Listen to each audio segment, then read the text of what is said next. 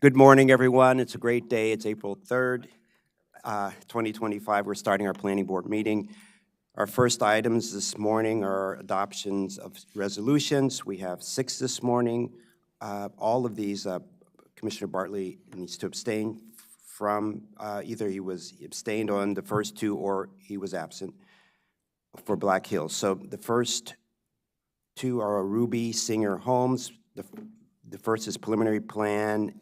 The second is Ruby Singer Homes Forest Conservation Plan. The third is Black Hill Towns Preliminary Plan Amendment. The fourth is Black Hill Towns Site Plan. The fifth is Black Hill Towns Forest Conservation Plan. And the sixth is Black Hill Towns Project Plan Amendment. Do I have a motion for approval of these 6 resolutions? Move to approve the resolutions. Second. All in favor? Aye. Aye. The ayes have it, 4-0-1. The next is other preliminary matters. We have 2 this morning, or 2 this morning. One is the Bethesda DAP appointment, where staff is recommending appointment of Sandeep Walid to the Bethesda Design Advisory Panel.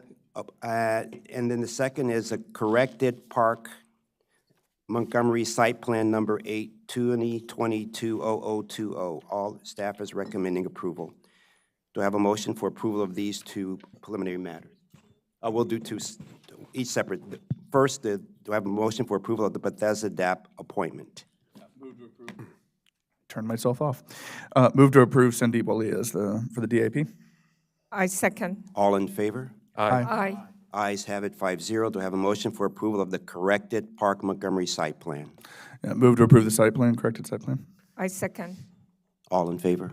Aye. Aye. The ayes have it, 5-0. We have 1 record plat this morning, subdivision plat number 2025-0610, Montgomery View Center, where staff is recommending approval. Do I have a motion for approval? Move to approve the record plat. Second. All in favor? Aye.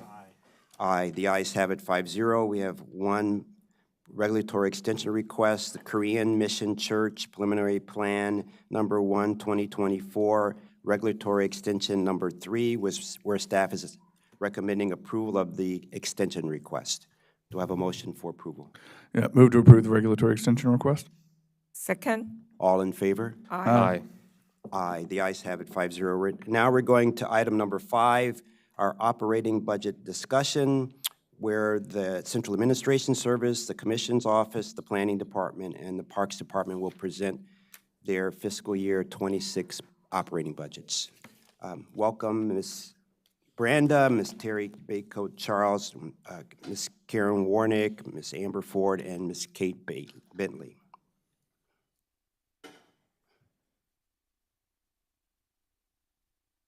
Okay, good morning. We're gonna, for the record, Alana Branza, we're gonna go a little bit perhaps in a different order this morning, but we will still cover all 4 sections. So I'm just gonna share really quickly, I'm gonna get us kicked off and just share really quickly an overview of what we asked for and where things were. So just as a reminder, for the administration fund, we proposed or requested 47,000, a little bit more than 47 million, sorry. And for the park fund, 150 million. The CE's recommended budget was 45 and 144, leaving us with over 7.8 million in reductions to take. The way, so you can see here is in order to meet the county executive's budget, we would need to take the following reductions from each area. So in the non-departmental administration fund, we did identify some limited savings from reclassifications that Terry will talk about a drop more in a moment. So that would be a reduction we would take, and then you can see the split of all the other non-recommended reductions that we are proposing. I will note that late yesterday, we were made aware that there may be an amendment coming from the county executive for the FY26 operating budget.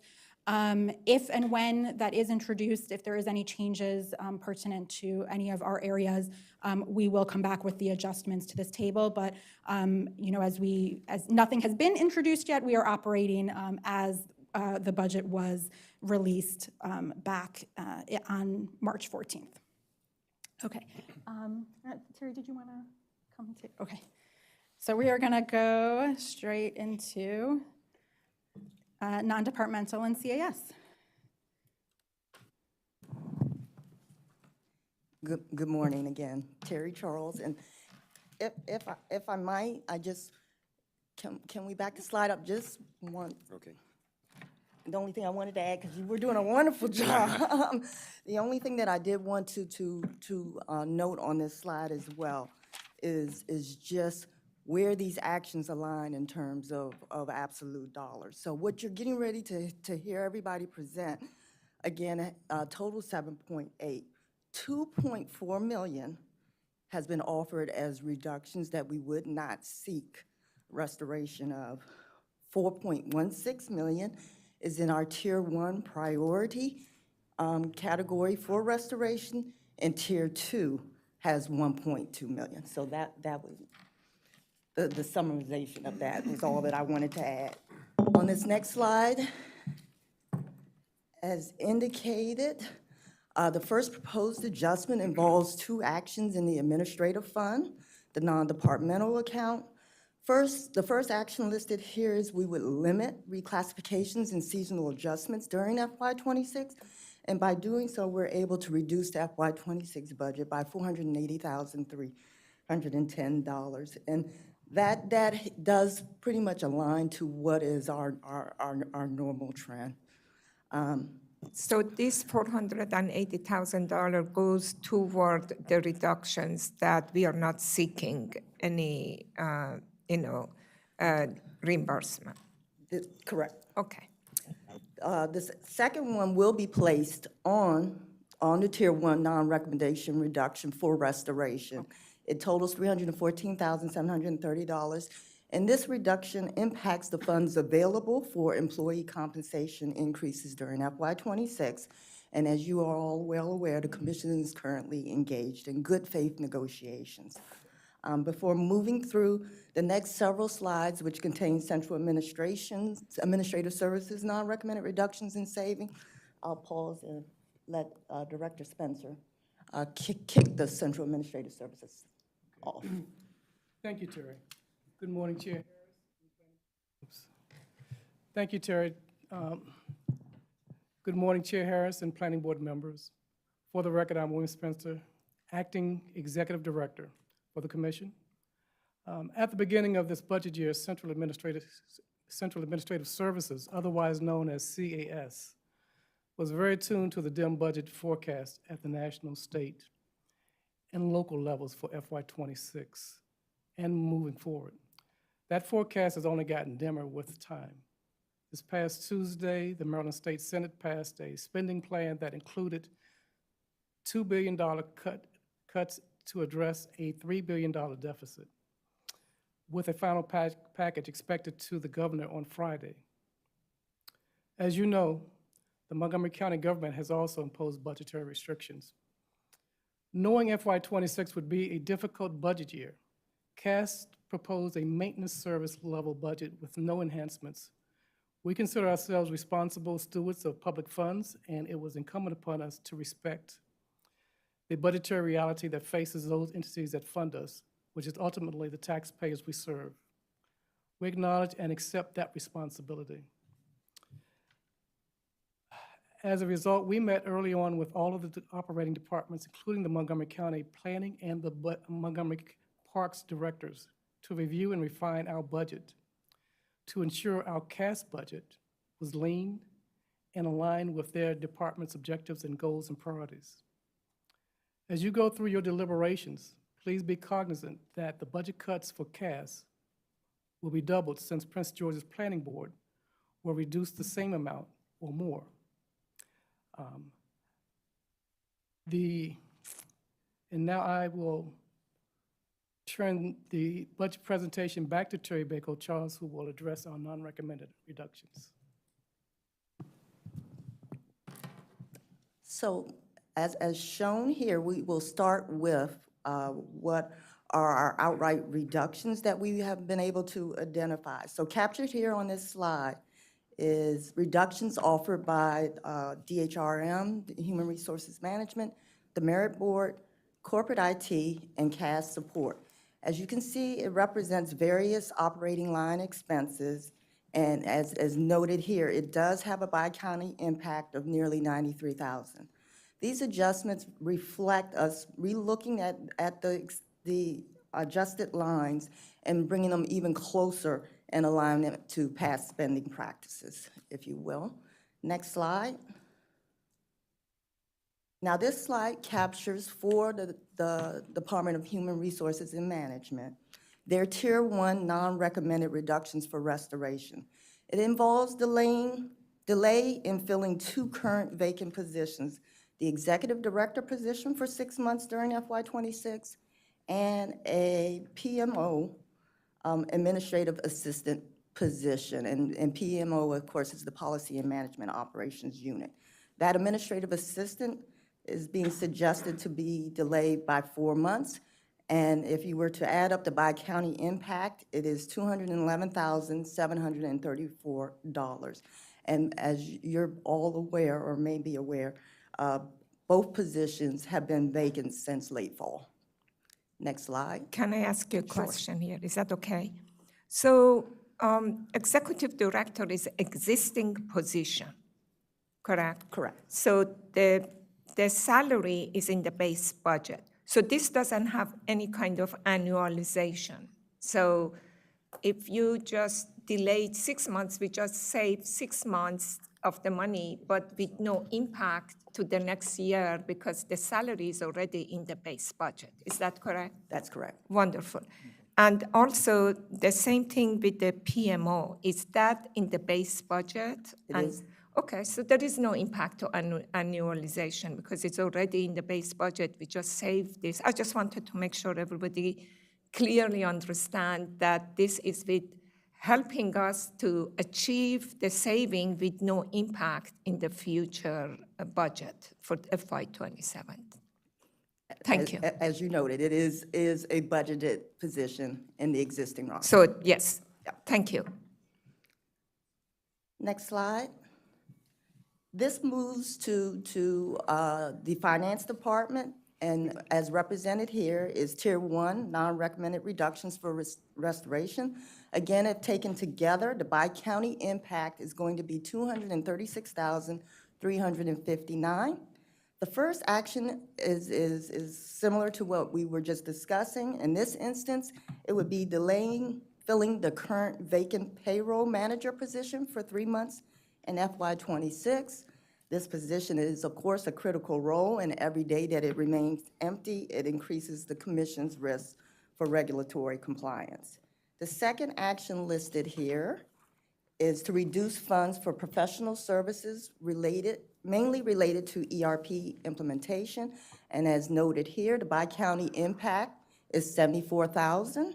And then the last action seeks to postpone Finance's annual contribution to the 2 IT-related internal service funds. Now, the impact would limit the resources available to support the enterprise system's ongoing operations because, again, the contributions provide for licenses and the utilization of key systems such as ERP and the UKG system, Cronus system. All departments contribute annually. Next slide moves us to the Office of the Inspector General. Again, their Tier 1 non-recommended reduction for restoration involves delaying the hiring of a new senior auditor by 6 months. So this one would have the annualization component to it because, again, this is a request new to FY26. And if you'll recall, this new position was requested to meet the increased demand for both investigations and audits So delaying, of course, impacts the commission's ability to improve compliance. And as noted here, the bi-county impact on this action would be 76,000. And then, next slide, our last slide. Can I just make a comment here? Is that okay? Sure.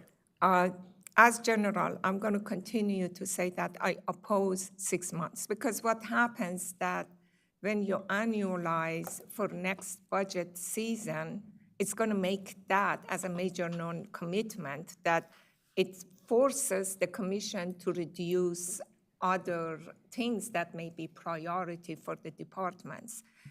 Usually I'm fine with 3 or 4 months because we have been doing that and sometimes it's necessary.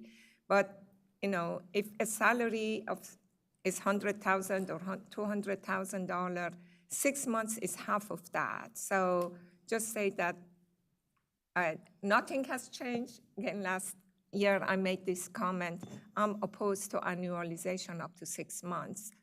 3 to 4 months, I'm fine. That's my opinion. Thank you. So let me just say one thing about this. I appreciate what you're saying. The county council's requirement this year is that we show the annualized salary on the side when they're making decisions. So we will be very transparent when we submit this to council on the annualized salary. And but I do feel that if we need to make some decisions about what we're going to do on this position. So what would your recommendation be? Like, you could show 4, but I'm saying that this is a really tough year. We have to show how we can make the county's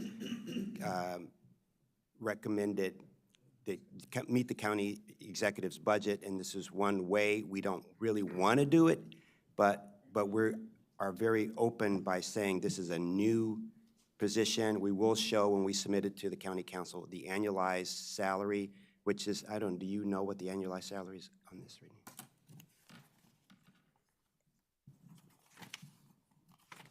Yeah, it'd be double that, I'm sure. Right, you would double it. It's $160,000. $152,760. Okay, yeah. So, but we can all discuss this, but I'm just saying we will be very transparent, and if there's another way to meet, you can suggest how we meet the county exec's recommended budget by not doing this. I'm really open to understanding that, so we'll discuss it, okay? Thank you. And then on our final slide here, this captures corporate IT and their Tier 1 non-recommended reductions for restoration. And the action here involves them postponing the annual contribution to the Capital Equipment Fund, that's an internal service fund, that supports the commission's cybersecurity efforts to replace firewalls and SAN servers. The CIO will increase the budget ask in subsequent years to be able, again, to continue to purchase hardware and maintenance service to keep our systems fortified, and of course, be able to replace equipment as it ages and becomes obsolete. And then the second item here, shown as Tier 2, is an action that would limit training opportunities for emerging technologies within the CIO's office, and the bi-county impact on that is nearly 14,000. And that concludes Central Administrative Services Reduction Plan. Okay, thank you for your very detailed presentation. We can go to the next one, please. Okay, so looking at the Commissioner's Office and the Planning Board, so just as a reminder, our FY25 adjusted adopted budget was 1.2 million. We proposed a budget of 1.4, which was an increase of 166,000. And to meet the county executive's recommended operating budget, we needed to cut 97,613. You'll notice we backed ourselves into that a little bit because that is the amount of the position we requested for. So we were able to coordinate with our other partners on the admin fund to make that an even amount. And so we are putting that position on Tier 1, request for restoration. As a reminder, that position is a currently frozen part-time position. So there is an allocation for it, just not funded. And our request was to fund it and to increase it to full-time. And we really, are looking for this position because we have been getting more and more outreach from constituents, from elected officials, other government offices to the commissioner's office, and we want to make sure that we are being responsive and full to those requests. So we did bundle it all together as Tier 1 in part, we did not want to do the delays and have some of that annualization, so we kind of put it in as please, if you can give it to us in full. And so that is it for ours. Ours, I think, is the simplest. Right. Any questions or comments in general on this? Okay, great.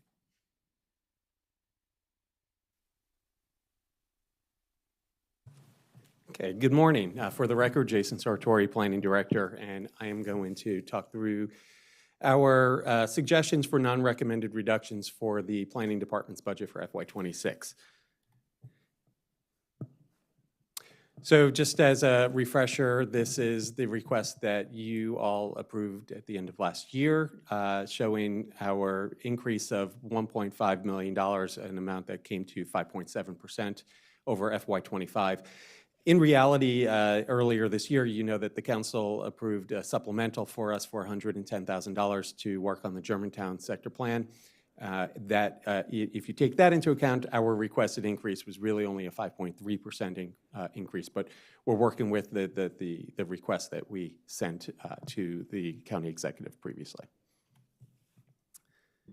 So here's a little bit more detail, and we'll start here. And I'm going to present this a little bit differently than you've seen it in our staff report. And this is in part because of conversation we had yesterday with Council President Stewart. It got me thinking a little bit differently about how to more clearly present what we're asking, but it also changed some of the priorities for me for the department. So you could see the detail here of what we had, and I'll just highlight these quickly.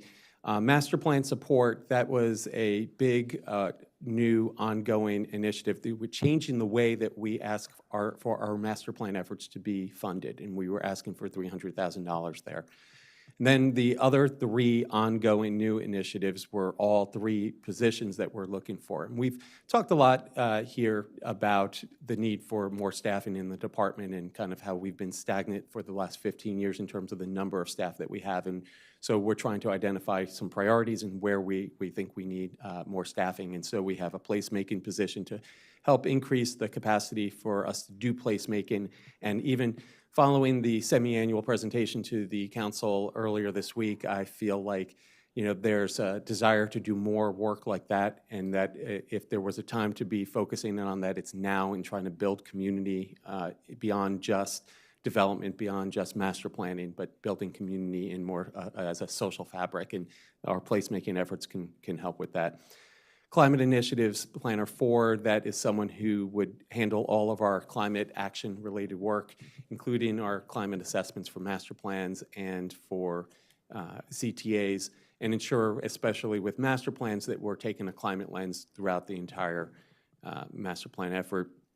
The Organizational Development Administrative Specialist 3 would be someone in our management services division that would handle our employee training programs, a mentoring program, a succession planning effort, as well as employee resource group program. Again, something that we think is really important as we place an emphasis on and a priority on our employees, but also in ensuring that people who work here always feel connected to our efforts and to the people who they work with. Then our one-time initiatives were, we had 4 different projects here. The first was this housing needs assessment and preferences survey for $200,000. The housing needs assessment would be an update of what we did prior to Thrive that gives us a good sense of what the need is for housing, both in terms of type of housing and in price range.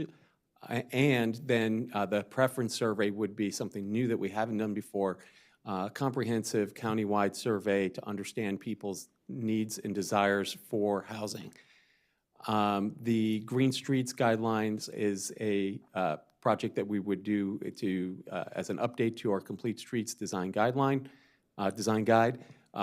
in conjunction with MCDOT.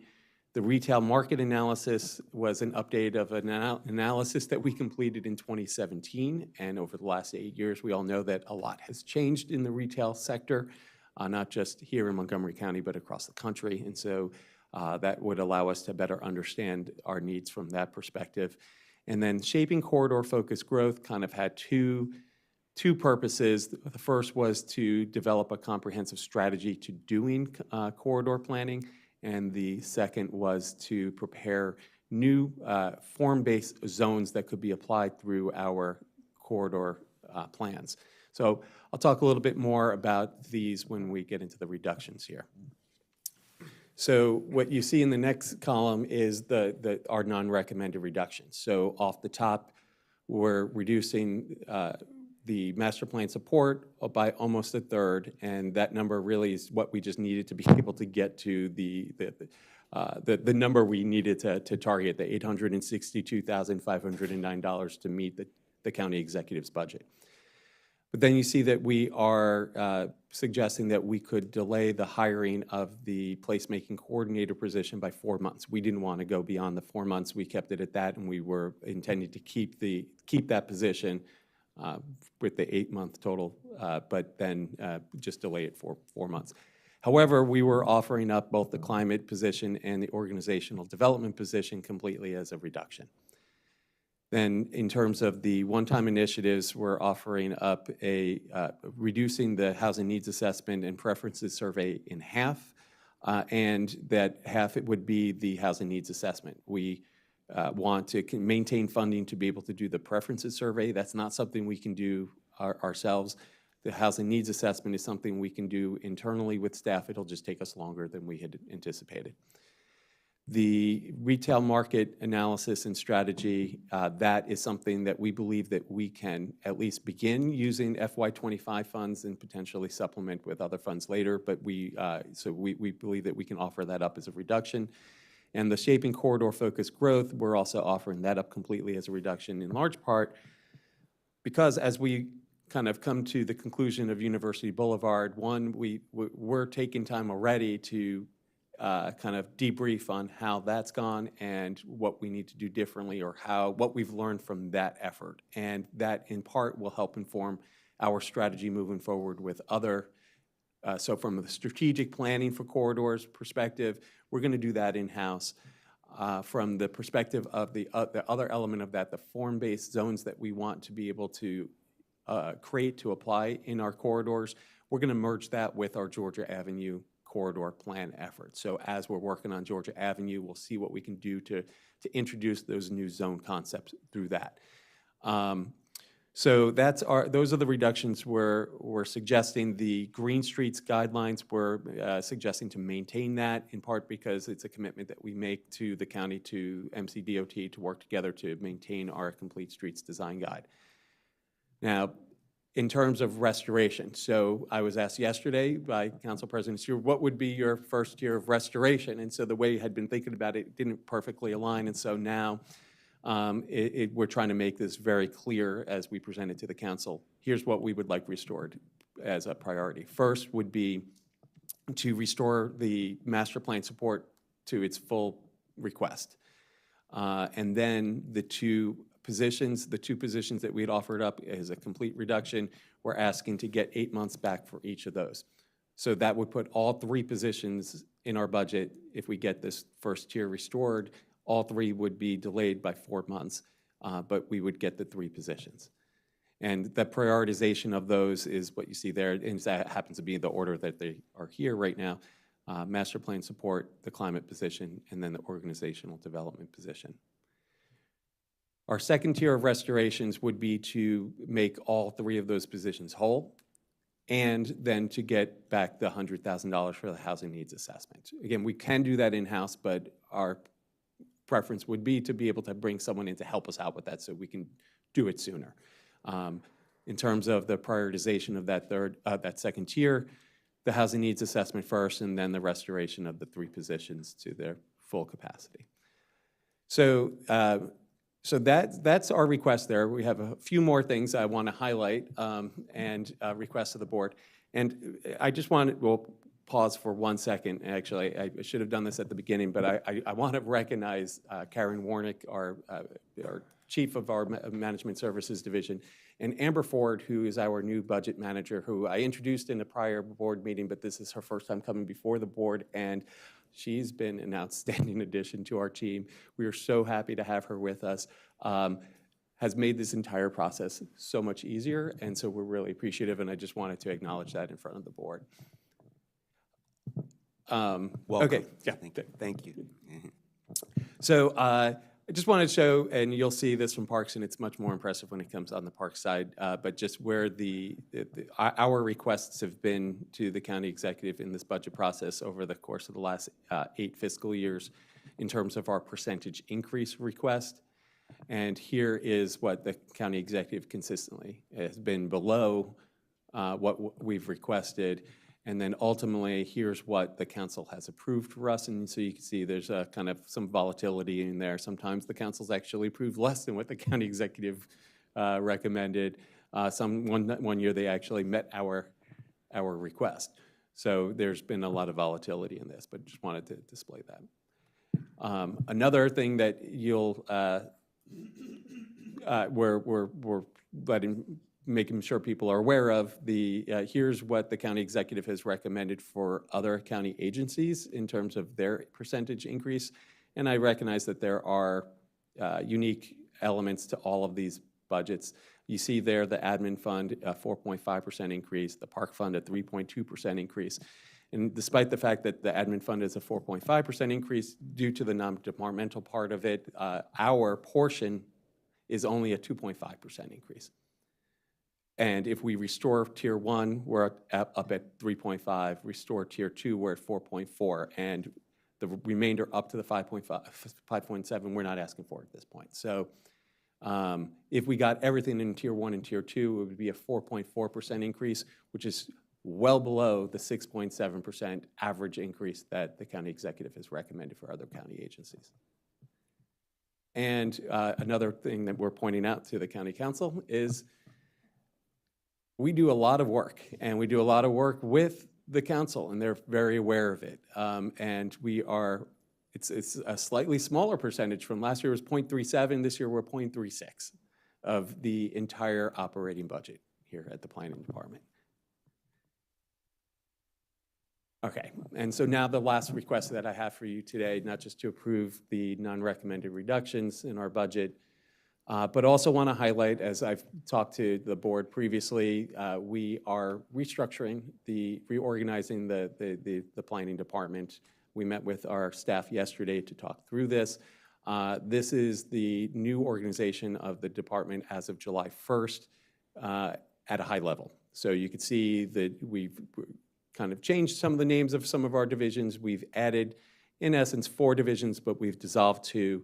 We'll have a division that's focused on environment and climate that will include all of our environmental planners, a division focused on transportation planning, a historic preservation division, and we've kind of changed the geographic boundaries for our 3 area regional planning teams. That's all under Deputy Director Robert Cronenberg. Under Deputy Director Bridget Breuer, we have our Management Services Division, a new design, placemaking, and policy division that will focus on urban design, focus on our placemaking efforts, and also house our housing and zoning team. ITI, our Information Technology Division, is there, and our Research and Strategic Projects Division will be supplemented by combining the current planning research team there with our GIS team. And then finally, our Communications Division, we're kind of expanding the scope of it, if you will, in the name by talking about engagement there, given the importance of engagement in the work that we do. And we've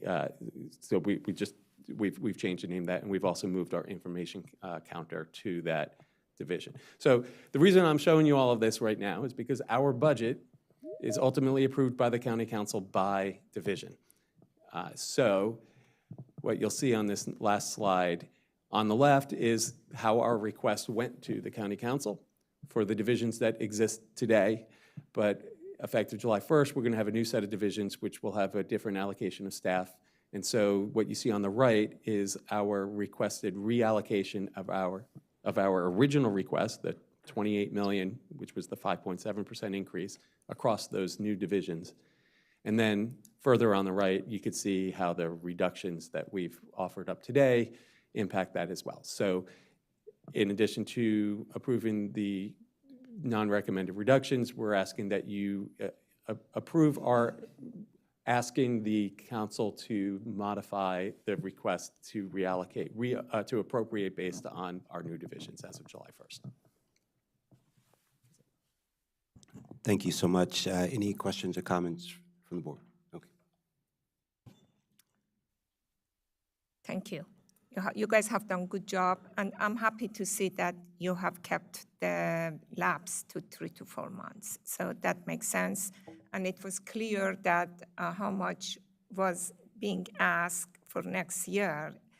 It's important that we keep that to minimum because we really don't know what is our priorities next year, okay? In regard to your new division structure, I know that I had said that before, and I say it again. I think that it's very top-heavy.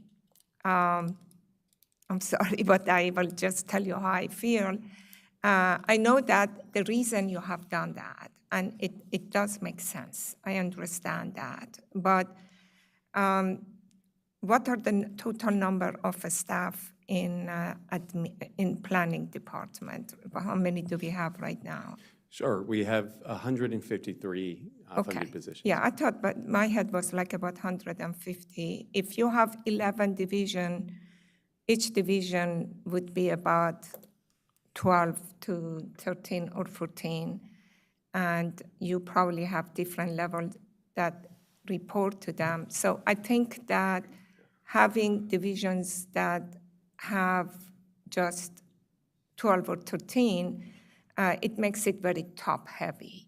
So, you know, and I know that you took 2, you added 1, and I do not know what are the other ways that you could do that, but usually we need to have more, I call them boots on the ground, I call them soldiers to do the actual work than doing the management on top.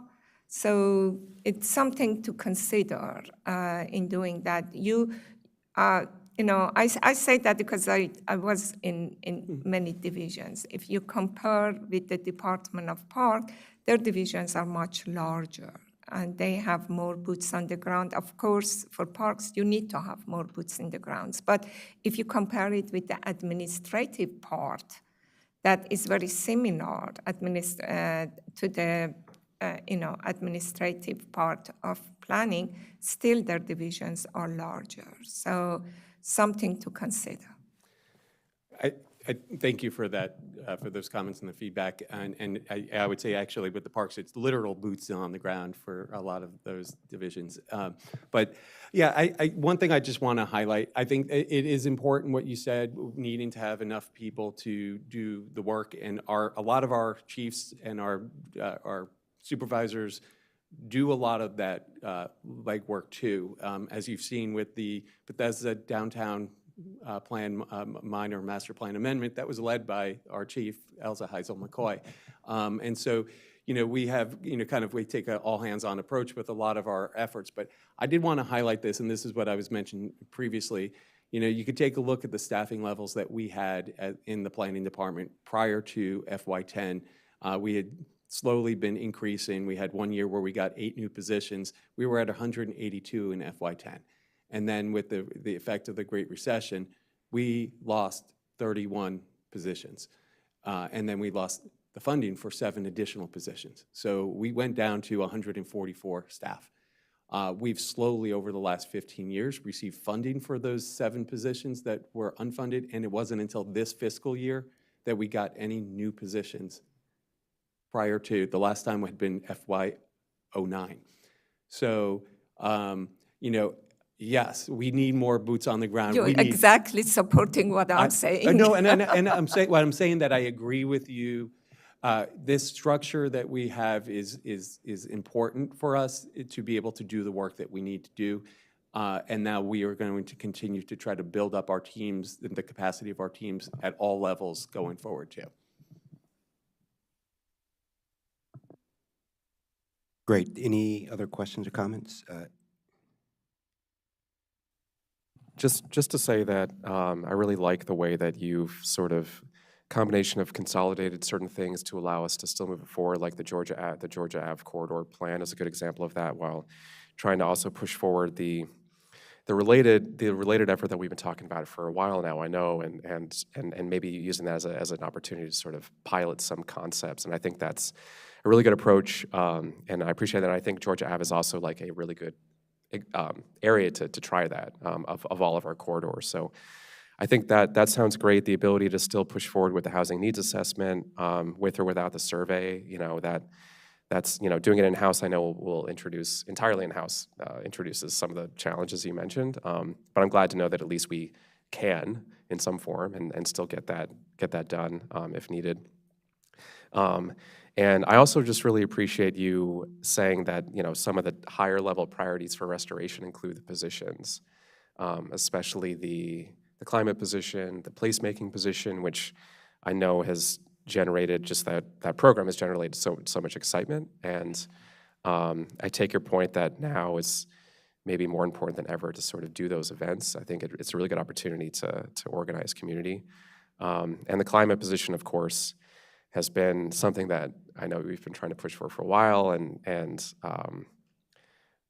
just to have that, you know, to the extent that we can in our conversations with council, sort of continue to emphasize why that position will allow us to do more climate sensitive and prioritize climate related initiatives in the context of our work, because we know it will, and I don't know if, you know, council necessarily understands kind of the reasons why that's the case entirely, but whether it's a 4-month delay or an 8-month delay, kind of getting those positions in, I think is what will be hugely important. So I just appreciate the approach here. Just wanted to say thanks. Thank you. I forgot one other question. The allocation of funding to the divisions. I don't know the reason for it, and I do not know if, I can't remember when I was at the county government, is that how they did it with the county? I don't remember that. And why, have you find out why it has to be that way? Because what is the reason and what it takes to change it? Because I think it's better for us not to be in the box. Yeah. So that's a good question. We did look into this. The other county agencies are allocated their funding at the agency level, essentially. WSSC, which is another commission, gets theirs at an expenditure category level. We, both at the commission, and it's not just, it's the Parks Department as well, it's allocated at the division level. And when you look at state code, it talks about the need for that kind of oversight, but it doesn't specify, I don't believe, that it needs to be at that level. We've floated the idea of doing it differently. I think there may be some willingness among some council members, but it not immediately. So I think it's something we'll maybe see if we, in the future, if we can try to build in a little bit more flexibility, maybe at an expenditure category level like WSSC. It's just, this because of this, it's kind of made sure that we've needed to complete the restructuring part now. Yeah.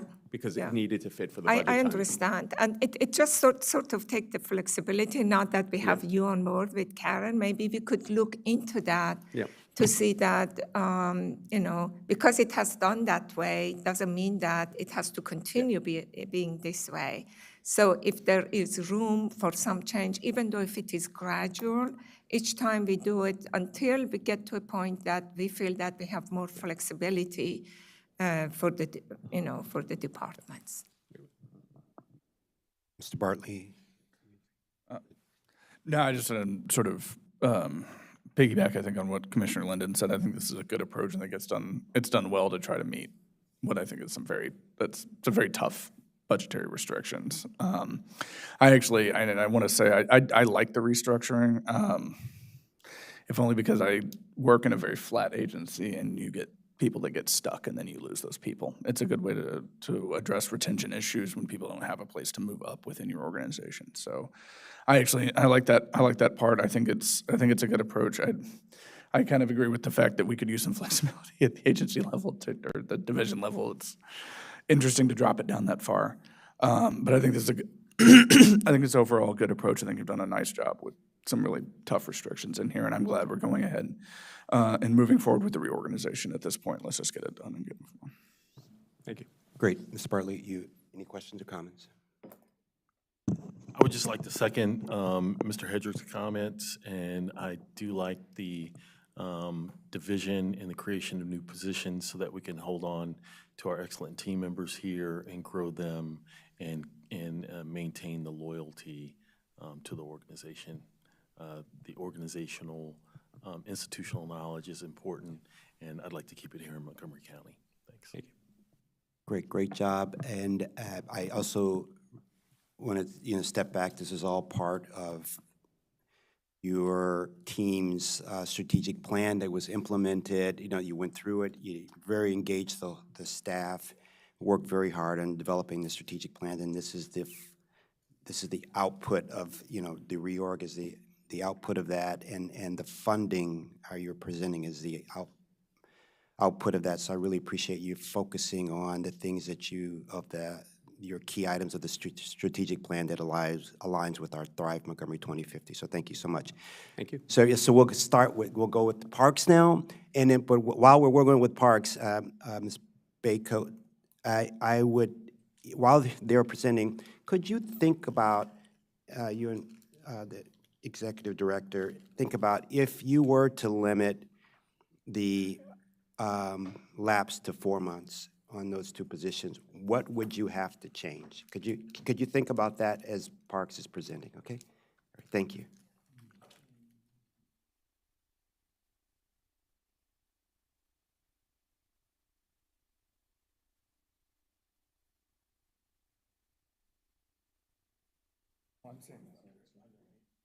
Good morning, Chair and members of the board. So we're here as a follow-up from a couple of weeks ago to talk to you a little bit more about the county executive's proposed operating budget for fiscal year '26 for Montgomery Parks, and go into some detail about what we'll have to do in order to meet that operating budget request, including our non-recommended reductions. But before I hand it over to Kate Bentley, who is our operating budget manager, and Shuchi Vera, who's our management services division chief, I wanted to once again kind of set the stage for what we'll be talking about this morning.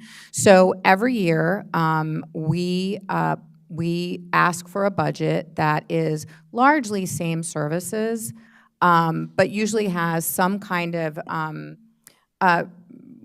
roughly around 1% is usually what we ask for in terms of program enhancements so that we can add to existing programs that are very popular or maybe create new programs that are in response to the board's and the council's priorities. This past year, we had requested a 7.2% operating budget increase. And once again, that was mostly same services with a slightly less than 1% requested increase for some program enhancements. To our great surprise and disappointment, the county executive gave us a 3.2% increase.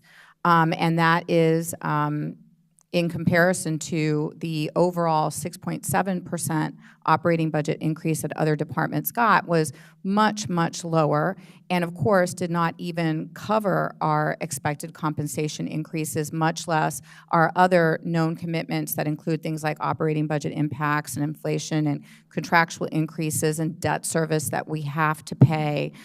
So it's a very serious budget situation for us. And what makes it sort of, especially disappointing and a hit is that while we believe that what we do is really important and valuable, you don't just have to take our word for it.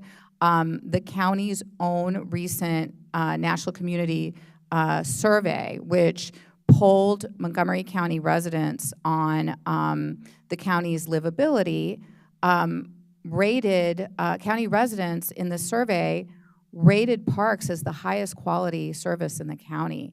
And they also said parks were extremely important to them. So in that context, the timing was a little bit ironic for us to at the same time receive such a low increase when county residents are saying themselves that what we do is really important to their quality of life and that we do it well. So I want to run through a couple of other slides before I hand it over to Kate, just to give you a little bit more context about our operating budget requests over the years. This top line here shows what our requested budget has been going back to fiscal year 19. And you can also see in this slide that last year, I just want to add, our requested increase was a little bit over 9% versus the little bit over 7% we asked for this past year. So we were already trying to be very cognizant of what we anticipated would be a difficult budget year. And then you can see in that orange line there what the county executive has recommended over the years. And in the next slide, you'll see the middle line there, that green line, is what the county council has approved for us. And it's usually somewhere in between obviously the two, our request and the county executive's proposal.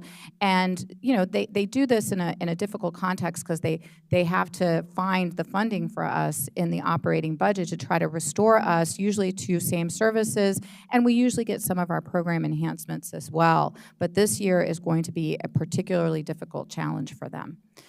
So in order to meet this request, Kate is going to go through some of our non-recommended reductions that we would have to make in order to limit ourselves to this 3.2% increase. Thank you. Good morning. For the record, Kate Bentley. I'm the budget manager for the Department of Parks. We have one more slide talking about just sort of our general, the way that we sit in the county. This chart has been around for a few years, but it still holds true.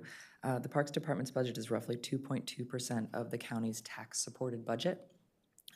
We point this out because the dollar amounts we're talking about here are very small in comparison to the full county budget, and we create a lot of public good for a much smaller investment, and we think we're a good bang for the residents' buck.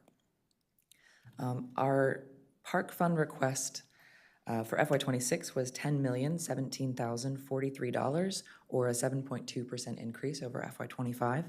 The county executive recommended an increase of $4,341,522, or a 3.2% increase. This leaves us with a difference of $5,675,521 to make up. To meet the gap, we've made a few reductions first, which we will review, and then we have two tiers of non-recommended cuts. Our Tier 1 combined with the county executive's recommended increase constitutes a same services budget. And just for clarification, the difference between the $8.8 million figure on the previous slide and the $7.5 million figure is made up of prepayments towards risk management, towards the risk management fund balance, prepayments of one-time costs, deferral of hiring for OBI positions based on realistic project schedules, and some small reductions to telecom costs and removal of requests for additional seasonal dollars. What we need for the same services hasn't changed, but we are just trying to be as nimble as we can to play fair and bring our ask down an exceptionally tough budget year. Our Tier 2 request includes all of our program enhancements at a lowered number due to deferred hiring for any new career positions included in those enhancements, and also a reduction to our enhancement for capital outlay. At the end of the table for the parks portion, there's a list of budget reductions. I'd like to go through those first just for clarity. The biggest item on that reduction list, I've also printed out our chart a little bit bigger. It's hard to read in the memo, so this is going to be on the back side of that printout. So the biggest item on that reduction list is $754,000 for the Risk Management Internal Service Fund, or ISF. We will be back with you actually in the next item to request the budget transfer to prepay that amount in FY '25. The commission is self-insured via the Risk Management Fund. So this fund covers workers' compensation claims and insurance claims of all sizes, from a fender bender or vandalism in a park to the recent claim for arson loss at the Greenbrier Playground. We do have catastrophic insurance above $250,000, but we're required to cover costs up to that limit. We've had 2 large claims in the last 12 months, one of them being Greenbrier, which is why our risk management number this year is higher than in the past. Can I ask you a quick question? You may not have the information on that. What is the overall size of that fund existing currently, or are we doing it year to year? Right now, it goes year to year, again, because the workers' comp claims come out of that. So they really look at it every year just to figure out how much they anticipate needing based on the claims that we've received in the previous year. And then the insurance claims is just again, a projection based on what we've seen. So it does adjust every year. This is the biggest. The total, I believe, was $865,000 that we're putting into it for FY '26, and then the fund obviously gets depleted as we go through the fiscal year. I can find out what the current balance is. Yeah, if you wouldn't mind, because I'm concerned that if we have large scale, Yes. we will be sitting on Yes, self-insurance doesn't, if you don't have the money, it's got to come from somewhere else. So, Correct. Yeah, I can get those numbers. if you don't mind, that'd be great, thank you. So we've also chosen to defer hiring of new positions resulting from OBI, or operating budget impact, of the capital projects based on the updated opening dates for those parks. So as an example, we expect Ovid Hazen Wells to open in the late fall, so we would defer the hiring of the position tied to that park until late October, early November. The resulting savings from these deferrals are $182,211. We've also chosen to defer any career positions tied to our program enhancements by 4 months. This resulted in a savings of $187,182. We have reduced our program enhancement for electric equipment by $100,000 from $300,000 to $200,000. And finally, we have identified $343,227 in reductions to our request across multiple categories. When we received the county executive number, we went through our request to see if we could identify any reductions that could easily be prepaid, like one-time costs, or any areas where we feel that the department could either absorb or attack the need from another angle. An example here is the $50,000 for the required inspection of the Lake Needwood and Lake Frank dam risers. These inspections are required every 5 years by the state, so it was being added as a one-time cost for FY '26. We will be prepaying this cost with FY '25 personnel savings. This brings us to our first tier of non-recommended reductions. Again, our first tier is our base budget request. If we are successful in restoring our first Can I tier. just ask you a question? So on the previous slide, the positions are already existing, you just defer them? Or No, when you these are- say no, new these OBI? These are new positions. These are our new positions that we requested as our program enhancements. So in order to find the funding, to be able to lower the amount we're asking for, we would be proposing deferring them, but they are still program enhancements. They're just now at a smaller dollar amount for. But they have annualization, correct? Yeah, yes. So could you share the annualization, because we don't know what is the annualization? Yes, will. we have the list at the end of our presentation with the annualized costs and the FY '26 costs as well. I can actually go to that really quick if that would be helpful. Here we go. So the tier 2 cost is the cost for FY '26 at that lowered amount, and then the annualized cost is in the rightmost column.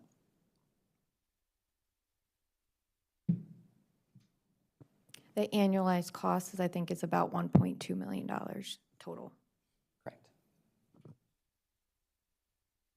So we're going to be in a hole for $1.2 million next season? If we get every position, that would be the case. Yeah, but how many months do we do annualization?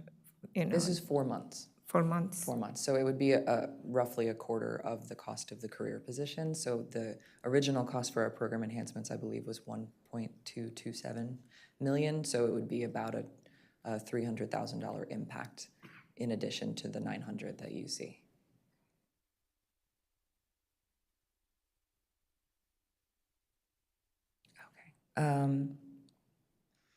The first item on Tier 1 is compensation. This includes not only the compensation markers, but increases for things like park police overtime, seasonal pay increases, and increases to benefits and pension costs. The second item is utility increases. The costs for water, electric, and gas have all risen in the last year. If we're unable to restore this funding, we would have to reduce our usage through reductions in field irrigation or ball field lighting, which are two of the bigger draws on our utility costs. Next, we have our operating budget impacts, or OBI. This funding covers the maintenance for a number of newly renovated or built parks that would be opening to the public in FY26. The reason why the number this year is larger in the past than in the past is because we have 3 large and much anticipated parks opening this year. Those are Ovid Hazen Wells, Royce Hansen Conservation Park, and South Silver Spring Urban Park. So without this funding, the condition of these and the 13 smaller parks that are also included would quickly deteriorate. The fourth item on Tier 1 is risk management. This is the remaining amount for FY26 after that initial prepayment that we discussed a little bit earlier. Number 5 is the capital equipment ISF debt service. This fund covers debt payments for vehicle and equipment purchases. Without this funding, the department won't be able to meet our debt obligations, which would put at risk our ability to issue debt in the future. Next, we have contractual increases. Our department contracts have escalation clauses, so the same services we currently provide are simply getting more expensive. If we can't restore this funding, we will have to reduce services. This could look like fewer or less often serviced portable toilets, fewer custodial services, lower levels of pest and non-native invasive control, or playground repairs. And last but not least, we have our inflationary increases. This is the second largest item in Tier 1. And similar to contractual increases, this is just to keep up with higher costs for things like fuel, equipment and vehicle parts, turf supplies, and animal feed. If we can't restore this funding, we would be purchasing less at higher cost, which would impact our ability to provide services. We may have to downsize some operations to reallocate funding or personnel, or lean on lower cost and lower quality substitutes for supplies and equipment. This could look like degraded ball fields resulting from increased seed and turf supply costs, or playground slide not being taken out of commission instead of being able to replace it. So again, we are the boots on the ground, and the boots are getting more expensive every year. So the total of our first tier is $3,171,556. So that sums up our budget reductions and our Tier 1. Our Tier 2, again, is comprised of our program enhancements. Again, here you'll notice that the amount for each enhancement is lower than you have seen previously because of our initial reductions, deferring the hiring of the career positions. I'll go through these briefly, as you've seen these before, and the only changes we've made here are the deferrals and the reduction in the electrical equipment enhancement. We've also included the annualized cost for each of these enhancements. When positions are deferred, there's a latent budget impact when those positions are annualized in the following fiscal year. So the Tier 2 cost would be the impact to FY26, and the rightmost column shows the annualization of these enhancements if they're included in the adopted budget. Our first 3 program enhancements are zero cost, which means that the division requesting those positions has offered up seasonal or service dollars from their existing budget to cover the cost of the new position, rendering it a zero cost impact to the budget. You will not see those listed in your memo because they're assumed to be covered in the county executive's budget because they are zero cost. But just so that you know, those are the green waste recycling program position, the museums program manager, and 2 positions for the rapid response team. Next, we have our park cleanup program assistant. This position was previously funded by a grant, but we've seen huge improvements in the volunteer parks cleanup program. So we would like to transition from the pilot to a permanent position to continue to improve the program. Next, we have park facelifts. This funding will be used to update park amenities and do small but visible, impactful projects throughout the park system. We saw success with this program in FY24 when it was funded through year-end savings, and we would like to continue the program in FY26. Number 3 is our GIS position. This position will help improve data analysis by expanding our mapping efforts across the department and by making public-facing maps more accessible for people with disabilities. Number 4 is the public outreach specialist. This bilingual position will help the department to deepen engagement within diverse communities and equity focus areas and to meet the community where they are. Next, we have our electric equipment enhancement. Our department has made strides in transitioning electric equipment, particularly for handheld equipment, but electric zero-turn mowers are significantly more expensive than comparable gas-powered units. We did reduce this enhancement by $100,000, as we've discussed. So this funding level would allow for $100,000 for each of our northern and southern region divisions to continue to work towards meeting the 2035 mandate. Number 6 is a strategic planner position. This position will support and manage research projects, studies, and data analysis to implement the PROS 2022 and to begin work on PROS 2027. Number 7 is the Active Montgomery Training and Support Analyst position. This position will assist the Parks Active Montgomery team in developing and delivering support documentation, training, and reporting. And next, we have our enhancement for nature and outdoor programming for the 55-plus community. This enhancement will expand programming focused on supporting the physical and mental wellness of our senior population. And lastly, we have the Hard Surface Trail Construction Inspector. This position will support the implementation of numerous multi-year hard surface trail projects through construction. So the total of our second tier is $937,346. And that wraps up our presentation, unless you have any questions for me. Thank you so much for your very detailed presentation. Any questions or comments from the board?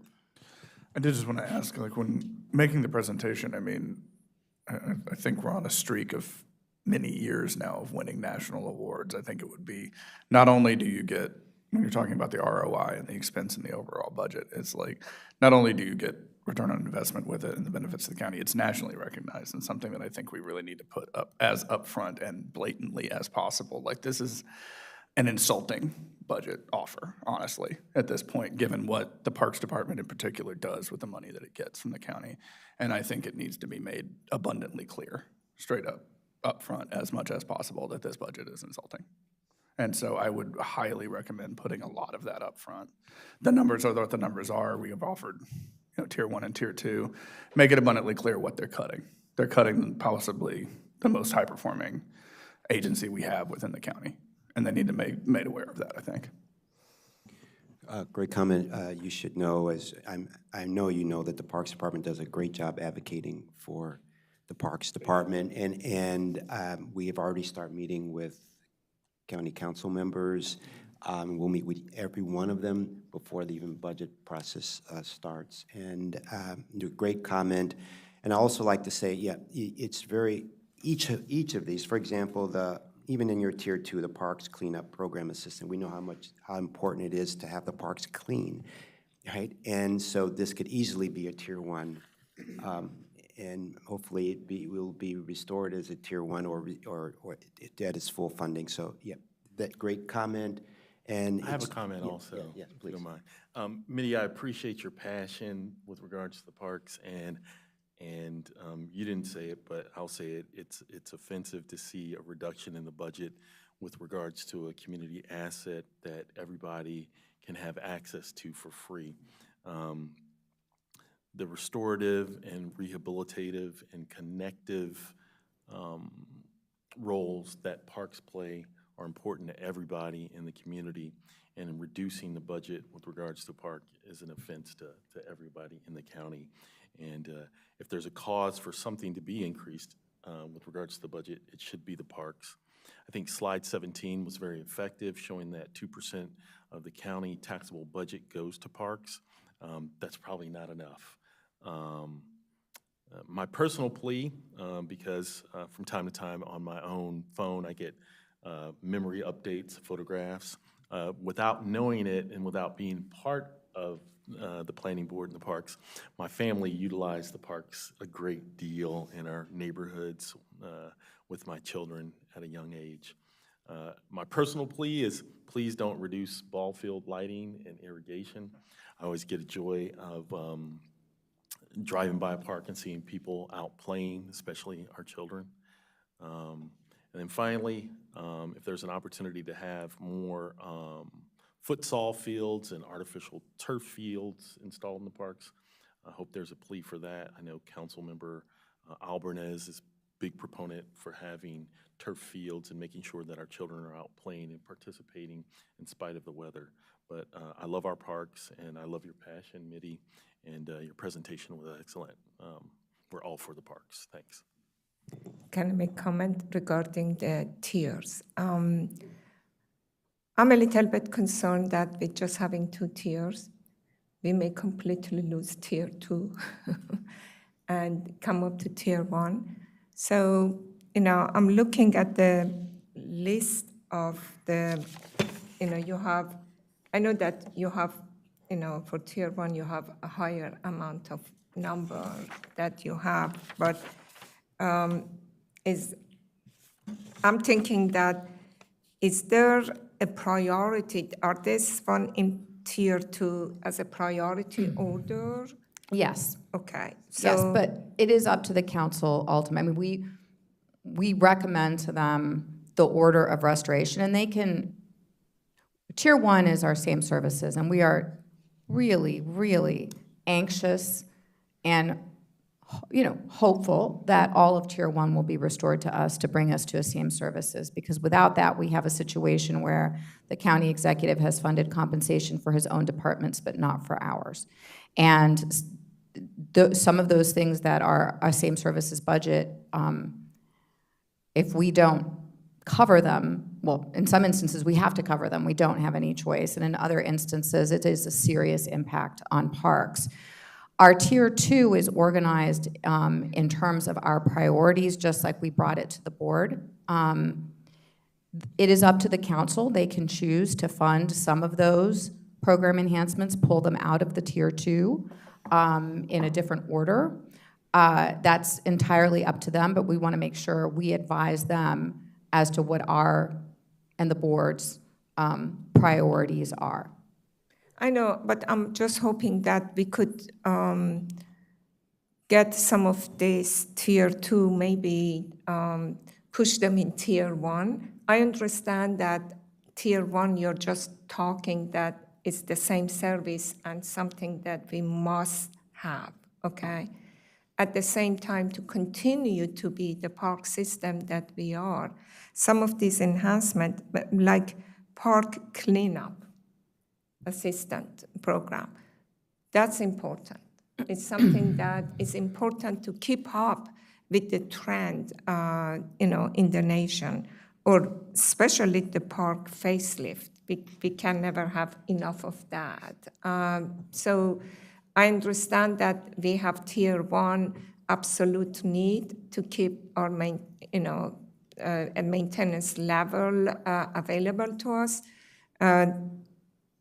From my perspective, I think that some of the items in tier 2 are as important.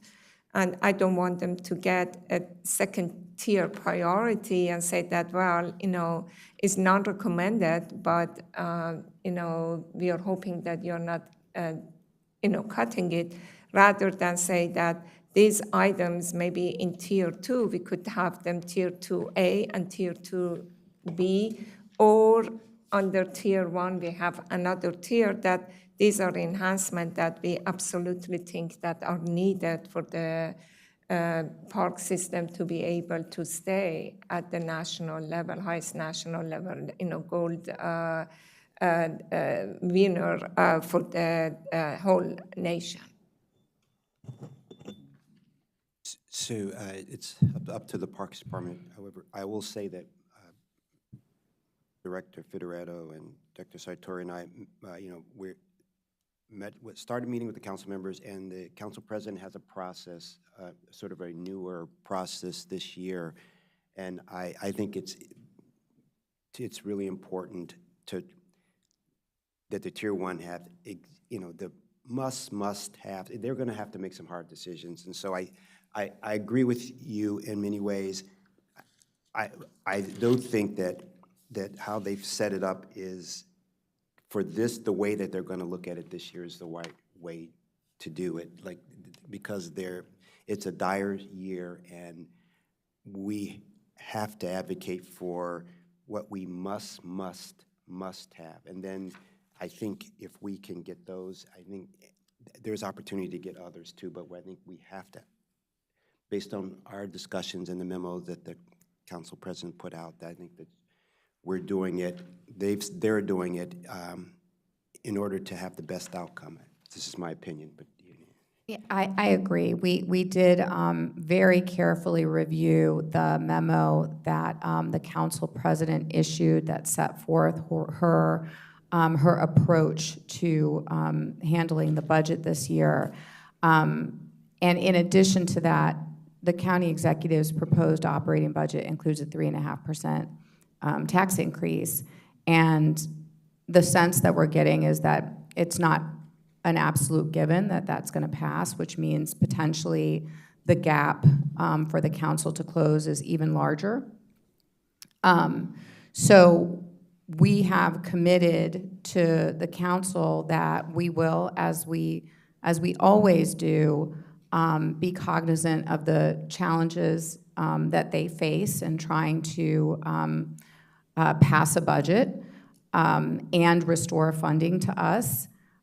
Which is why, you know, we comb through and try to initially find belt-tightening savings that we can offer up right off the bat just to make the gap that they have to deal with a little smaller. But for this year, I think that keeping our Tier 1 as purely same services is probably the best strategy for us, given that the proposed approach that the council president has shared. I do hope that that some of these program enhancements do get funded, and we're going to make the case for them and hope that some of them get added to the reconciliation list. I think she is urging the committees to be judicious in what they add to the reconciliation list. Sometimes it's very tempting for a committee to say, you know, everything looks so good, we're just going to add it all to the reconciliation list, and then it'll get sorted out at the end. And the challenge for the departments is then they really don't know where they stand. They don't, you know, until the budget is passed, they have no idea. I think she's trying to be a little bit more, urge the committees to be a little bit more strategic this year in how they approach that.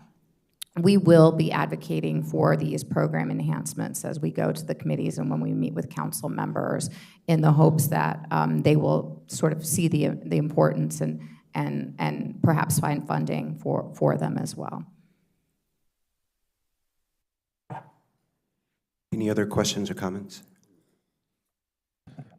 Just wanted to second everything that Commissioner Hedrick, Commissioner Bartley said. You know, I don't have much to add other than to say it's both offensive and self-defeating to propose a budget that reduces services and kind of degrades the institution in this way.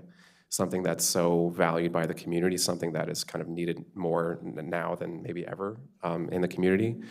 And, you know, understanding, of course, the budget circumstances that we find ourselves in. But this is, as you mentioned, this is so far below what was proposed for so many other county agencies. It really, to me, feels both indefensible and, again, self-defeating, considering the bang for the buck that the department provides. As Commissioner Hedrick mentioned, it's such a high-performing group of people and agency, and the services that they provide are just incredible and serve literally the entire community, not just segments of the community. And I know we're always trying to advance that as well to make sure that we are accomplishing that goal. And it's hard to sort of overstate how disappointing, as you mentioned, this was to receive. So I appreciate all of the work that you all have done to kind of emphasize, okay, first, yes, let's restore. And hopefully council will agree with that. And anything beyond that is, you know, is gravy this year. So I think that all sounds good. I did have one question about the the electric equipment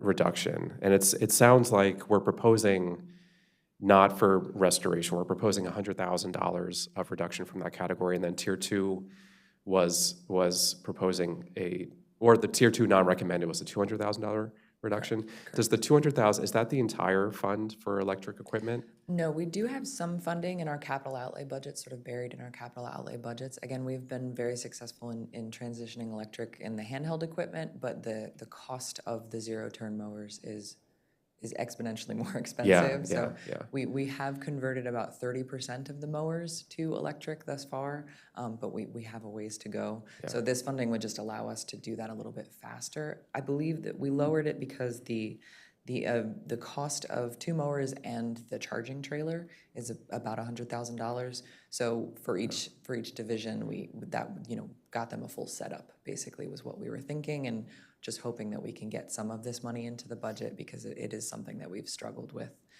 They are large cost items, so. Yeah, gotcha. That makes sense. I'm also just we may not have any ability to know this yet, but I am curious if the specific equipment that we have been purchasing may be impacted by the new tariffs that are in place, and whether the cost of that equipment could go up in the near term or in the long term, and how that affects our kind of longer term vision for getting to 100%. And obviously a very fluid situation. It'll probably continue to be very fluid, unfortunately, but just wanted to bring that up. I'm sure you all are thinking about that, but in terms of future budgets, whatever we can kind of suss out over the next year so we can be somewhat prepared in our request next year for equipment in particular. Just wanted to note that too. But yeah, thanks to your team. So these costs will go in the base budget for future years, is that? Yeah, okay, Yes, great. yes. It is a program enhancement, so it's new money, but it would go into the base budget moving forward. Great, so none of these are one-time costs, correct? No. Okay, great. Anything else?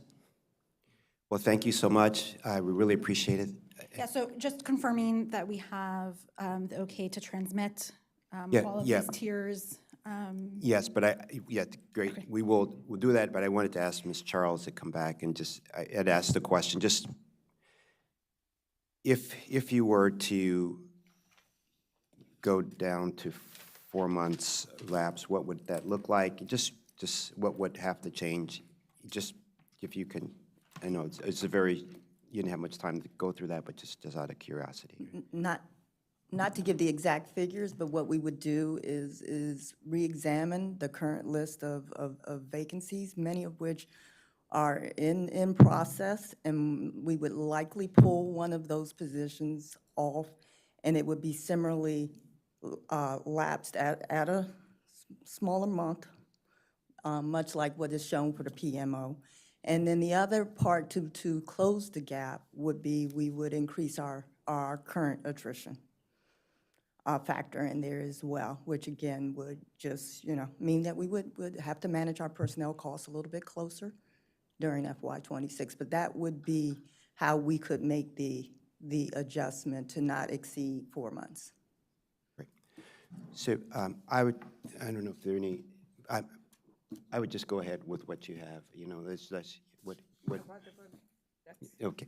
Yeah, go with what you presented to us but in the future, with the goal of not lapsing more than 4 months. If that the board members are okay with that. Yeah. All right. Thank you so much. So we will vote to approve the recommended budgets and tiers to go over to the county council for each department, for CAS, for the commission's office, for planning department, and for the parks department.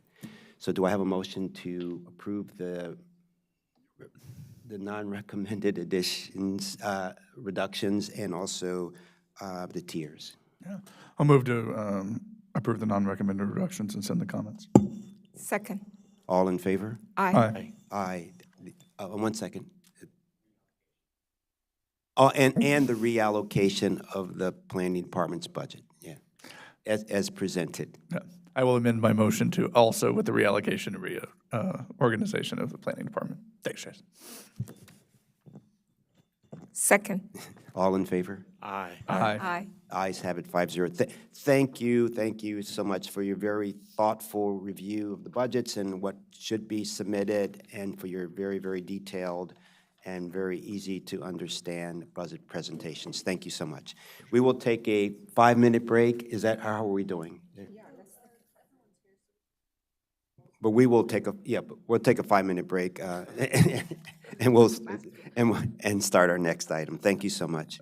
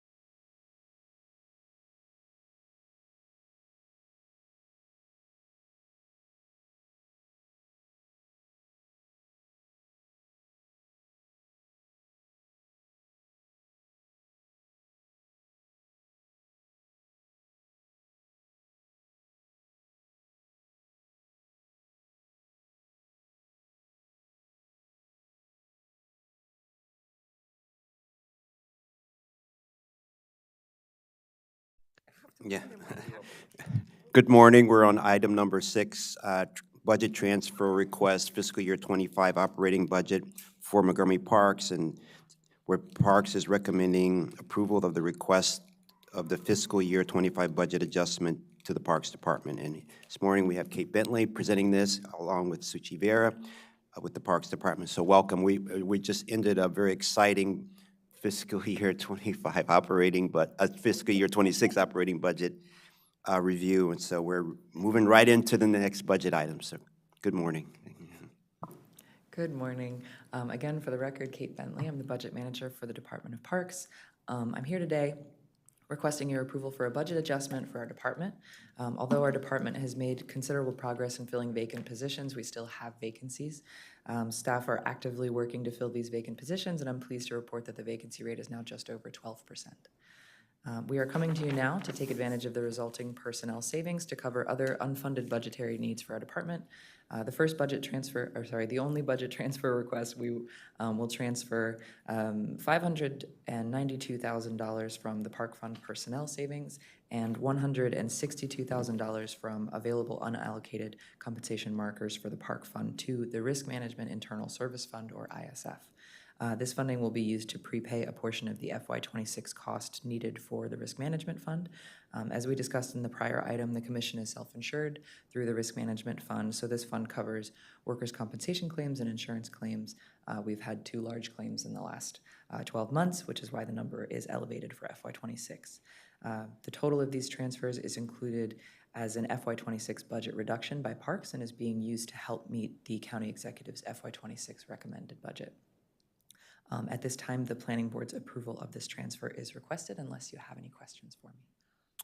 Thank you so much. I have no questions. Any other board members have questions or comments? Hearing or seeing none, do I have a motion to approve the request for fiscal year 25 budget adjustment in the total amount of, was it? 754. Sorry, I don't have the number. Oh, yeah. Well, what, the? 765,000, does that sound right? Yeah, 754,000. 54,000, I All right. apologize, thank you. Is there a second? Yeah. I'll move them. Second. All in favor? Aye. Aye, 5-0. Thank you. Well, we're just going to take like a 30-second switch over, and so, Mr. Peel, you're next in line.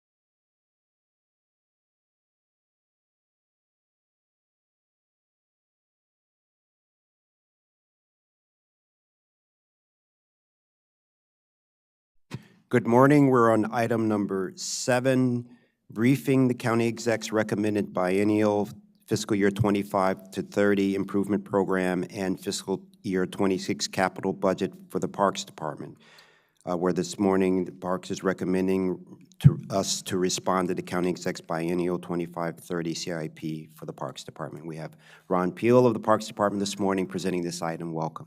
Yeah, and before I hand this off to Ron, I do want to say that, and we're on the heels of just the discussion of our non-recommended reductions in order to meet the county executive's proposed fiscal year 26 operating budget, which, you know, as we said, was a bit of a disappointing surprise. We received an additional unwelcome bonus surprise, which was an affordability PDF, which is in essence a reduction to our CIP that asked for, from the county executive, a $2 million reduction in GO bonds in fiscal years 26 and 29. We weren't expecting this. This is, as you know, an off year in the CIP. There weren't a lot of changes that we had anticipated to the CIP in this off year.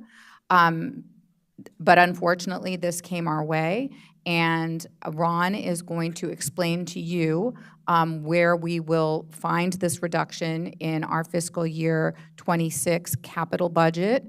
And that's the main, it's the $1.5 million that we have to find almost immediately. So with that, I will hand it over to Ron, who will talk about where we're going to find this, and then we can talk about what the impact might be or answer any questions you all have. Thank you, Mitty. For the record, good morning, Mr. Chairman and members of the Planning Board. This morning, as Mitty said, I'm here to just brief you on where we are with respect to the biennial FY25 through 30 CIP.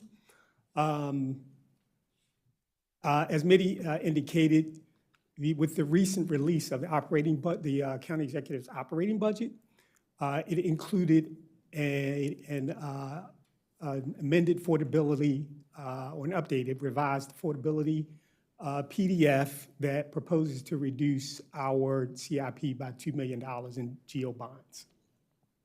So next, I just want to run through a few slides to kind of update you on how we got to this point and what staff's response is to this recommendation. This $2 million, what years of CIP? Is it the most recent CIP or is it further? Do we know how it is? FY26. It's 1.5 million in FY26 and the other $500,000 in FY29. Yep. Correct. All of them in FY26? 1.5 million of it in FY26. Wow. 26, right. Yes. Yes. Yeah. So essentially, so we, to your point, I mean, we had approved our budget, council approved our budget back in May for the regular 25 through 30 CIP. So since that time, when we during the amended year, the county executive first released his CIP on January the 15th, and initially included a $24,000 adjustment, which planning board and parks staff agreed with and accepted as a necessary adjustment to the out years of the CIP to park bonds for inflation. It was just a $24,000 adjustment, which really would not impact our CIP work program.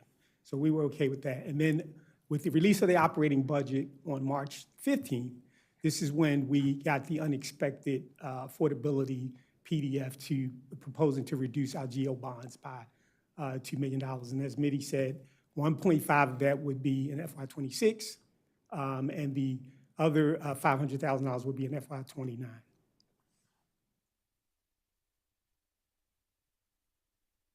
So again, our staff's response in looking at this and reviewing the impacts, the initial $24,000, as I said before, was a necessary adjustment to the out years for park bonds, which really no impact to our intended work program. So we accepted that proposal. But with the second round, the revised PDF, the $2 million reduction proposed to park bonds is much more concerning to parks.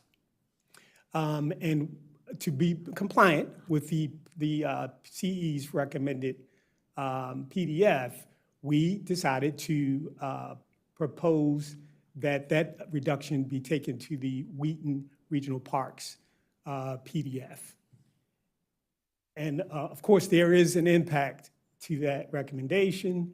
Obviously, the Wheaton Regional Park has a master plan that we're trying to implement very important projects one of which is the much-anticipated Action Sports Park. And of course, with all of the other numerous projects included in that master plan, that what this does is essentially slows down and delays the implementation of those projects. So for today, for your consideration, we're recommending a non-recommended delay, actually, of $2 million in GO bonds to beyond the 6 years in the CIP. And it would be for again, for the Wheaton Regional Park PDF. And with council, with planning board's approval, we are, looking forward to transmitting that recommendation to council subsequent to this action. After which, there will be several steps going forward to complete the process. At that point, council will be holding hearings. There are hearings next week and scheduled throughout April. And then the Planning and Housing Committee will consider this non-recommended reduction and then refer it to the entire council at some point for consideration. And the full council will consider all of this along with other actions and proposals, and then come up with an adopted CIP in probably the third week of May, or around the third week of May, 2025. One thing just to note is that, as you know, annually, we usually at some point have to come back to the planning board to ask for consideration of LBIs or bond bills that we have been working with our legislative delegation on. So we anticipate that this year we may have to come back again for consideration of that. And additionally, with respect to program open space, we don't know what that number is going to be, so we may have to request adjustment on POS as well at that time. And we would expect that to be later this month to come back to the planning board to adjust appropriation for those two fund sources. And with that, it concludes my spill. I'm open to questions from the board. Any of the board members have questions or comments? I do. Okay. Sorry. This is really, really disturbing. I should say, this is off-year CIP. And we are not supposed to have, I can understand the 24,000, but we are not supposed to have a 2 million in the off-year for the just early years of CIP. So I'm wondering what happened. Have you talked to OMB? Is it that somebody else had cost overrun and they cut our project, follow the overrun? I'd like to know that why they're doing that.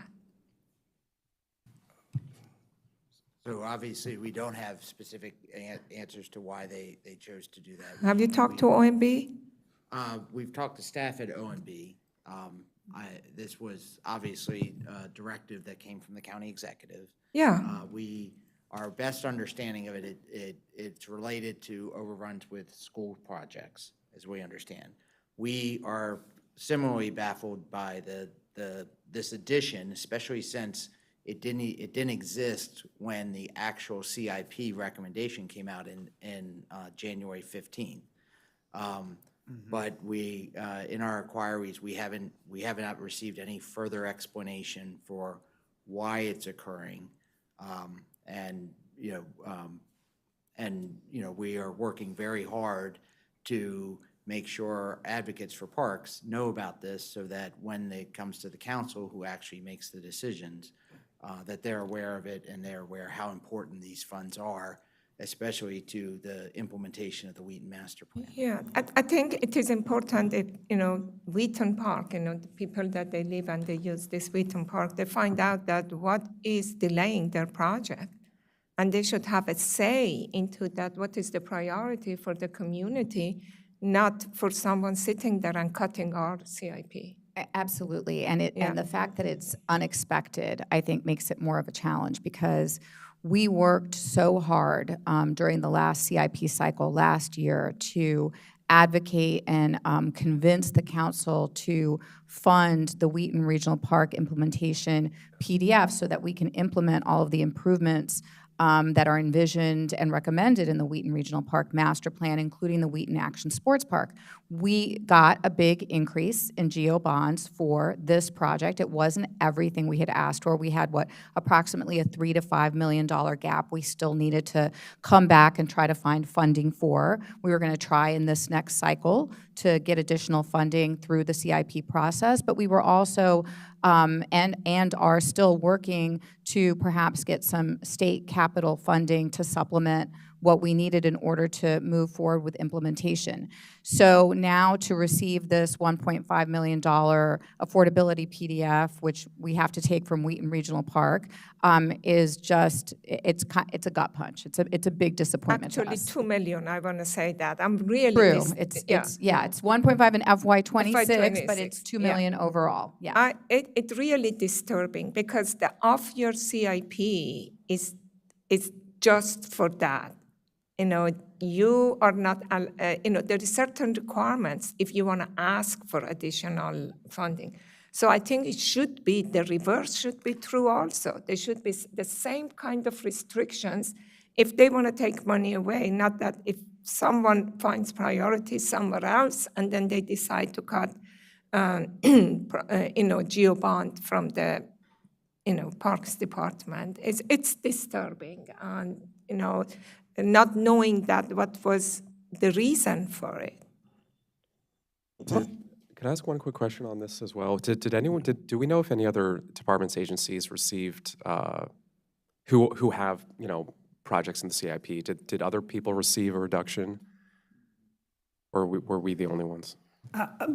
Generally speaking, I think there was some level of affordability throughout, but I don't know to what extent. But there was some other departments, but I don't know the magnitude in terms of those departments. But obviously the impact to parks is really, really monumental, given that we get such a small slice of the CIP overall pie anyway, about 4 or 5%. Yeah. And then we have these important projects that were previously adopted, right, and approved by the council, and they have to go back and then kind of scale back, and delay schedules and things because of this. It really is impactful. And to Commissioner Pedoweem's point, in our experience here, obviously, like we're still like relatively, we've only been through one CIP cycle, but how common do we know how common this is on off years for any agency to receive this level of a reduction in the affordability PDF? I've been through a few CIP cycles with Mitra. I honestly don't recall getting a reduction in CIP bond or GO bonds as part of an operating budget, an off-year operating budget C recommendation. This is, as far as I'm concerned, this is a unique and as Mitty said, extremely unexpected event. Yeah. I mean, it's especially, it sounds like it's relatively unprecedented for what it is, at least in our experience, but it's especially concerning because it's impacting this current fiscal year budget, which we had already, as you talked about, we had already made so many plans for. Yeah. And with no warning, it sounds like as well. They had an opportunity to kind of give us a preview or maybe communicate some of this back in January when we talked about the 24,000 reduction, which was a much more understandable situation. It doesn't feel like there's any transparency from what we're hearing. There's no transparency around some of the fundamental reasons why this is happening. I mean, at a minimum, it seems like we should, communicate, directly request from the county executive the reasons for this and why it targeted FY26 specifically, and what other considerations, what other options were considered to not have such a dramatic immediate impact on projects that have been planned for a long time or in the master plan, have just enormous community support. The Action Center is going to be one of the most popular, it's going to be such a regional draw for so many different activities and sports. It's going to introduce kind of new opportunities for people to play. have facilities that don't exist in the county, or at least don't exist in that area. And now it's pushed out beyond 6 years.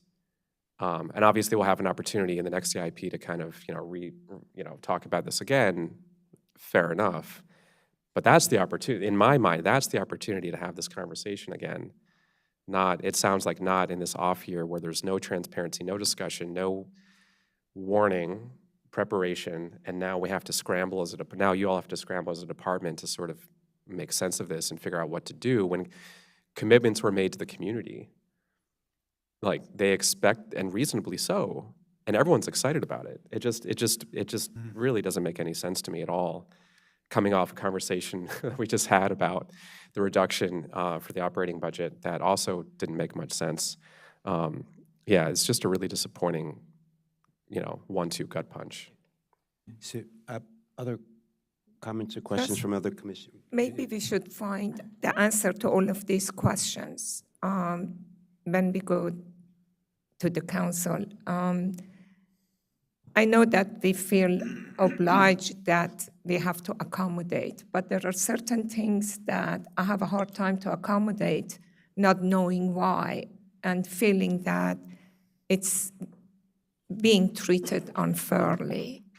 That is not right. OMB used to call us and tell us if they were going to do change. Before they make recommendations, they used to call our CIP people and discuss and tell us the reason and make us aware. And we even gave them ideas that what is the best way to do it. So it was a mutual communication with OMB. And the off year, I don't call it illegal, I call it unkosher. I don't know. It's really unkosher to do that. It's off year. We don't go to ask for $2 million and then they ask us to deduct $2 million. I don't know if it's allowed. It seems like an end around of the normal process, and that's suspect. And to your point, Commissioner Pedoeem, Ron and Andy have been in really frequent communication with OMB about our CIP and answering questions, and did not receive any hint or indication that this was coming. Yeah. More peace. Great. Yeah, thank you for presenting this. Yeah, it is disturbing to hear this. There are county councils having hearings on budget. We will let our parks users and advocates know so that they can advocate to get this restored, okay? And as you know, in my background in development and construction, the longer you wait, the higher the costs go up. The more the costs go up, then you need more money, right? So it is a direct impact on getting these amenities that the residents want when we said we were going to deliver them. So thank you for presenting this. We will push all we can to get it restored. So any other questions or comments? And hearing or seeing none, do I have a motion to transmit to the county executives our response on the biennial fiscal year 25-30 for the Parks Department? Yeah, I'll move to transmit the comments. But I'm not going to second. I second. All in favor? Aye. Aye. Aye. Aye, the ayes have it. We're going to switch over as quickly as possible to our next item, which is Director Figueredo's roundtable discussion. Thank you.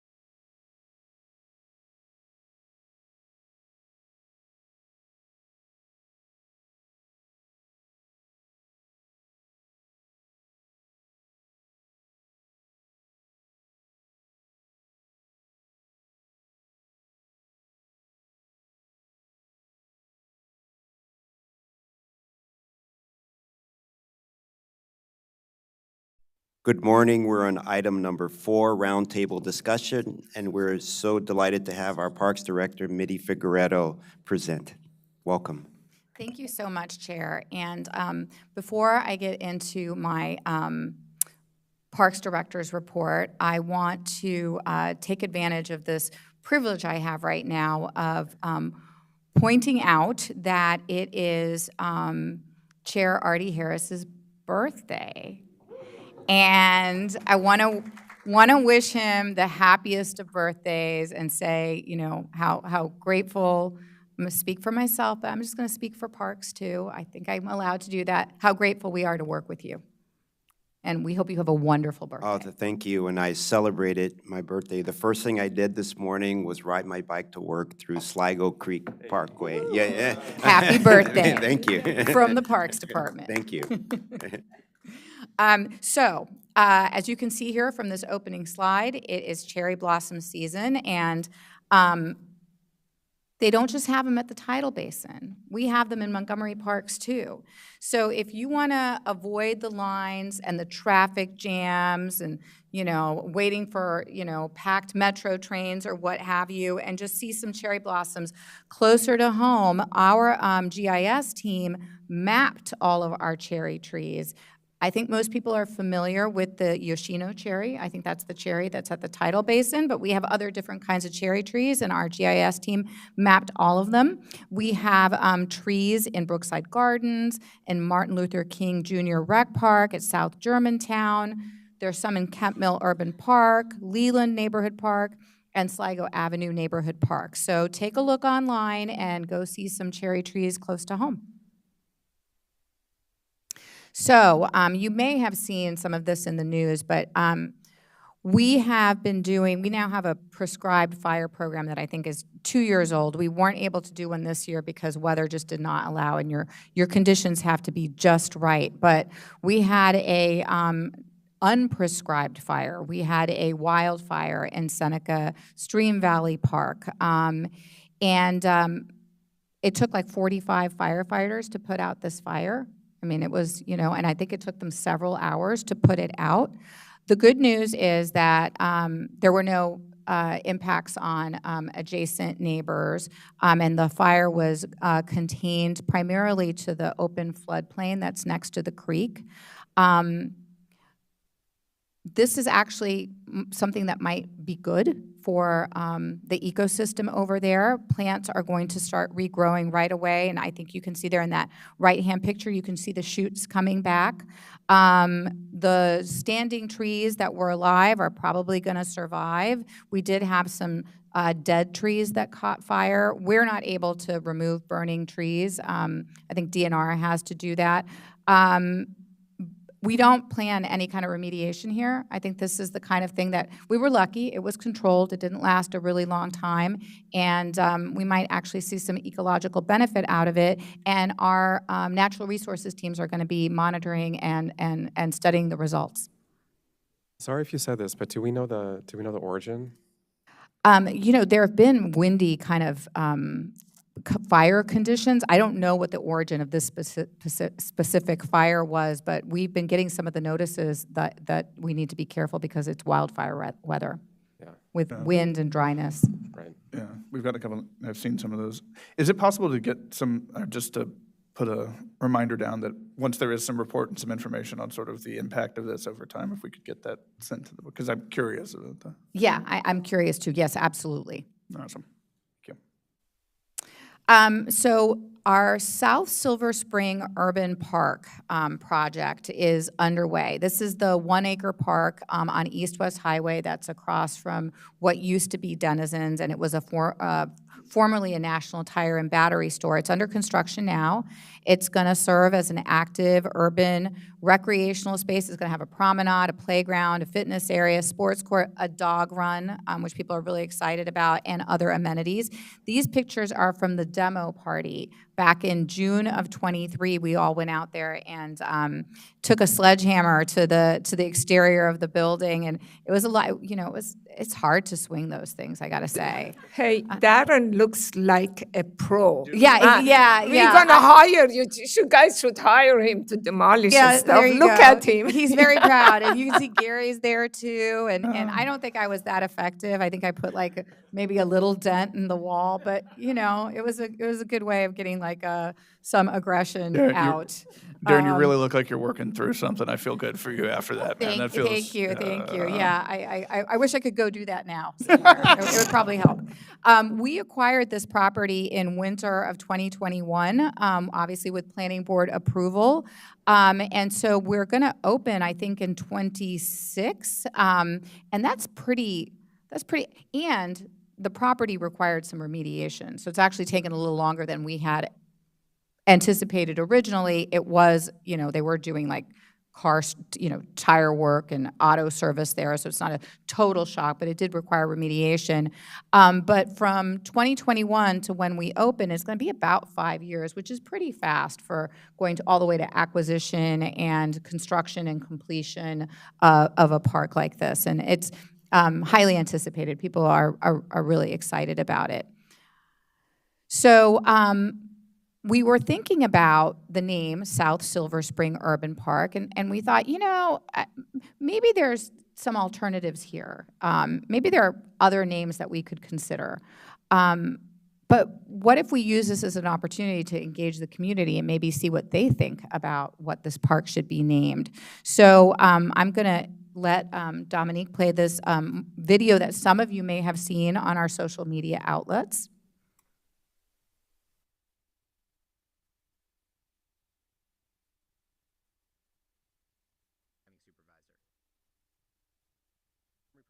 We just got to get the volume going. That's what we're working on. It was on earlier.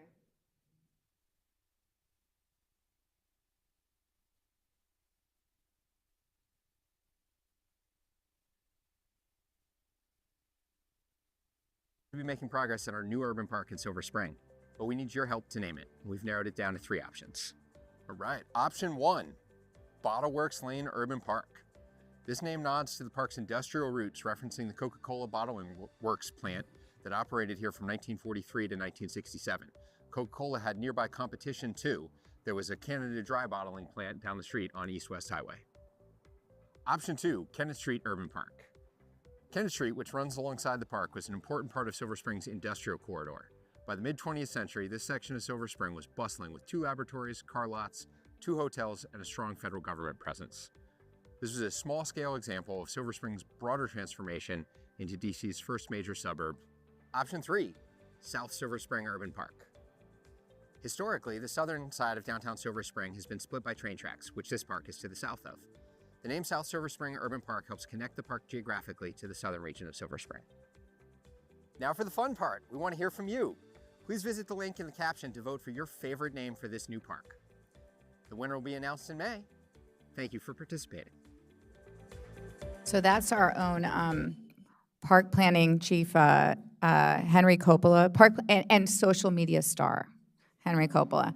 That survey is open until May 7. You can go on there and vote for your preferred naming choice. We have almost 500 responses so far, so we're excited to see where we land with this park name. Does the owl have a name? That's Otis. Oh, That's Otis, and he's a Oh, skateboarding okay. owl. And he I think he mountain bikes too. Oh, good, Yeah. good. Yeah, Yeah. I would expect nothing less from Otis.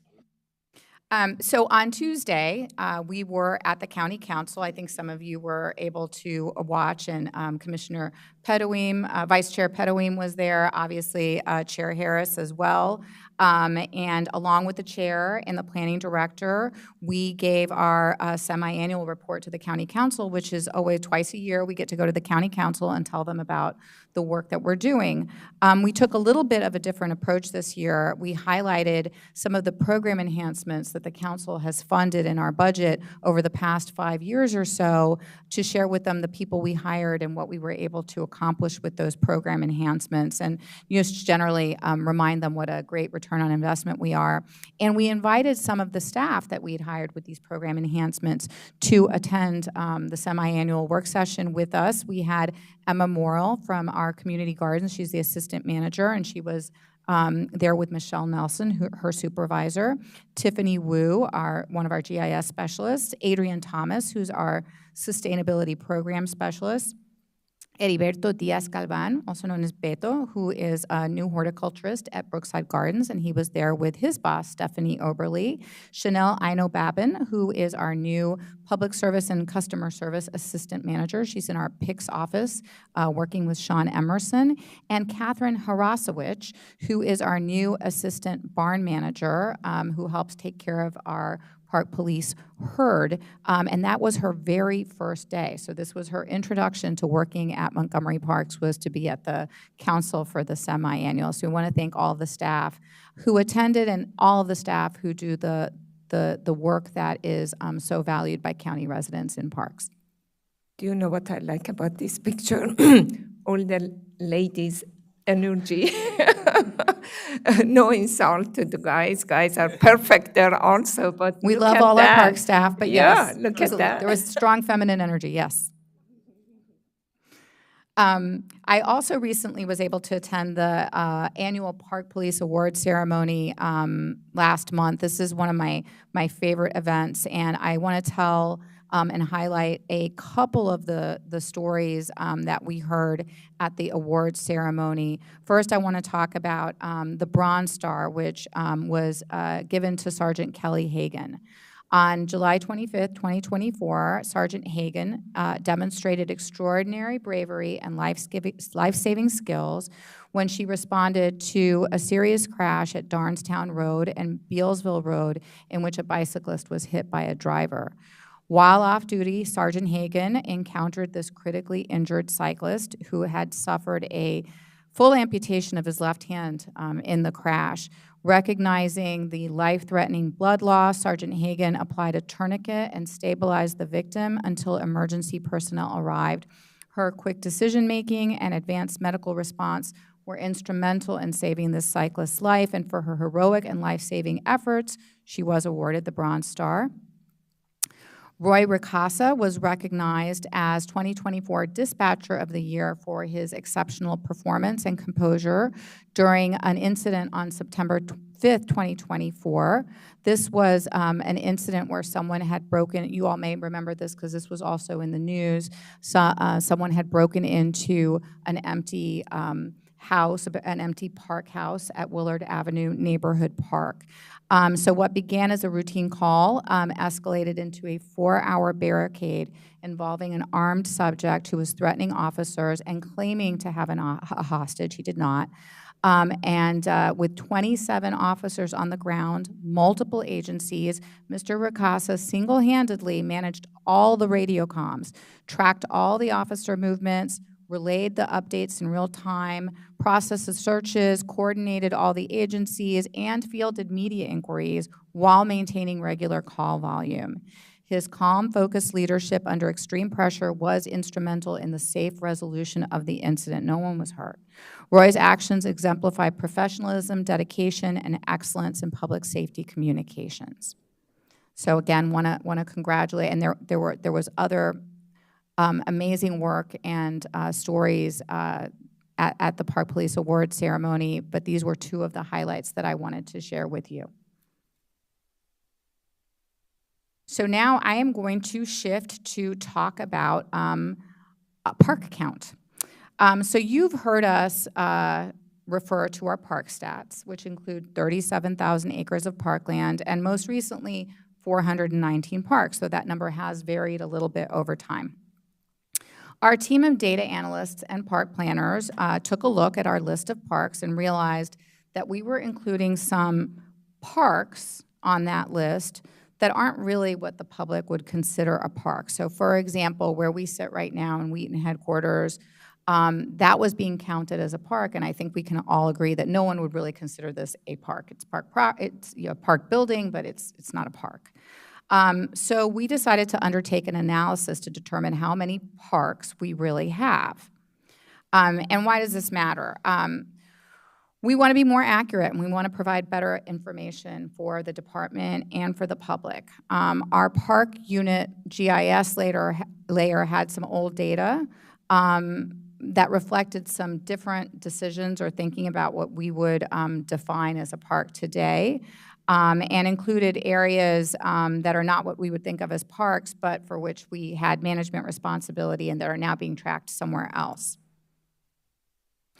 So the parks that we decided to take a closer look at were first generated by people in our real estate office, and then were reviewed using specific criteria. So we were asking questions like, do we own the park or do we maintain the park? Is there public access to the park? Is it accessible? Does it provide some kind of park or recreational use? And then based on those criteria, we made the decision to remove 6 parks that you can see there on the list from our official park count. So Meadowbrook Maintenance Annex, which is not open to the public, it's just a maintenance facility. Wheaton Headquarters. Pope Farm is not open to the public. It's a park facility, but it doesn't have a recreational use. The Silver Spring Transit Plaza Urban Park, we swapped that for what is now Gene Lynch Urban Park. And Philadelphia Avenue Urban Park, I believe that's currently basically a DOT parking lot. And the English Court Neighborhood Conservation Area isn't owned or managed by parks at all. We also took two park sections. They were being counted as 2 parks, Serpentine Barrens North and Serpentine Barrens East, and decided to combine them into 1 park. There's no real geographic separation there, so it's not really a good reason for considering them 2 parks, and then added several parks, a couple of which at least came to us via a development project dedication.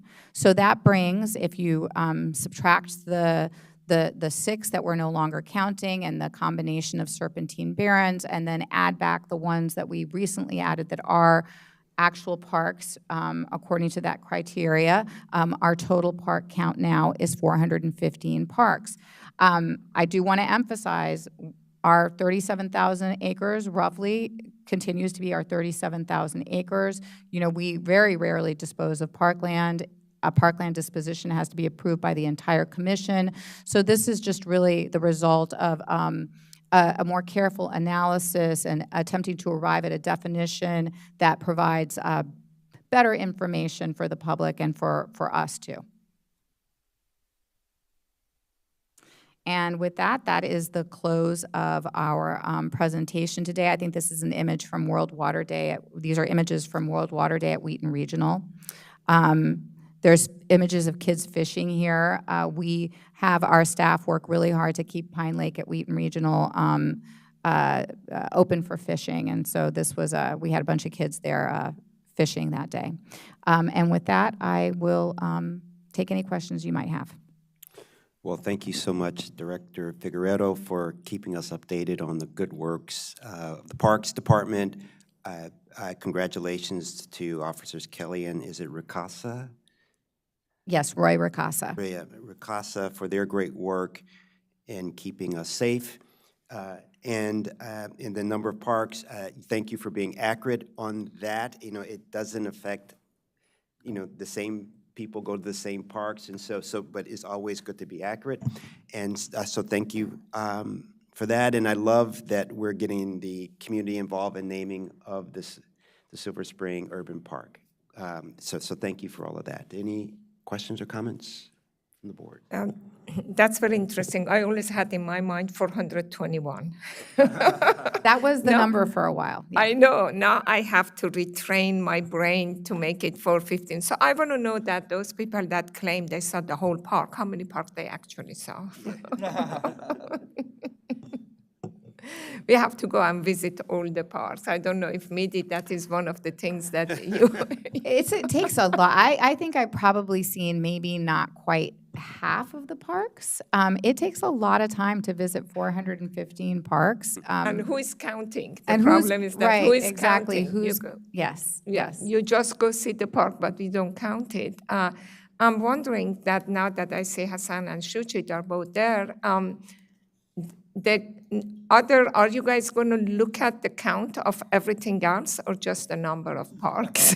Because we have a lot of other Well, stuff we're that we're done. tracking our assets. I mean, Yeah. we have a lot of different asset types in parks, and one of our big efforts is to track all of our assets.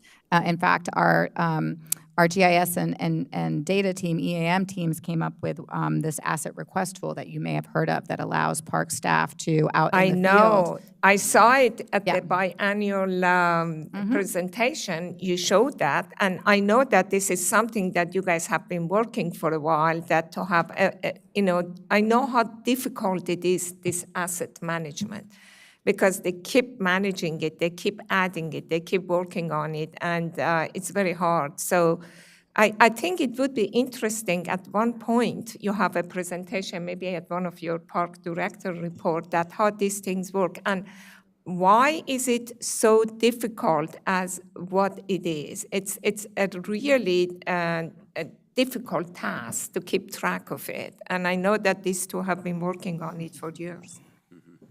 Yeah, I'll just add that we actually have two of the staff back here, Tiffany Wu and Keegan Clifford, and Carter's there as well as part of our data analytics team, and of course Hassan's next to me. And not only are they looking at park count, but they're looking at all the amenities, like you said, Vice Chair Pedawim, and the ART tool, the asset request tool, has been a critical part of that. We also continue to update our Green Tree report, as you may be familiar with, and that is on our website for all of the commissioners to see. And we've been diligently just making sure and all our amenities are accurate on that list. You're still using the same system, or do you come up with a new system? The same, yeah. Because at one point you were planning to move to a new system. I don't know if we have done that or we are still on the same Are you system. referring to the EAM system? Yes. No, we're still using the same system, but what we're trying to do is do it a collaborative effort. It's not just the data analytics team that's looking at all the different assets. It's more like a crowdsourcing with the whole department, because all the departments create different assets. So everyone's eyes will be on the park system, so it'll make for a better product. Of course, we're validating the information through the data analytics team and spitting it back out through the GIS and the EAM, and they're all interconnected now. I think this is a very interesting topic, at least for me. I know that maybe we could educate that what involved in that asset management, because it's really mind-boggling. Thank you. Thank you. Any other questions, comments? Seeing none, hearing none, thank you so much. We also always love to hear from you and your team, your great works. So we're going to take a break and come back at 1 o'clock. Thank you so much.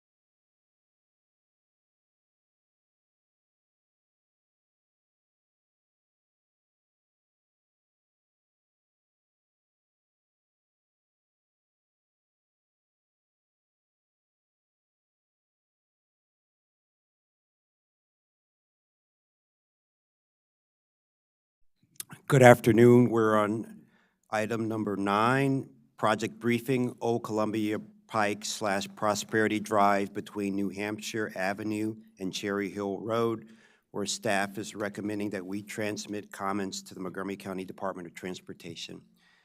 So this afternoon, we have Sophia Aldrich presenting this case. Well, welcome to you and all the people that are providing support this afternoon. Thank you. Great, thank you, Mr. Chair. For the record, Sophia Aldrich from the Countywide Planning and Policy Division.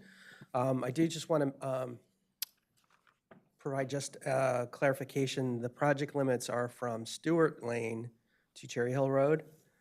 So this project, where we are today on this project, Montgomery County DOT has completed, I think it's facility planning phase 1. And they've completed a project prospectus, and they've had some meetings with the public to look at alternatives for what is a master planned improvement in the White Oak Science Gateway Master Plan that was approved back in 2013. So today we're going to hear a presentation from Montgomery County DOT and their consultant. We are then going to summarize staff review of this alternatives analysis, specifically in terms of the master plan recommendations. And then we will make recommendations and turn it over back to the planning board. I would like to introduce people who potentially could be involved today. Joining us from Montgomery Parks, in the audience we have Matt Harper, Doug Stevens, and Kyle Lucas, who worked in helping to prepare the staff report. From Montgomery County DOT, we have Dan Sheridan and Kevin Min. Kevin is the project manager. And then from the consultant, WRA, we have Pam Destino, Ching T, and then we have 2 other representatives online, Timothy Hess and Sean Powell. So we're going to start off with a presentation from Kevin, which should be about 10-15 minutes, and after that we'll go to another presentation on our review of the project. Thank you, and Kevin. All right, thank you, Sophia. So as we introduce the project and look over the project agenda, we will be presenting our design alternatives and explaining some of the logic behind some of the decisions. So first things first, as for the project overview, just to give you an idea of the project limits, as Sophia said earlier, we have Stewart Lane to the south and Cherry Hill Road to the north. And while designing these alternatives, we did take into account those listed reference documents you see on the slide there. And we also want to make note of the existing bridge outlined in red, which will be the bulk focus of the design alternatives moving forward. So for the purpose of the project, our intended goal was to provide safer and alternative means for people, namely cyclists and pedestrians, to move about the area. And also with the future development, which we'll also touch on further, we want to make sure that people have alternative routes to be able to not just drive, but also walk and bike safely to get from point A to point B. And adding on to that, we're trying to provide consistent routes throughout the project area as opposed to a sidewalk that might start or stop, or a route that a cyclist might not be able to access with the existing infrastructure. And again, as another point of emphasis, because of the future developments, we wanted to make sure that people have more than one option, especially when you consider the amount of vehicle traffic that's bound to come in and out of that new area. So here we list the reference documents mentioned earlier, and on a point-by-point basis of what's recommended in each of those documents, we show which of our alternatives meet those recommendations or which ones may fall short. And while some of the alternatives might not be a one-to-one in terms of what's recommended versus what we are presenting, the logic behind each of those alternatives does fall in line with the rationale behind those master plan documents and recommendations. And another thing to consider as we move forward with the design presentation is the fact that this project does run along parallel to US 29, which with the traffic coming in and out does complicate some of these suggestions from these master plans. So first things first, we wanted to show the existing conditions as they are now. So starting from the southern end at Stewart Lane and working our way up, you see here, again, just roads, no sidewalks, no cyclist lanes, a car parked on the shoulder next to the utility pole. And then continuing on to the existing bridge that I mentioned earlier, you can see it's a little bit overgrown. As of today, there are no vehicles crossing this bridge, but just to give an idea of what it looks like now. I have a question. Slide 1, is that the Sears parking, not slide 1, but object number 1 on the map? Oh, Yeah, sorry. Is that the Sears building parking lot or the giant Sears shopping center? So this is north of that? Yeah, okay. It's just north of Stewart Lane.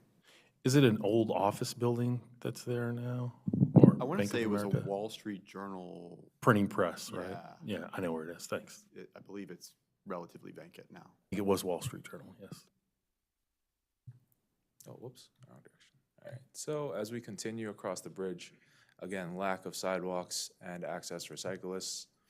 Here we see some sidewalks, but the main goal of the project here is to provide consistency throughout. And then here, as we come into our first intersection with Industrial Parkway, you'll make notice of the traffic movements, namely the do not enter, preventing a through way for vehicles to cross Industrial Parkway. And then between Industrial Parkway and Tech Road, the next intersection, we see more pictures of the development going on in the area. And with the intersection of Tech Road, this is also something we wanted to make note of, specifically the forced right turn. And then on the left of the screen, you see the queuing of traffic trying to get onto 29, and then the traffic coming off of 29 as well, with the flex post in the middle, again, preventing through traffic across Tech Road.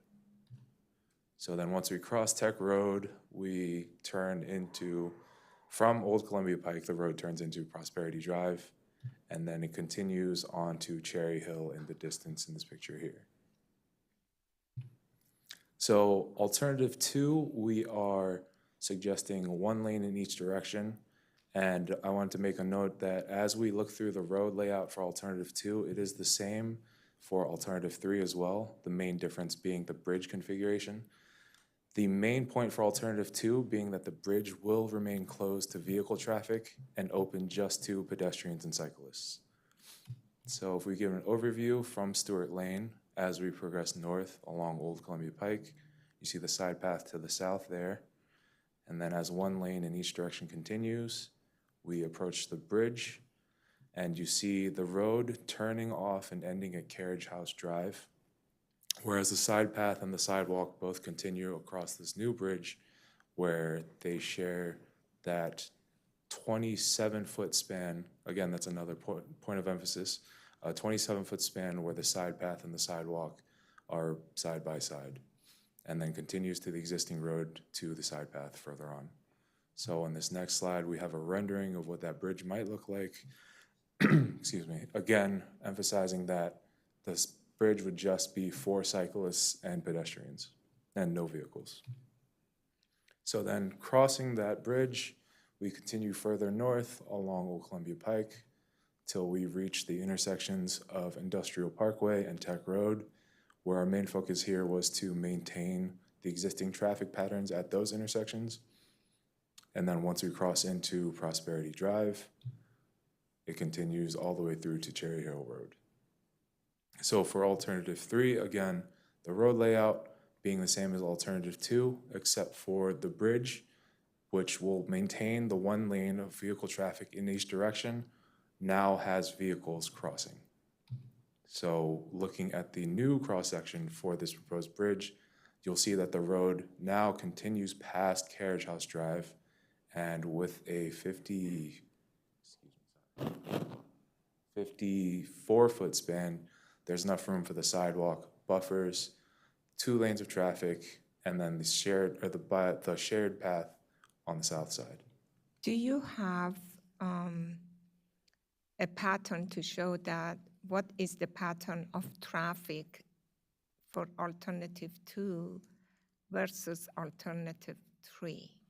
You know, what are the average number of traffic that they're gonna, if the bridge is closed, what roads do they use to bypass and do they get back on Old Columbia Pike or do they go somewhere else? And, you know, what is the traffic pattern and how I do not know if you're gonna get into it or not later on. We have the average daily traffic volume for the run, and without this bridge, because there's no vehicle traffic, the drivers would be rerouted to get back onto 29 and then drive north to those two intersections further So up. they don't come back to North Columbia Pike. You just from where the bridge is closed, they go back to Columbia Pike.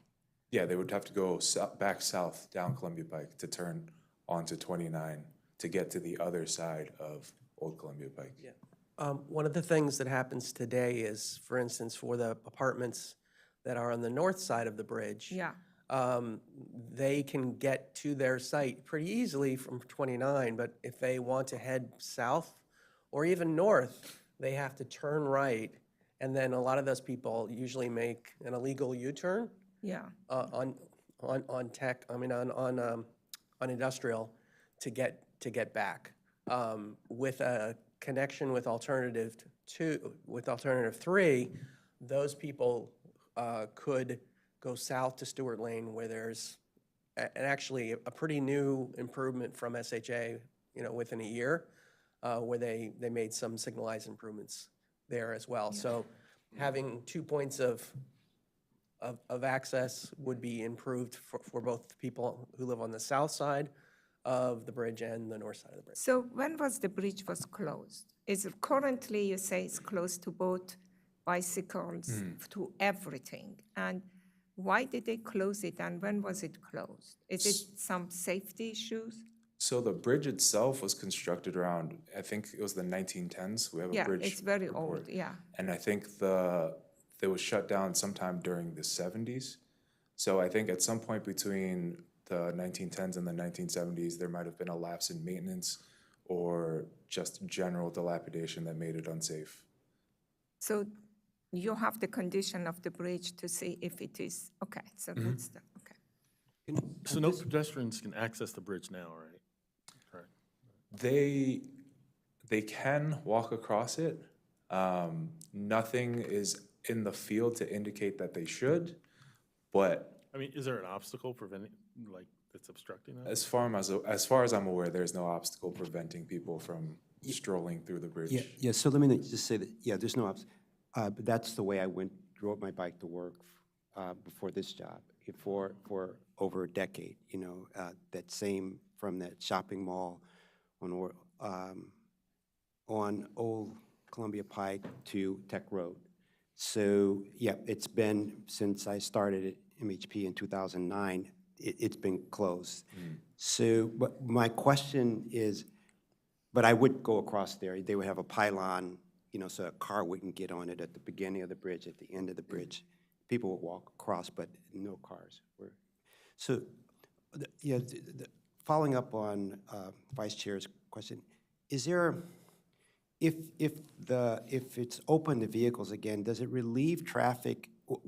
How does it relieve, other than the neighborhood to get north and south around there, does it help with the traffic on Route 29? I'm just like, I just wanted to, you know, how does it help, or is it not supposed to help traffic along Route 29, or is it just supposed to help the community traffic? Can you respond to that? I can respond a little bit to it. I know that during the White Oak Science Gateway Master Plan, having a connection between this part of the county and the FDA area was considered important without having to get onto US 29. And so having this connection was seen as something that was important as a connectivity goal. You know, and I believe initial recommendations were for this to be a 2-lane road, and eventually it got elevated to a 4-lane road, I think by the county council, and that was 2014. Okay, thank you. So alternative 3. Again, going along with alternative 3, another rendering here to show what it could possibly look like in the future. Alternative 4, unlike alternative 2 and 3, instead includes 2 lanes in each direction. And so across the bridge as well, there would be 4 lanes of traffic moving through. So if we were to look at the cross section here, starting from Stewart Lane, 2 lanes of traffic in each direction, progressing north, and then as we approach the bridge, we can see a much larger footprint and a much larger span, about 90 feet. Again, if we recall, alternative 3 is about 54 feet, alternative 2 is about 27 feet. So with alternative 4, we're looking at a 90-foot wide bridge crossing all the way through. And I will mention that the cross-section shown is a 5-lane section over the bridge. It easily could have been reduced to 4 lanes over the structure and then back out again if that was, so that's something that could still be modified if this alternative was advanced. So then we continue through past the bridge and then across the new developments and the businesses existing along Columbia Pike, and again, ending at Cherry Hill Road. So as a part of our design, we want to make sure that the intersection improvements, specifically at Industrial and Tech Road, take into account safety concerns and accessibility for pedestrians. It's good enough that it's one thing to provide crosswalks, but it's another to actually encourage people to use them and make them feel safe. So going into our crosswalk design here, you can see instead of just striping and do not enter signs, we have physical concrete medians to calm traffic and dissuade, I guess, some of the more ambitious drivers as pedestrians cross. Same thing here on Tech Road, physical concrete medians with actual identifiable crosswalks as well. And so again, touching back to how 29 runs parallel to Old Columbia Pike, we see in that picture from earlier how it leads to queuing and blocking of the intersection as people try to get on and off of 29 because of how much traffic there is on that being a local highway. So for our design alternatives, our solution was to add signals to these intersections and also have them sync with the signals on 29 in order to combat the long queuing times and any possible blockings of the roads in those intersections. And so here we can see some of the crash history for the project area. Old Columbia Pike and Stewart Lane from where the project starts, and then Old Columbia Pike / Prosperity Drive at Tech Road, and also Old Columbia Pike and Industrial Parkway being the main points of emphasis when we design these alternatives. So here we see a table comparing each of the alternatives. Again, making note that alternatives 1 and 2 do not provide vehicle traffic crossing that bridge, whereas alternatives 3 and 4 do allow vehicles to cross. The main differences between alternatives 3 and 4 being the $20 million construction cost difference and the $15 million right-of-way cost difference to account for how much wider the footprint of the bridge would be between the two alternatives. And if we were to take those numbers and compare them to the benefits that each of the alternatives provides, we can see that while alternatives 3 and 4 do provide the same dollar benefits in terms of travel time and operating costs, we can see that ultimately the construction costs for alternative 4 is significantly larger and cuts down on the benefit to cost ratio using an average traffic volume of 4,200 drivers per day. So here we compare each of the alternatives relative to each other to see how much more or how much less of an impact one alternative might have than the other, starting from the no-build alternative 1, which has very little, versus alternative 4, which would have the most impacts. We can see alternative 2 and 3 sliding right in the middle in terms of pros versus cons.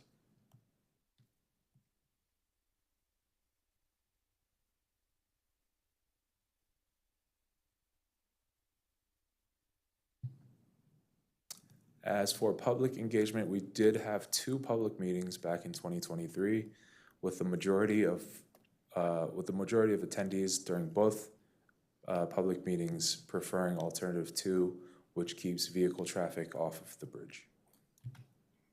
We did also have a suggestion from a member of the public to reroute, instead of going through Old Columbia Pike, to tie into the back side of the future Vivo White Oak development, as we see cropped on top of this aerial image. As outlined in red, it would have significantly more impacts to park land and forests and environmental impacts, which would basically be coming from building something absolutely from scratch as opposed to reconstructing something that's already there. And with that, I will turn the presentation back to Sophia. Happened to IDT.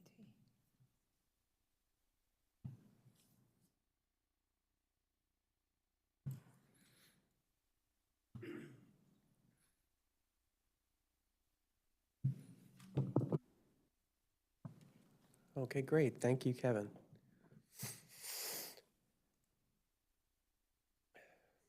Oops. Did you advance the slides? Left. Okay, thank you. All right, so as part of our alternatives analysis review, we were provided with a draft prospectus for this capital project, along with a lot of additional information, including presentations from the 2 public meetings, even technical memos looking at traffic analysis options, et cetera.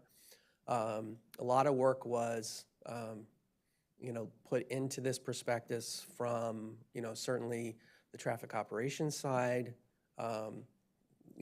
justifying the costs for the bridge, and from the environmental side as well. The corridor improvements that we were looking at specifically were providing the master plan roadway, pedestrian, and bicycle improvements along Old Columbia Pike and Prosperity Drive through this section. And in addition, their intersection improvements were also included, which our evaluation is that those intersection improvements were meant to address short-term congestion needs. I will sort of reference you back to Kevin's presentation when he presented the master plan improvements. We actually had two master plan interchanges, one on US 29 at Stewart Lane and one on US 29 at Industrial Parkway. And those are some pretty major long-term investments. And many of the improvements that I think have been focused on it for this project is for not that long-term solution, but more what happens in between. Because as we experience when we look at transportation issues, there are current problems, there are developing problems, there are long-term future problems, and they all can be very, very different. So trying to make sure that we address all of those. I think this project has done, I think, a really good job at trying to come up with some interim solutions. And so we'll continue on. So again, this is the project area. This is a nice little side view of the bridge. Actually a pretty nice looking bridge structure. It's probably seen better days, but yeah. As part of the study, most transportation studies include a no-build alternative, and usually that's really just a baseline. It actually could end up being what's decided on, but I think definitely for this project, I think no-build would likely be unacceptable. There is definitely a need for pedestrian and bicycle improvements, regardless of what is done with the vehicular traffic. So, and then as you notice, Kevin's presentation did not present alternative one. So, I think it really is there as a placeholder and as a transportation and even an environmental comparison more than anything else. Okay, I will continue on. We did prepare some graphics that sort of showed some comparisons of what is being proposed on the transportation side for each of the alternatives. And as you can see, existing facilities are shown in white or green. The bridge, when closed, is shown in red. And, oops.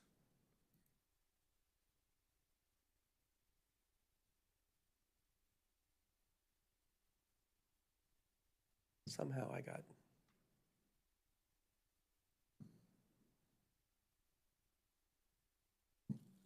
I'm just going to do it this.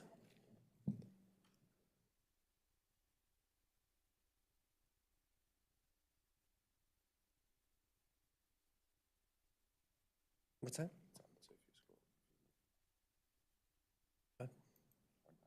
There we go. Okay, I'm sorry. So alternative 2, and again, this shows in dashed lines the new facilities that are being proposed. So you can see the side path all the way from Stewart Lane on the east side of the project going all the way up to Cherry Hill Road. Some of those sections now have sidewalks, so they would be replaced with a wider side path, also with buffers in almost all those situations. We also have some new sidewalk that's shown with the dashed white line. There is sections in the middle, which is pretty much where Old Columbia Pike is pretty much acting as a service road to US 29, where no sidewalk would be provided. And then again, the sidewalk would be extended here to connect to the existing sidewalk. So with this alternative, there would be a gap through this area. You know, it is an area where, you know, it's basically an area between two roads. So, alternative 2, cross sections presented in the prospectus really looked at, you know, we're presenting sort of typical cross sections and for both Old Columbia Pike and for Prosperity. The actual cross section, I know up on Prosperity, it's really a 4-lane cross section, but it mostly operates as a 2-lane road, because there's a lot of on-street parking. And that is not something that is, on-street parking is sporadic in other parts of the corridor. The bridge cross-section shown below, also from the prospectus, just shows sort of an improved design to maybe provide a little bit more security with what they show is ornamental fence. You know, but again, still confined to non-vehicular traffic.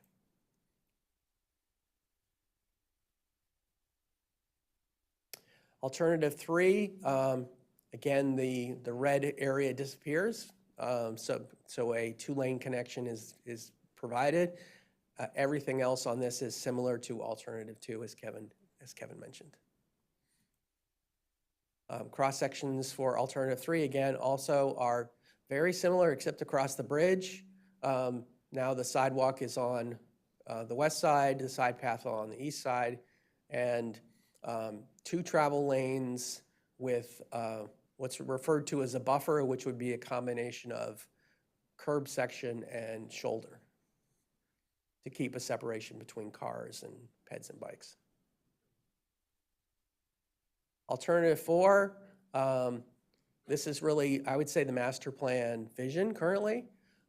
This one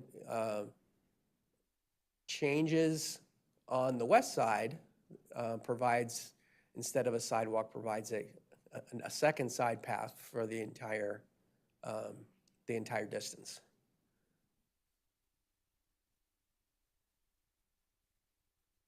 And again, these are the cross sections. And as I mentioned earlier, this is the bridge cross section down here. It does show a 5-lane section. Certainly when you get down to actual bridge design, this might be a great place to save some money and not provide that extra travel lane over the bridge. There are places where that is needed, and I'm thinking like there's Brookville Road is one of those where there's an intersection right after a bridge, so you actually need to provide some channelized storage. But, you know, from our viewpoint, this bridge, you know, you want to make it as tight as possible. The prospectus also included some intersection options, and I will note that in our opinion, most of these are short-term or interim term improvements. They try to, excuse me, correct some existing circulation problems, some existing safety problems, et cetera. What you can see on the screen is on the left is the existing layout. You can see the proximity of Old Columbia Pike to Columbia Pike. It's extremely close. And what you'll also notice is that the stop bar on Industrial Parkway is at Columbia Pike, but there is a unsignalized crossing further down on Industrial Parkway. So there's sort of a conflict where often that sidewalk, crosswalk is blocked by queuing traffic. And it also may be unclear to some of the drivers. Do I need to leave a gap because it's an intersection? So, you know, it is probably less than ideal. There's also some connectivity problems. For instance, if you're on Columbia Pike and you wanted to turn on Industrial Parkway to make a left, you can't. If you are on Old Columbia Pike going north and you want to either turn left or continue straight to head north, which is, I'm trying to get back on the screen, would be this movement or this movement. Today you can't do that. Some of the options that were developed, we're trying to, you know, really sort of improve the safety, but one of the most dramatic things you'll notice is that the stop bar is missing here, and it's now provided down here south or the east of Old Columbia Pike. So the idea would be that the signal operations at Old Columbia Pike and Columbia Pike would need to be operated in tandem. And when a traffic is released on Industrial Parkway, that traffic basically doesn't stop until it clears through the intersection and gets onto US 29, which requires complex signal phasing, requires longer yellow and all red times, makes the signal less efficient, but hopefully solves some of these operational problems that exist today. For alternative 4. Can I just ask you a question here? Certainly. So on the existing Old Columbia Pike, if you are going to the north, at the Industrial Parkway, you cannot go straight. You can't turn left, you can't go straight. You have to turn right. So how people get there? Why is it because the bridge is closed, or this is after the bridge? Why is it like this? So the existing alternative, which is shown today, if you live in on that street and you want to go anywhere, the only place you can turn out of Old Columbia Pike is to turn right onto Industrial Parkway. And if you want to get back onto 29, you have to find a place to turn around and come back. I know, but was it a safety reason that they did that and they didn't allow people go straight? I'm not familiar with that place. Looking at this map, I don't know why they had to bring the island in a way that people cannot go straight. I think it was a safety concern, the proximity of the intersection. I mean, basically, Old Columbia Pike is within the functional area of the intersection of Columbia Pike. Okay. And so as traffic is storing, they typically block that intersection.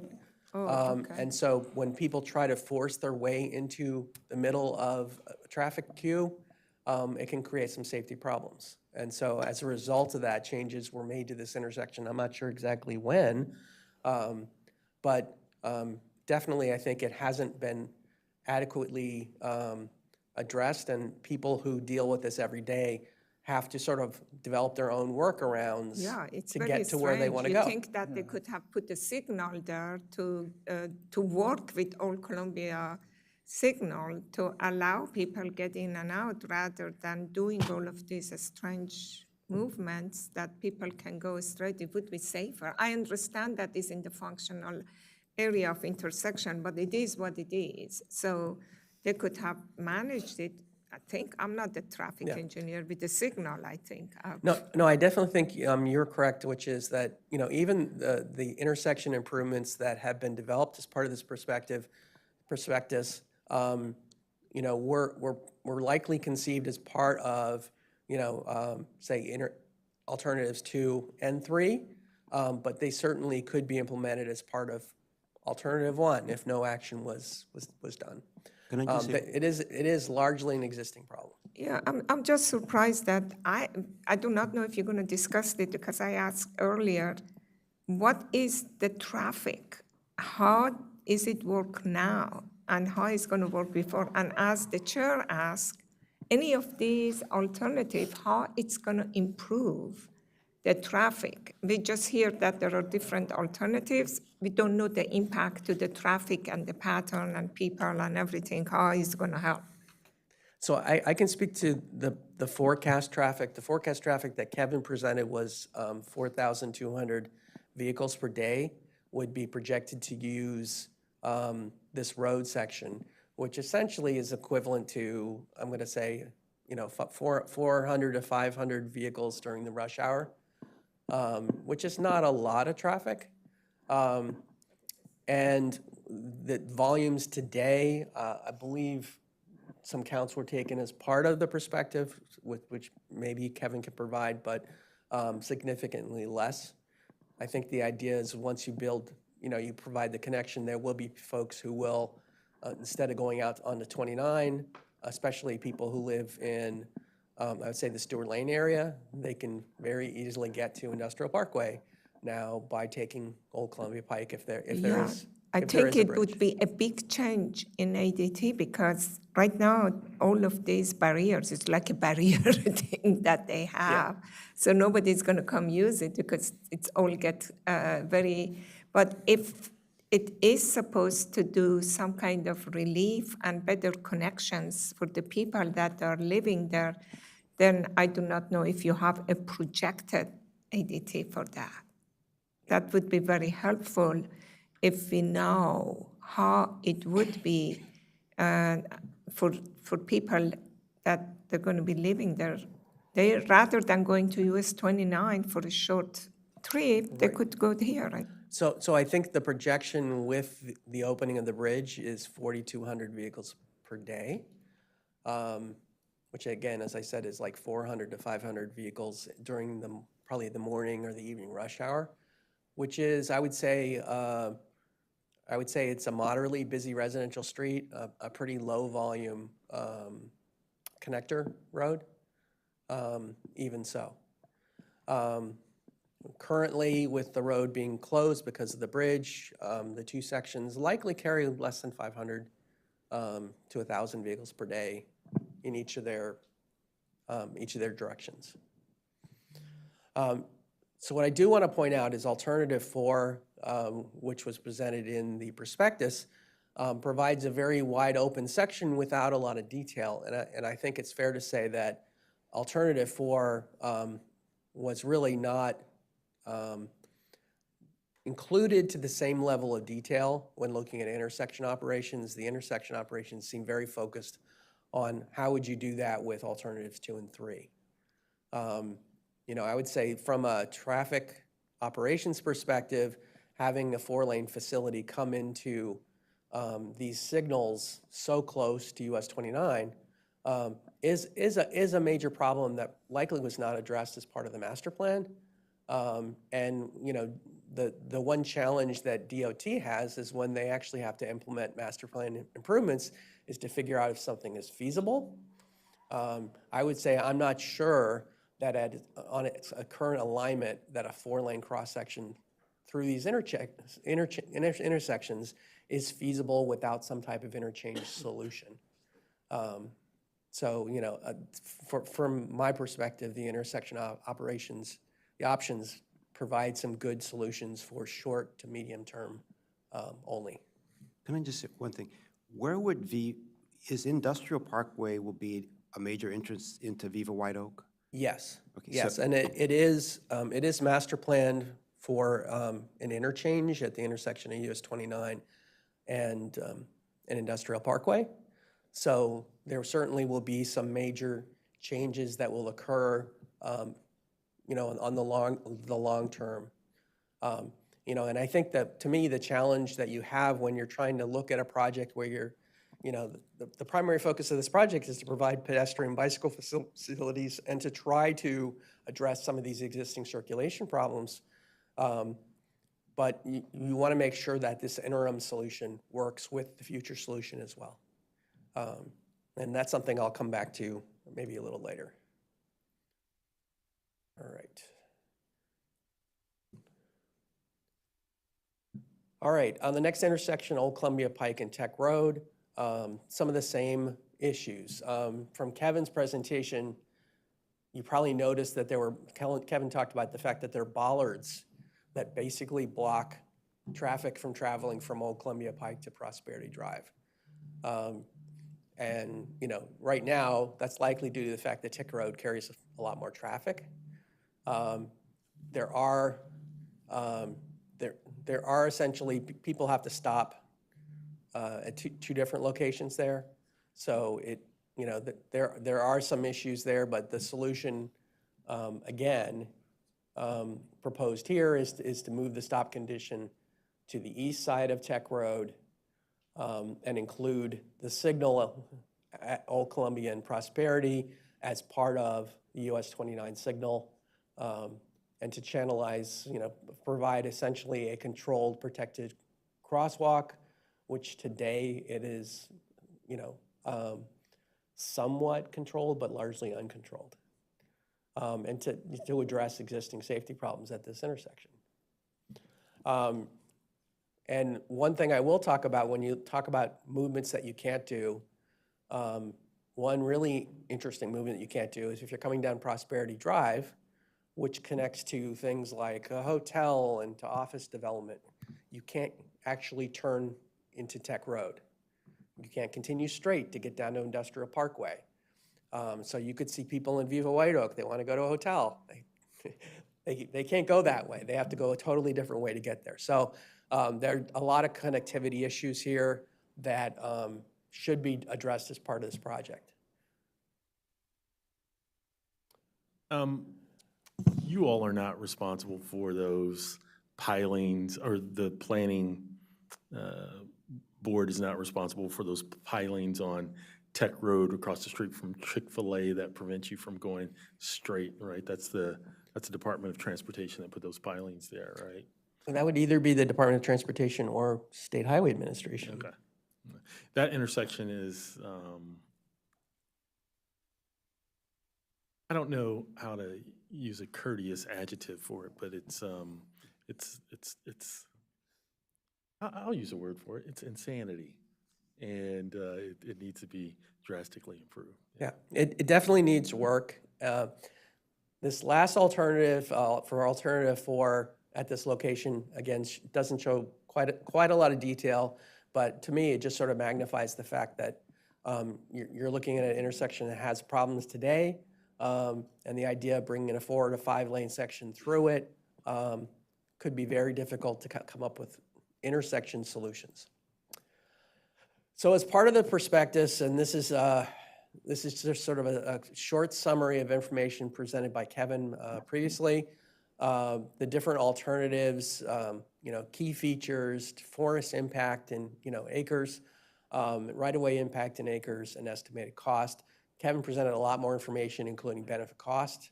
Wish I had put that in there because I thought that was very, very interesting, especially, I know we use that when we're looking at, what kind of alternatives, how we view the alternatives. The benefit cost ratio of alternative 3 was so much higher than the other ones. Now, in addition, factored into our analysis, we did look at a lot of information that we didn't present in our staff report. And, one, that's why we included the prospectus as attachment A for your review. But, I just wanted to highlight some of the information that was in the prospectus, which I believe Kevin presented something exactly like this or pretty close, that looked at, some more of the details. Construction costs, bridge costs, utility costs, number of utility poles. So that was quite a lot of detail, and certainly right-of-way costs and total costs. In addition, There was an awful lot of work that was done during the prospectus looking at environmental impacts. So certainly looking at the soils, certainly very important in terms of designing a bridge, looking at the contours, trying to figure out how you make the bridge work. Could you please go back to the cost? Sure. Okay, the bridge cost, what is the status? Is it safe even for bikers? Is it in your inventory? Is it being inspected as a pedestrian bridge? I believe it is currently an SHA bridge. We did an analysis during this phase. We took core samples and some non-destructive testing as well to determine the structural stability of it, and it is safe for the ped and bike use today. Okay, do you know that anybody inspected every 5 years, 10 years? I don't know, for pedestrian bridge. If it is a pedestrian and it's not close to traffic, someone has to inspect it, either SHA or county, to make sure that it is safe, or else it has to be blocked. But that's one comment. You know, that for me, that bridge is all the way high up. And I see that the difference between just having it as a don't do anything, I'm assuming that if you're going to use alternate 2, you're rehabbing the bridge. If you're going to do alternate 3, you're replacing the bridge, correct? So for alternatives 2, 3, and 4, they all would replace the bridge. Oh, even for alternative 2, you're replacing it? Sorry. Alternative 2 is reusing the existing bridge, but there's some rehab that needs to be done under the structure of the existing bridge. Okay, so for alternative 2, you rehab, but for alternative 3, you replace? Correct. And this is a bridge that is way high up. Yes. Yeah, okay. And regarding your question about when is it inspected, because this bridge does not carry vehicle traffic, it is not under the mandatory SHA inspection. So it's up to the owner of the bridge to conduct an inspection. So there's no set regular inspection that needs to be done. It has to be, because if it is open to bikes, if there is not barricade, if nobody is saying that no one can go over it and people are going to use it on their own, okay? Again, as a pedestrian bridge, it may not be required by law, but it is the right thing to do. You know, county government does that at pedestrian bridges. I was there, I put the inventory, and we did it every 5 years. And I think that you don't want anybody to go on the bridge and this bridge falls off. This is a very old bridge.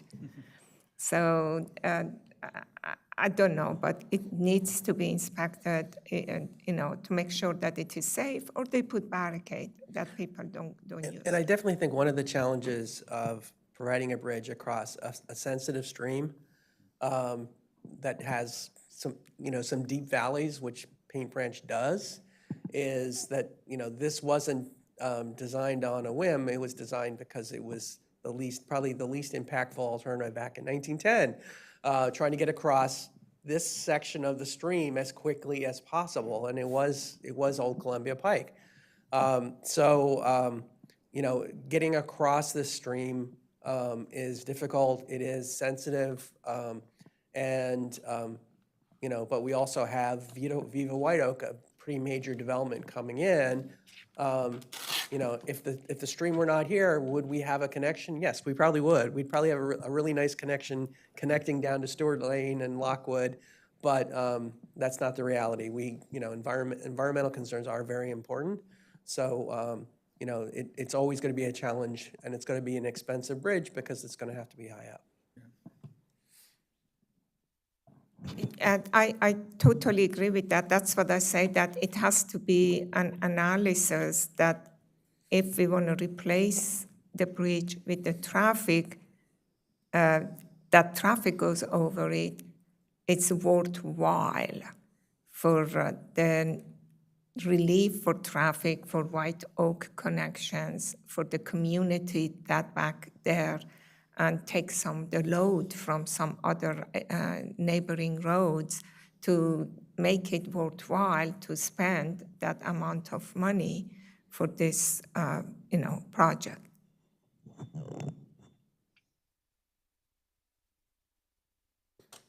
Okay, so I'm going to continue.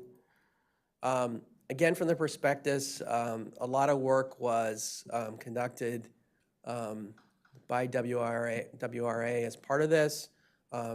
And, if you do have some specific questions about the environmental analysis that was done to determine impacts to this project, we can address those as you wish.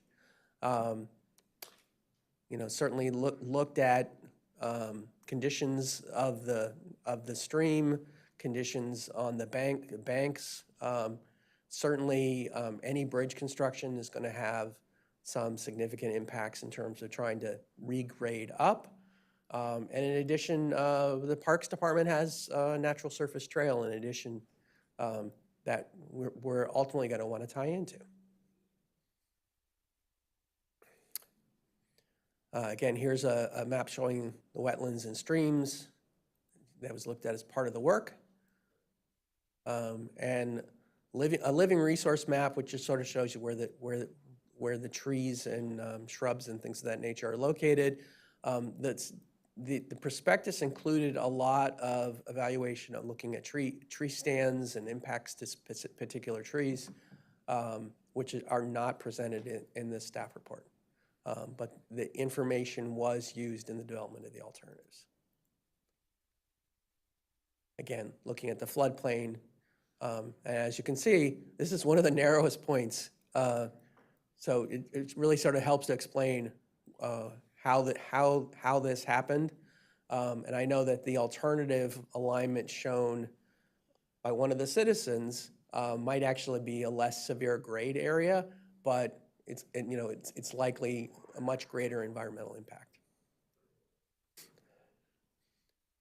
The last image I show here is historic properties, which we did have historic preservation take a look at the project, and as you can see, there are no historic properties.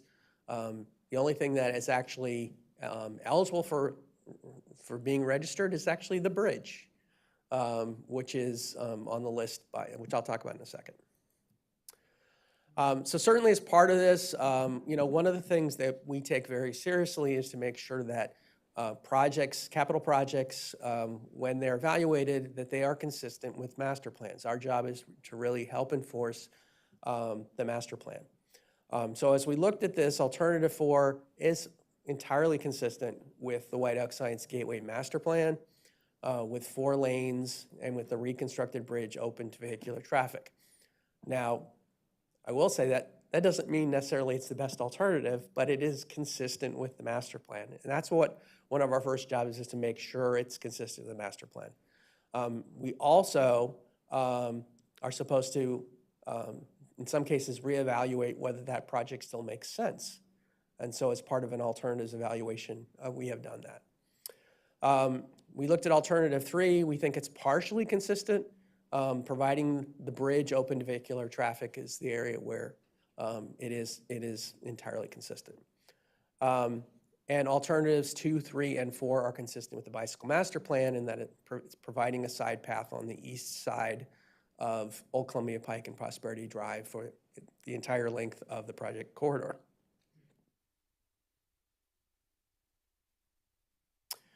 As part of master plan consistency, certainly now recommendations from Thrive Montgomery 2050 have taken an increased importance to our agency, and certainly one of those is a policy to give a lower priority to construction of new 4 or greater lane roads, grade separator interchange, or major road widenings.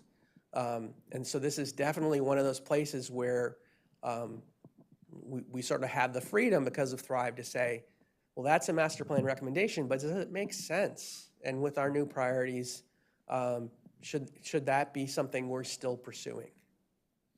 And so we made sure that we looked at, you know, what are the forecasted daily and peak period volumes of the road. And as we looked at that, we realized that, you know, based on the analysis conducted by DOT, that's totally within the capacity of a 2-lane road. And those forecasts were done for both alternatives 3 and 4. The 4-lane road just doesn't seem to be warranted based on those forecasted volumes. We also found that the widening of the road to 4 lanes, which is alternative 4, has the greatest impact to parkland and is significantly more costly, which certainly makes a lot of sense, but it definitely, I think, for this particular corridor, due to the grades on the slopes coming up from the bank, you know, a lot of, I would say a lot of design issues in trying to make that bridge connect back in and to do it well. Now, as we went back and looked at the intersection options, as I mentioned before, our view is that these options were developed to address short-term, not the master plan vision, and that's okay. You know, I think that definitely at Stewart Lane and Industrial Parkway, the interchanges, excuse me, are seen as a long-term vision. And, you know, I think even with the Thrive Montgomery 2050 sort of mandate, I still think we see those interchanges as necessary to support the development that is projected in the future. But, you know, the short-term solutions, they are acceptable. However, we think it's really important that they focus on several things. The first one is connectivity over capacity. People aren't able to make the movements that they should be able to make today, you know, at Industrial Parkway and at Tech Road. You know, the options should be developed to try to do that. Improve safety always with their Vision Zero action plan. There are crashes that occur today, some due to design, some due to lack of connectivity. So try to focus on those and try to, you know, use that to develop solutions that come up with a safer improvement. We also think that intersection options need to be considered in the context of the ultimate solution, which is critical when master plan interchanges are proposed. So, you know, as an example, it would be ideal if the interim solutions fit into any construction plan for the development of an interchange. You know, if you're going to spend money today for something that's going to last for 10 years or less, that when you actually start building the interchange, what you built for your intersection solution for the short term should have some utility. And we're not sure that that has been explored in enough detail as part of this prospectus. You know, definitely the intersections, I think their number one priority is to function as the opening day street network when Viva White Oak begins construction. And, you know, eventually evolving into the master plan network. And in both those cases, we feel like more work is needed to truly evaluate that.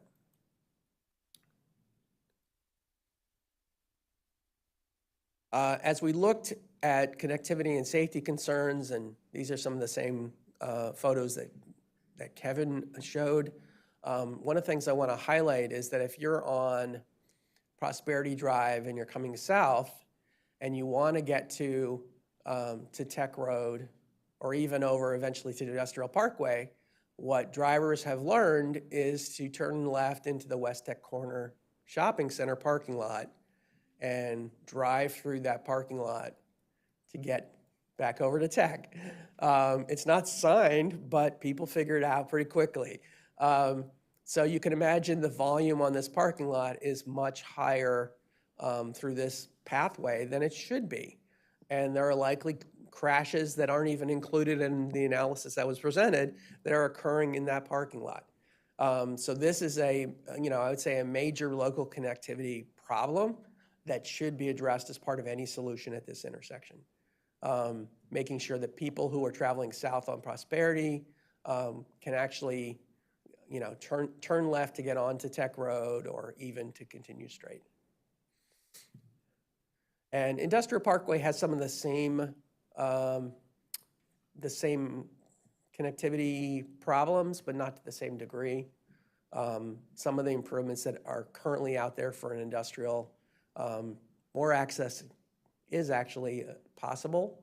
And as you see here, they have an opening on industrial, so people who are coming on industrial can actually turn left to get onto Old Columbia Pike.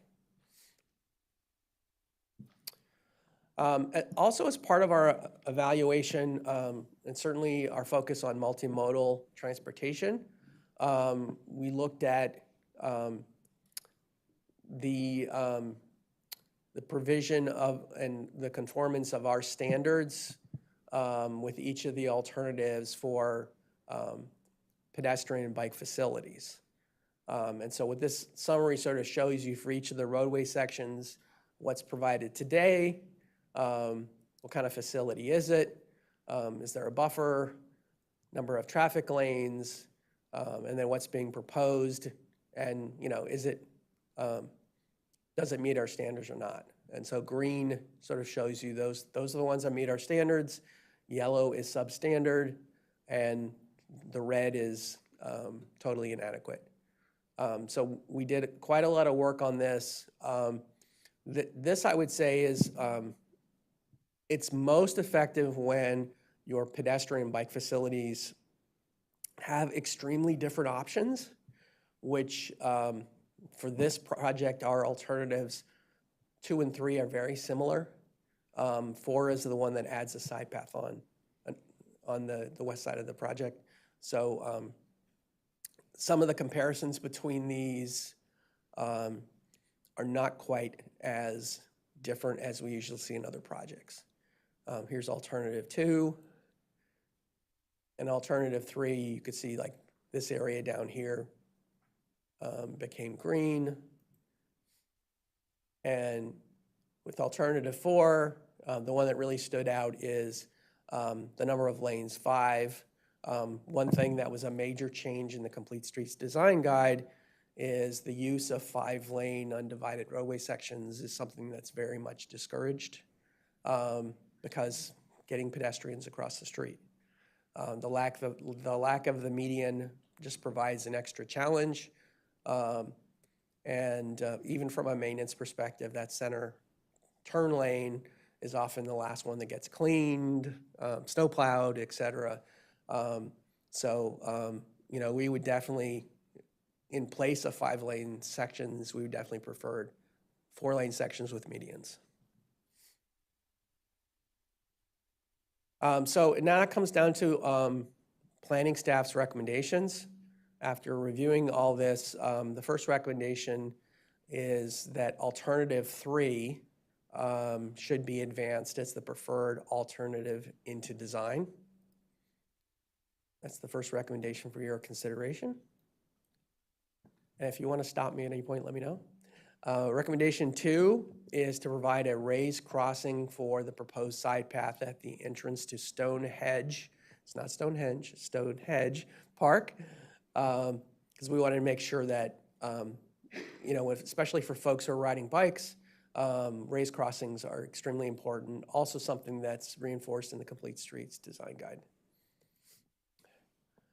Recommendation 3, if alternative 2 is the preferred alternative, realign the crossing at Carriage House Drive as shown here to really just provide a more direct connection. Right now, it's a little abrupt, and I think due to the grades, it can be a little challenging. So if you're not going to open this bridge for cars, let's try to improve, the movements for bicycles. Recommendation 4. We're essentially saying do not proceed with the intersection options as presented in the project's perspective for either of the 2 intersections. We think more work needs to be done. Specifically, really focusing on connectivity, focusing on safety, and looking at the, sort of the long-term solution in mind how does the interim improvement fit? Couple suggested improvements that I think we sort of came up with. One was today, if you just wanted to improve the restriction, maybe this would be with alternative 2. Some traffic was observed coming up Old Columbia Pike and going the wrong direction through this one-way median opening. You could actually build a pork chop island here, which would force all the traffic to turn right. And again, this improvement, it could help improve safety here, but it also doesn't really solve the problem, which is that people who live down here, they want to get to 29, and they can't without having to make a U-turn someplace. And again, Tech Road, the lack of connectivity here is a really critical. We just focused on the major one. This intersection has connectivity issues, and both on the Old Columbia Pike side and the Prosperity Drive side. Recommendation 5, creating separate space for bicycles and pedestrians across the bridge is a necessary safety feature that must be included in any build alternative. While a bridge is open for everyone, maybe a great idea, one of the things about it is that I believe over this bridge there's a pretty steep grade in one direction versus another. And so you're going to find a big speed differential between pedestrians and bikes. So separating them is extremely important. If you would choose alternative 2, you really need to separate them and separate them well. All right, recommendation 6. As part of continued work, our recommendation is that DOT consult with the Maryland Historical Trust to ensure compliance with the Maryland Historical Trust Act of 1985 and Section 106 of the National Historical Preservation Act of 1996. This is pretty much the limit of the review from historic preservation. This isn't really seen as a bridge that we would want to include on as a historic structure. Being on this list is not. It's one step if you actually want to proceed there. And I think this might be the last recommendation. The applicant should coordinate with Montgomery Parks, certainly as this project moves forward. In order to build the bridge and road improvements, you're going to need to get a park construction permit. And there are a lot of issues to work out to make sure that the existing trails that are on these roads and existing natural surface trails, that there's appropriate planning and connections to make it work. So this is a typical part of the process when capital improvements impact parkland is, starting the conversation before mandatory referral, which is where we are now, and begin to try to develop potential solutions and tie-ins if possible. Some of these may create more environmental impacts, so they're things that certainly DOT would need to look at and work with parks to see how that could be done. And that is the presentation, and I turn it back to you, Mr. Chair. Yeah, great. Thank you so much for the presentation. Lots of options here. But before we get started and looking at the options, just wanted to ask one question. So if we did option 2, it says $30 million. Is $30 million to reinforce what the existing bridge, up at the top to add some the walkways and stuff like that? Where is that money going to for option 2? You said it's not a new bridge, but it's to upgrade the bridge. I mean, do you know? So I think on the cross-section drawing that we showed, there was an ornamental fence, which is probably a small part of it. There's certainly repaving and some structural stability on the top side, maybe some safety features to make sure that, maybe the current bridge parapets may not be tall enough for today's standards. So there are some very simple things on the top surface, but there's probably a lot more issues on the bridge itself. Yeah, we did concrete testing and inspecting the underbelly of the bridge, and we did find some deficiency that that needs to be repaired, which will be done in alternative 2. And on the top side, as Sophia mentioned, adding the fence, and right now there's some vegetation and clean it up, do striping to delineate the bicyclists and pedestrian traffic. But nothing touching the ground. You don't have to do work you want, like, at the stream level? Nothing on the stream level. No changing of the channel. Okay, great. So, and also, just want to make sure that Parks is weighed in. Do you have, the environmental group, any preferences or thoughts about any of those options and how they impact parkland? Or what they mentioned, or you're in sync with? I just want to, just before we start, I just want to make sure. Maybe we could have some of the staff members from Montgomery Parks Yeah, I'm join us looking at, here at the table. but do you have any comments about what's been said or concerns or? Yeah.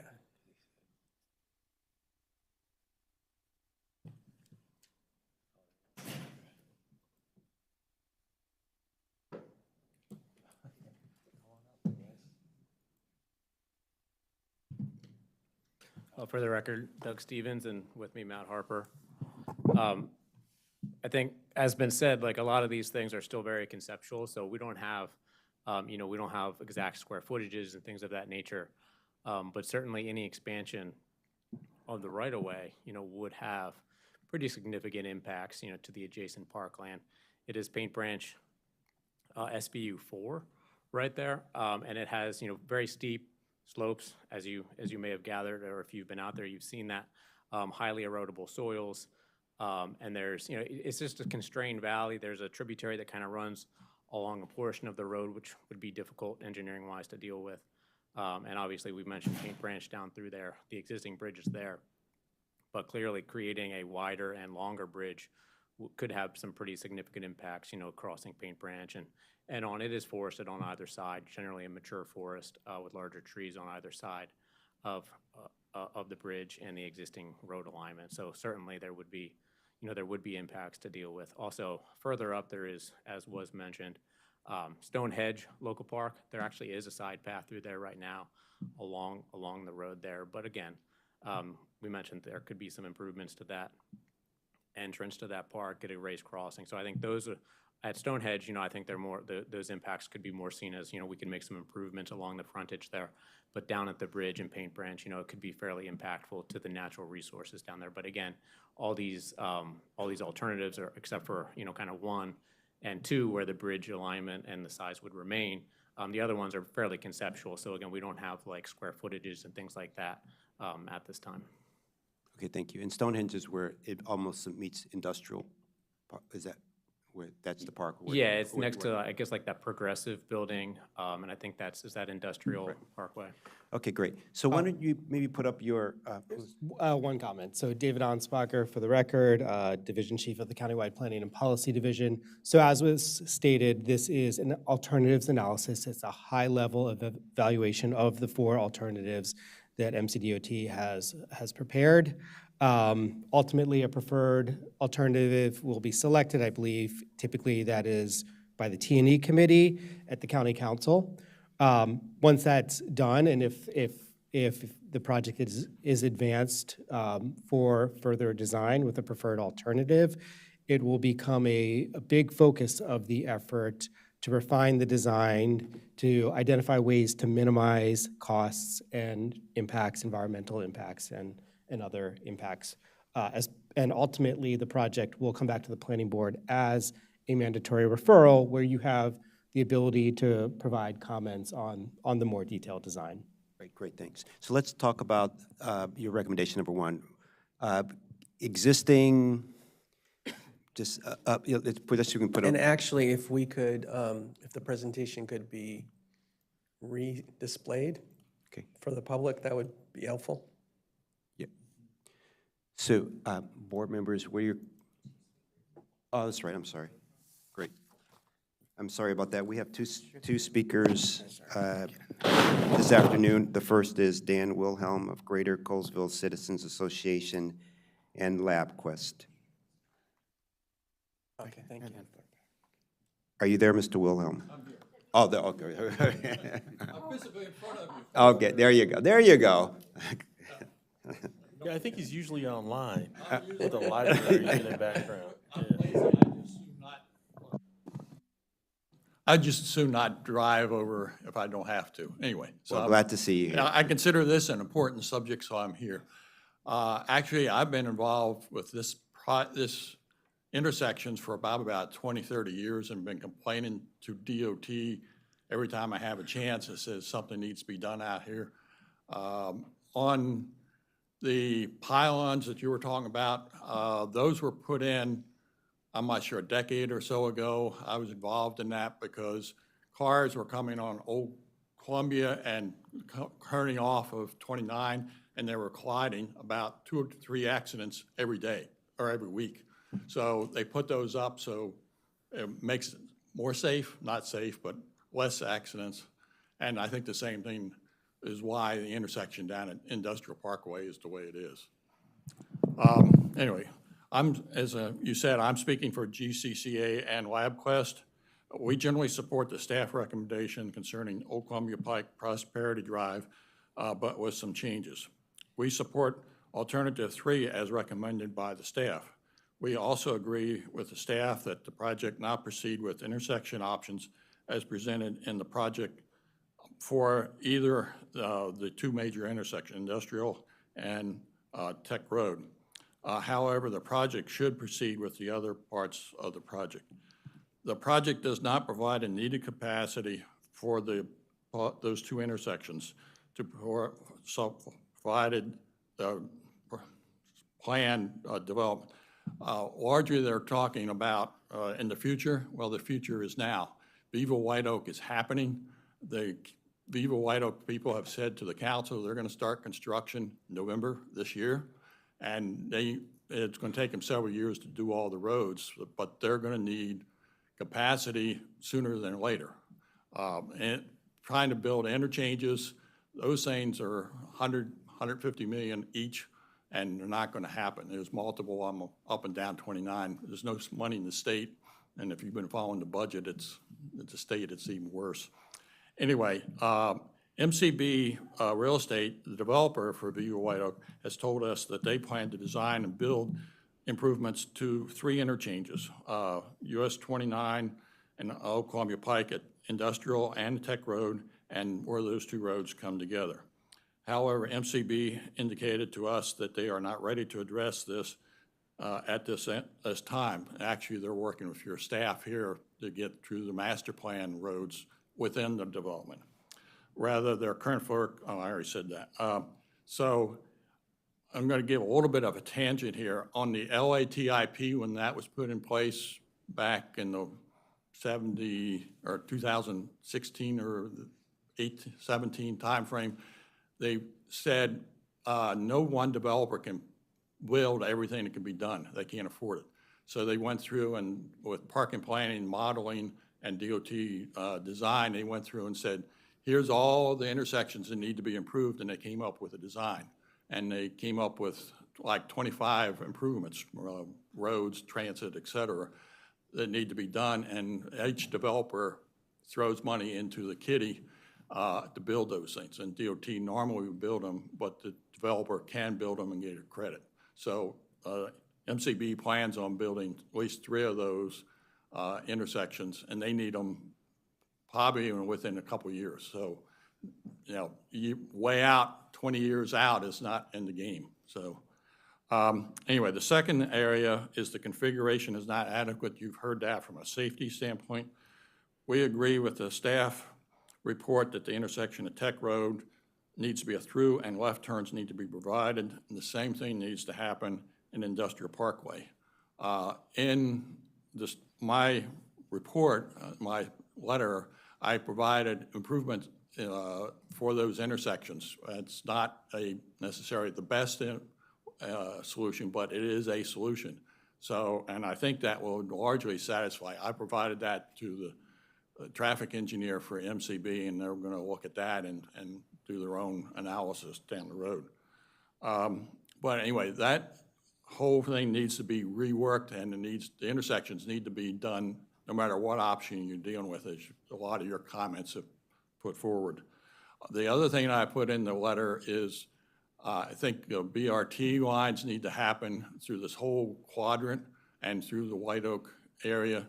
And the ideal way to do this would be to run the BRT vehicle down this section of Old Columbia Pike.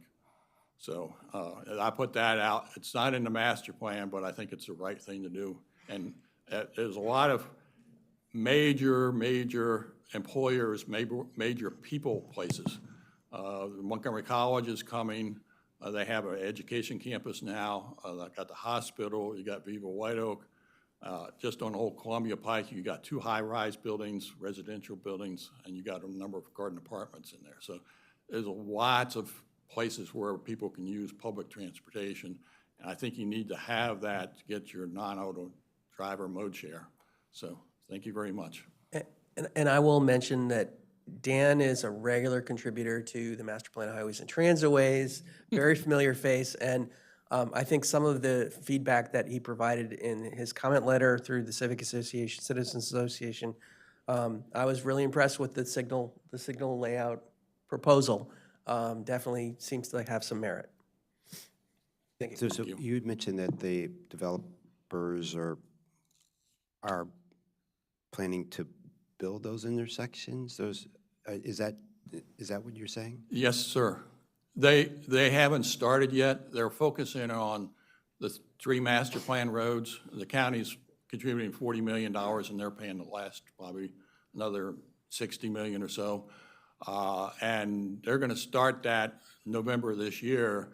And then once they get that started, then they can, because you got to put water and sewer, stormwater management, all kinds of the roads themselves, all kinds of improvements. They're talking $250 million worth of improvements all below ground, roadways and down. And so once they get that done, get that through your staff and it comes to you for approval, then they can start focusing on these 2 intersections. And I would think they would probably do that within a year or so, but that's my guess. No, I'm saying, are they required to do those intersections? No, they're not required. They can contribute money or they can build it. They say they want to build it. And DOT in the past has said they would prefer developers to do it because they can build it cheaper and faster. And MCB needs that to accommodate the traffic going in and out of Viva White Oak. Thank you. Thank you so much. So I will say that, any place that we have a transportation improvement program, a TIP, sometimes it goes according to schedule, sometimes it doesn't. We did have a discussion of the LATIP in the staff report on pages 3 and 4. And several of the elements of this proposed project are actually LATIP projects. But they are the bikeways and the intersection and the bridge. Okay. The bigger dollar issues that are really not included, that are included in the LATIP but not part of this project are some of the major interchanges that are in the Master Plan of Highways and Transitways. Great, thank you. So funding for that is and will continue to be a problem. Great, thank you. David Dunmeyer, I'm sorry. My name is David Dunmeyer. Oh, thank you. And I've been a resident of the Paint Branch watershed for 4 decades. I'm testifying today on behalf of the Eyes of Paint Branch, a local conservation group. The Paint Branch watershed is a very special place. The Paint Branch Stream Valley Park contains some of the highest quality and most unique natural resources in Montgomery County. A rich network of seeps and wetlands feed an interrelated system of cold water tributaries, which support an uncommon diversity of aquatic, plant, and wildlife species. These wetlands also provide groundwater recharge, filtration of sediment and other pollutants, in turn enabling the high water quality needed for these sensitive organisms. Many wetland areas throughout the watershed contain large spring peeper and wood frog populations that result in a wonderful chorus of song each spring. I heard them last night. Numerous hiking trails wind through these beautiful forests. These trails offer a wonderful opportunity to experience the beauty and natural diversity of the Paint Branch, a respite from the surrounding urban setting. The Paint Branch main stem gorge area, where this project is located, is one of the most beautiful areas in Montgomery County. The mature forests, steep slopes on both sides, and numerous rock outcroppings are impressive. On one of our nature walks there, naturalist John Parrish identified 15 different species of ferns. Who knew? We invite you to one of our frequent guided stream walks, hikes, cleanups, tree plantings, and so on, to experience the wonders of Paint Branch firsthand. Planning staff recommends proceeding to design with Alternative 3 and for DOT to coordinate with the Parks Department to discuss avoidance and minimization through the permit review process. We do not concur with this recommendation. Instead, we urge the board to stop and consider the following. On page 27 of the staff report, here is how they characterize the environmental impacts. Considerable right-of-way widening, significant impacts to natural resources and recreational resources, significant constraints from stream buffers, steep slopes, the floodplain, and mature forests. This is their word. Difficult stormwater management design and implementation, significant resource mitigation likely required. And finally, the proposed designs may prove to be unbuildable due to these environmental constraints. That's not all of it. There's another impact that is not in the staff report. In 1974, the Maryland Department of Natural Resources, DNR, classified the Paint Branch and all of its tributaries upstream of the Capitol Beltway as Use 3 waters, the highest water quality rating in the state. Further, this rating indicates the potential for or suitability for growth and propagation of self-sustaining trout and other cold water species. Paint Branch was the first stream in Montgomery County to be identified as Use 3. The main stem gorge where this project is located is Use 3 waters. The intent of this designation is to afford the highest order of protection possible in the state. Currently, the crossing over the main stem gorge is covered by a heavy canopy of trees, which keep the Use 3 waters below shaded and cool nearly all of the time. Adding these significant increases in the cross-section, doubling for Alternative 3 and tripling for Alternative 4, would create an opening in the canopy and let in the summer sun at its highest point when its intensity is greatest, resulting in increases of water temperature. And temperatures in the 60s are critical for the survival of the sensitive aquatic species in the Paint Branch. That is an awfully long list of significant impacts, coupled with the recognition that the design may be unbuildable. Yet staff recommends this alternative and relies on the permit review process to sort it out. If past has anything to do with prologue, this is doomed to fail, at least in terms of environmental impacts. We recommend not selecting a preferred alternative right now based on the limited information that we have. Instead, a more thorough analysis is needed in which the environmental impacts are clearly quantified for each of the alternatives. This analysis should also include quantifying the avoidance and minimization of impacts, as well as defining mitigation for all alternatives.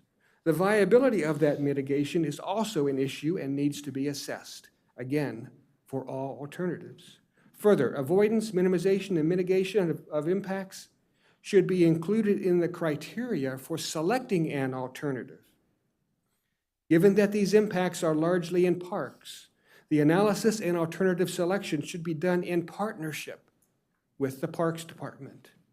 We all need to understand what functions or services the natural features in the study area currently provide, how these functions would be impacted by the proposed changes, and what would be lost.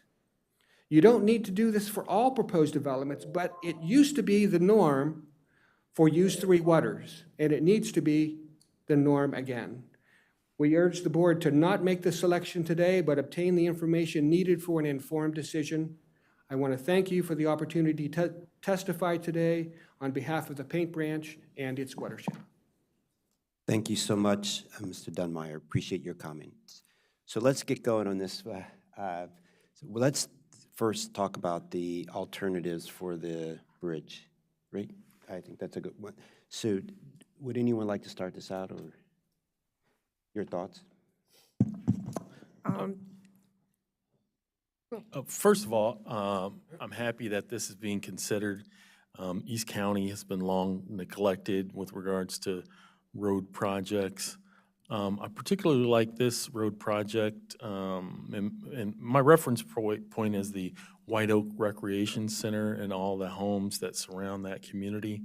And with the new development on Tech Road and Industrial Parkway, namely the Amazon Fresh and the other retail establishments and the new commercial development there, I think there's a need for the community to be able to access those places without getting on the main thoroughfare of Route 29, in particular the intersection where the Bank of America is and Route 29, I think that's Stewart Lane, very difficult intersection to navigate, and I think the people of that community would appreciate this roadway going through. My only question is, why didn't it go further south towards the Sears and Safeway development? Mr. Dan Wilheim pointed out that it would be an excellent roadway for BRT. I think Councilmember Mink would also likely feel that way, because she had mentioned to me one time that abandoned Sears and the Sears Service Center could be a good location for a BRT station. I'm curious as to why it didn't go further south to connect to that parking lot there, because the parking lot for the Sears, the old Sears building, and the Giant connect to that roadway. But this is a much-needed improvement and highly anticipated, and I appreciate your recommendations. Thank you. What I hear, you're in favor of alternate 3, the staff. I am in favor of the recommendations of the planning board, Okay. yes. Okay, so, Mr. Linden, do you have any comments? I think I'll start off just with one question. I think for MCDOT, I think you mentioned in at least one of the public meetings, significant amounts of at least participants, they were in favor of alternative 2. Did I hear that right? Did they or do we sort of have an understanding of what those interests and concerns were about allowing vehicles to cross over the bridge? Basically, the concern was increased traffic in front of their neighborhood. And then the secondary concern would be this could be as traffic gets backed up on 29, this would be seen as a workaround to traffic congestion on 29. Yeah. Those were their, in general, summarizing their concerns. Yeah, that's kind of what I had in mind, and that kind of leads to my second question, which is, I know that this stretch of 29 has pretty high average daily volume, I guess in both directions. I think it's probably in the 60,000 to 70,000 range. It's one of the highest, I think, probably in the county for a corridor like this. But in terms of delay and congestion, do we know what the typical congestion pattern is in this area? So in other words, do we think it's likely for people to seek alternatives at different times of day off 29 in particular? Because I know it's, if we go a little bit south of here, that's where the interchange with New Hampshire is, and I imagine there's probably some congestion there at peak periods. But I'm not sure if there's any modeling or anything else to suggest that, we would see significant cut-through traffic in this area as a result of congestion. So the modeling that was performed, the 4,200 vehicles per day, I believe that comes from, if I'm not mistaken, the White Oak Science Gateway Master Plan. And that basically provided a two-lane connection and then looked at, how traffic would divert. But that is, I would just say, to start off, a planning number.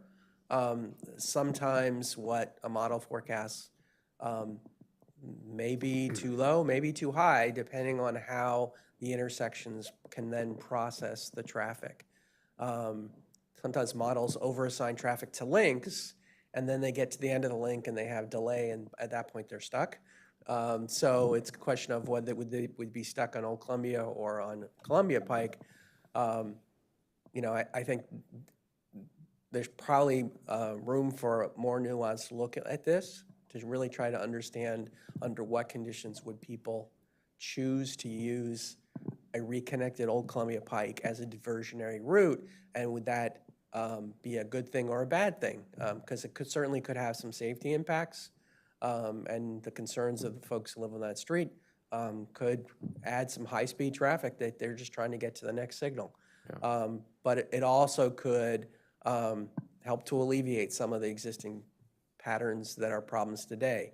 One of those, one that I could see very realistically, which may not be good, is that people who are coming north who want to get to Viva White Oak, they could exit Columbia Pike at Stewart Lane and then head up Old Columbia Pike because it's just a right turn to get into the site.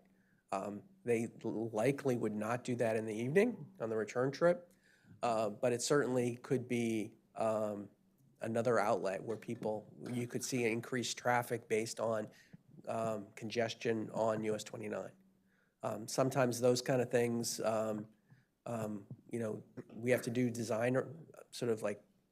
design options around them, including things like putting in traffic calming and trying to make the cut-through route less attractive. But sometimes they exist and they are used, and despite our best efforts, we end up having very high volumes on streets that we'd otherwise wish they would stay on the main thoroughfare.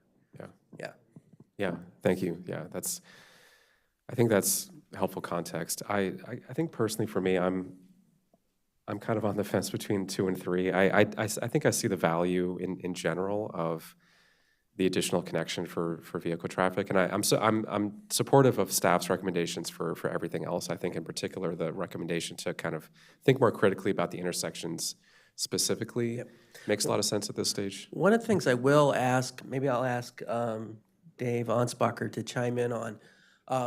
When we do these alternatives analysis, sometimes we evaluate alternatives decisions that have already been made.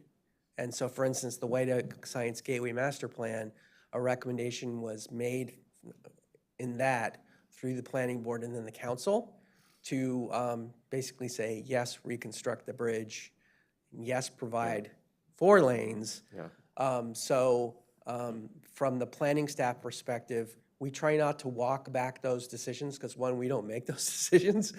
We try to provide informed information. I don't know if you want to say anything else, Dave. Yeah, I'll chime in a little bit here. Just to go back to the intent of this recommendation, the White Oak Science Gateway Plan, it was in part to relieve traffic from US 29.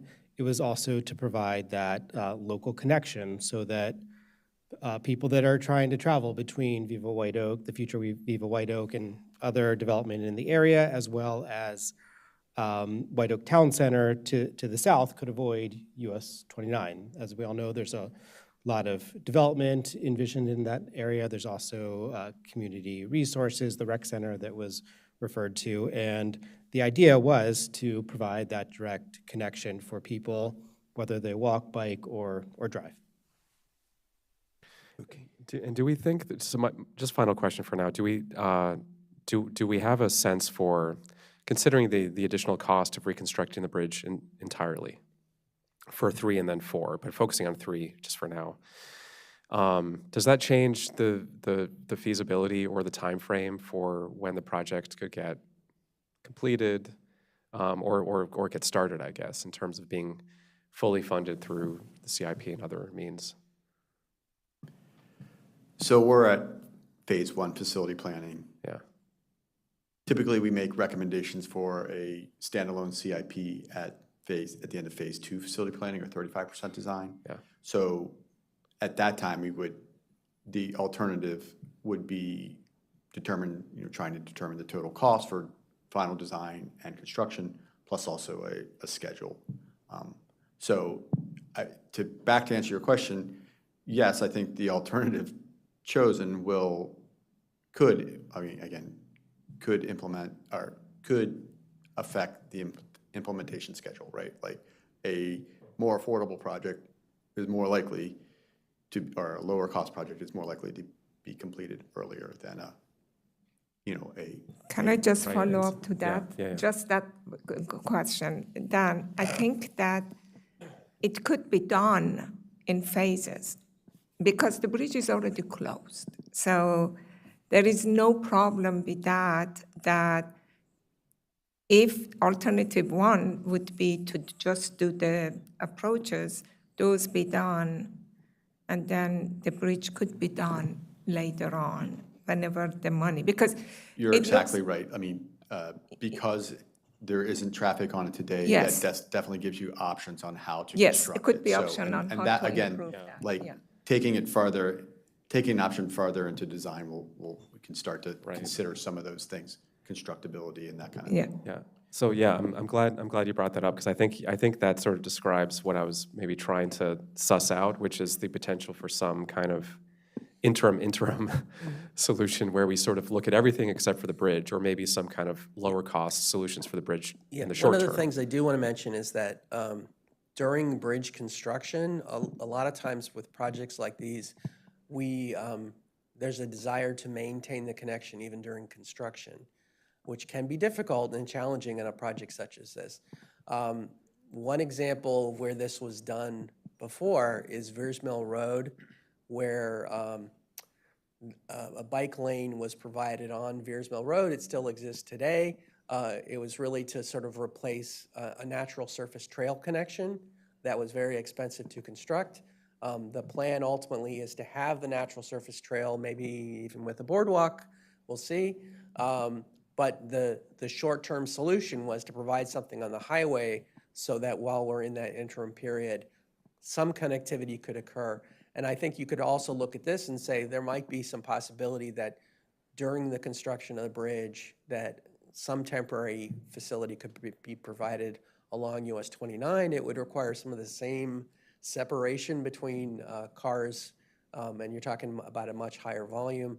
But certainly those kind of considerations I think are really important because, the impacts during construction, the people who use this every day, it's not their fault that we're replacing, if we replace a bridge, how do we still provide that function for them? In some cases, maybe we can't. But, ultimately DOT will get to that point and we'll be able to address those kind of issues as well. So let me chime in here. So I'm also a bit torn between 2 and 3. One is on 2 I definitely would not recommend 4. I don't believe 4 lanes are needed in this area. I like that because of if the master plan said they need some relief on 29, I mean, I think this would provide relief on 29. Also, as Viva White Oak is built, I think it would be a great way to get to that better.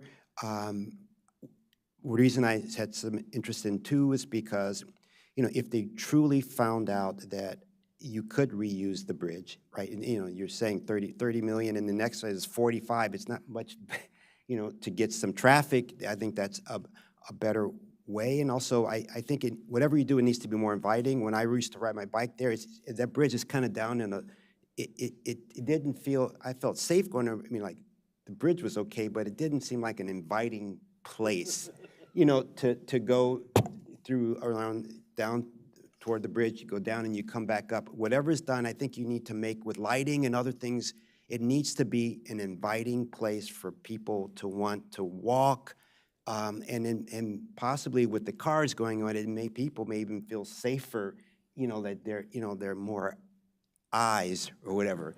So I would go along with the staff's recommendation, but I also think that they should, as you go through this, maybe try to see if, because definitely option 3 would be more impact on the Paint Branch area, because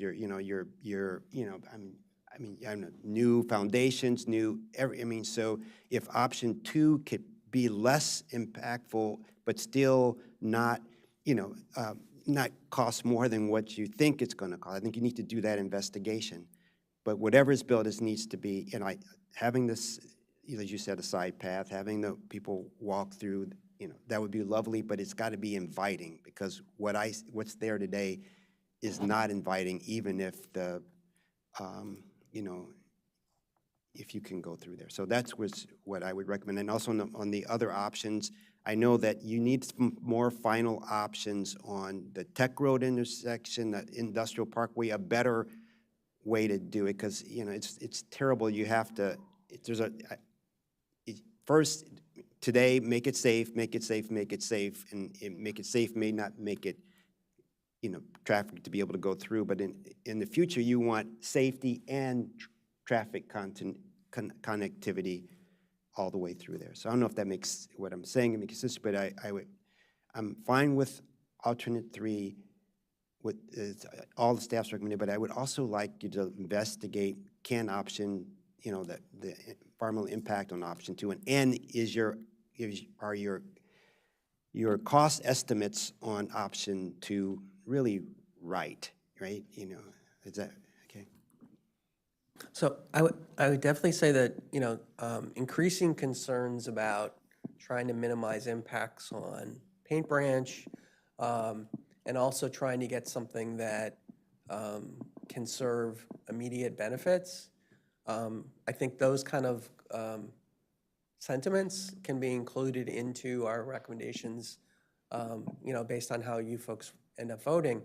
A couple important things is that, one, as planning staff, we were always going to recommend an alternative that provided vehicular traffic, because that's what the previous planning board instructed us to do. That's what the previous council instructed us to do. So alternative 4 going in was the position that normally we would support. Because of Thrive, and there are actually 2 things in Thrive. One is connecting the grid. That's something that's very, very important, especially to increase walking and biking. So making sure that this continues to be a connection is extremely important. And also just, the sort of reevaluation of maybe we've overbuilt a lot of roads. We definitely feel like this is one place where the recommendation for 4 lanes is not justified. And so it's worth reopening, which is why we ultimately ended up with alternative 3. We never could have recommended alternative 2 at this stage, because it's not our job to, dictate those. But certainly I would say as part of DOT's continuing facility planning effort, if alternative 3 ends up being extremely expensive or not popular due to constructability issues, environmental impact issues, things of that nature, you will end up with alternative 2.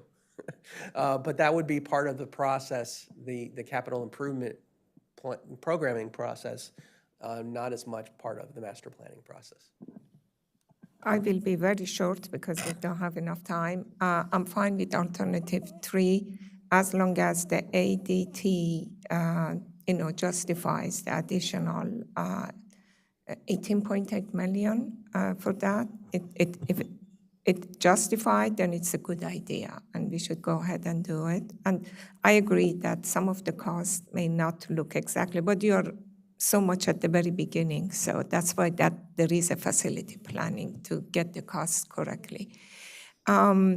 Also, in regard to other recommendations, I think that they are some solutions, but they're not the full solution. So hopefully while you're looking at the 35% design, you look to see that how you could provide connectivity. Thank you. Sue, do you have, you spoke, you were for their recommended recommendations. So I think we have that we're for option 3, and the other recommendations, but I think through this process, you should really study, the environmental impact, because, and relay that to the costs, and for me, it would be then strongly go with option 2, but you're saying that you were charged with having some vehicular connection. I mean, That is where planning staff starts when we do these type of evaluations. I would say that your body has more authority, a lot more authority than we do, because you make decisions. If you chose alternative 2, you would be essentially changing a decision from the council. But, again, you guys are hired, essentially appointed by the council, sometimes to Just make for decisions. clarification, what you are doing is providing a recommendation to the T&E committee. Yeah. It's just a recommendation at this point. Yeah. I mean, so you are free to make recommendations that are counter to master plans if you feel like things have changed and they should be changed. right, well, my recommendation was I would go with the alternative 3, but before a final decision on alternative 3 is to really review the cost estimate of option 2, the environmental impact of option 3, especially if option 2, because option 2, you're not, the foundations are still this, you're not impacting Paint Branch as much, but that is my recommendation. A very tentative support for for alternative 3, which, based on all those, future considerations may very well change. But just the emphasis being on, exactly what the chair said. And I think not to delay this further, I think the reason why I'm still sort of on the fence between 2 and 3 is, I think I still don't quite see. I'm still not sure if the value, if the use of this road truly, if the expected use of this road truly justifies the overall cost. I know you did the cost-benefit analysis, and I know it sort of shows what it shows from converting various things into dollar sense, and I get that. But if we are just estimating 4,000 cars a day, which also expects a certain amount of build-out, right, of the area, which hasn't happened yet, which is coming, but it hasn't happened yet. There's nothing in the future that would necessarily preclude, right, focusing on the bridge in the future if there was a further justification for it at that stage. And I think that's why I'm, a 4,000 estimate daily volume, which is not a today volume, that's a future volume, is, just for context, that's just not a huge amount of cars. And so to me, that's why, given the other goals that you mentioned and the fact that this is not currently open to cars, and we're sort of always looking for opportunities to maintain car-free spaces in the county. Not to mention sort of the environmental impacts of reconstructing a bridge over the Paint Branch right here. Yeah, I think that's why I'm still waffling. But if it is necessary for us to give a recommendation for something, and I don't know if it is, I don't know if we can recommend sort of support for everything except an alternative at this stage. Well, you could, but I think what you're expressing is the fact that you could be okay with one alternative, but right now you're not sure that enough information has been presented to justify one versus another, even though one is more consistent with the master plan vision than not. And that the applicant maybe needs to, as they proceed and they go to the Transportation and Environment Committee and they start looking at these things, that they, certainly we're going to want to convey this concern to the T&E Committee. So making sure that concern is listed in our recommendations and comments appropriately is something that I will try to distill from the conversations that we've had here today to put it into the letter that ultimately Mr. Harris will sign. Yeah, well, I guess what you're hearing from is that we don't in terms of, we ask about the traffic counts, or like how into this new, we're looking at Viva White Oak and all this other, is it, like you or who does the study, is it truly, has someone looked at the transportation planning for Viva White Oak lately and how it fits into all of this? I mean, we generally do that when we look at new projects or look at master plans and, like how, has that been looked at for this project? So going back to the development of the White Oak Science Gateway plan, I actually did the traffic analysis way back in the 2010, 2011 phase, and there was value for the build out of the area in constructing a 2-lane road, and that was what the planning board's recommendation was. The council decided to increase it to a 4-lane road, and of course that's their purview. But yes, we as the master plan team did evaluate the benefits from a roadway, from a traffic capacity, and it was strong. Okay, all right, great. So I will stick with the alternative 3 with those caveats. You still look at those other pieces, the environmental piece, the cost of it as compared to the cost of the option 2 as the backup, okay? Okay, so do I have a motion to, do you quite understand my, okay, great. So do I have a motion to move forward with staff's recommendations, all of their recommendations in this for the old Columbia Pike and their recommendation for the intersections that need to be studied further, and with also the caveat that they're really more, as they move forward, you have to look into the environmental impact of this, and is it justifiable, or is option 2 a better option? Okay. I'll move to transmit the comments from the staff to the Department of Transportation. Second. All in favor? Aye. Aye. I think Mitra, well, she was there, but we will just go with what we have here. Yeah, 401. Okay, thank you so much. Appreciate a lot of the conversations here, and thank you for bringing this to us. And we'll just take a 2-minute break, and we'll start with our last item. No, we'll start with item number 8. Just for clarification, it's a 4-0 vote? Well, yeah.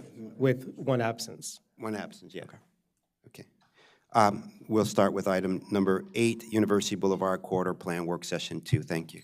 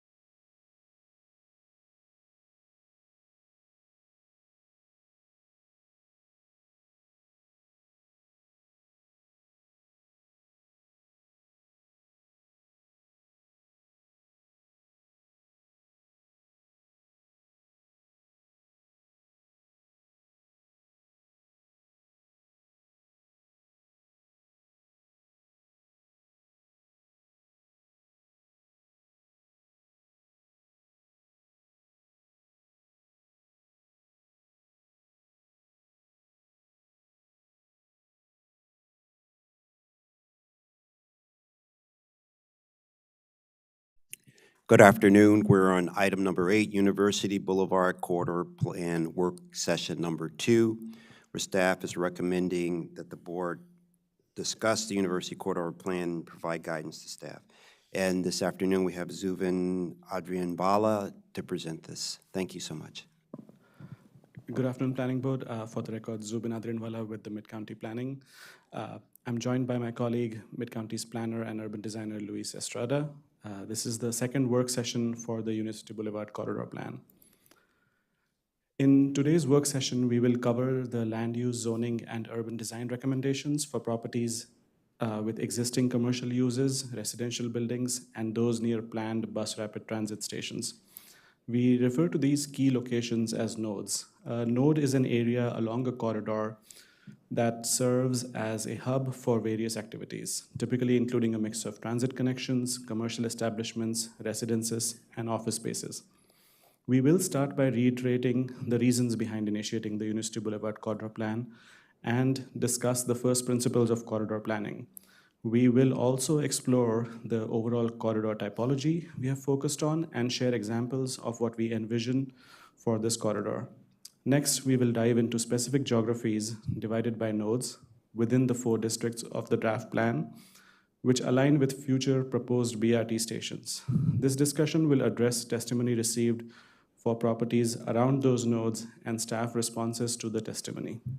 Finally, we will seek the board's guidance on specific changes we are recommending to the draft plan based on community testimony and the board's past guidance. The plan seeks to reshape University Boulevard into a safe multimodal corridor that serves all users, especially those walking, biking, and taking transit.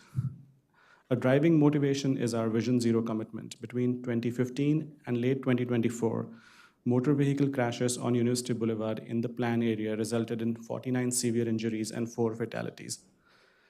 We sincerely believe we need a safer, more inclusive corridor. The plan also focuses on growth around planned BRT stations, supporting compact, walkable development in line with the goals of Thrive Montgomery 2050. This means enabling new housing options without displacing or disturbing existing residential communities. It also means converting some commercial sites into vibrant mixed-use places.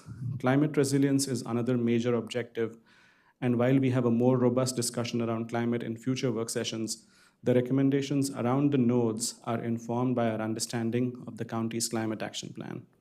The University Boulevard plan offers a coordinated approach to safety, equity, sustainability, and growth, and strives to serve as a model for future corridor planning in the county. We recognize that the corridors in the county serve multiple roles. They are major thoroughfares, key transit routes, and support centers of activities. While today's discussion will focus on the key nodes along the University Boulevard corridor, we want to emphasize our understanding of the broader context and the importance of the corridors in the larger network.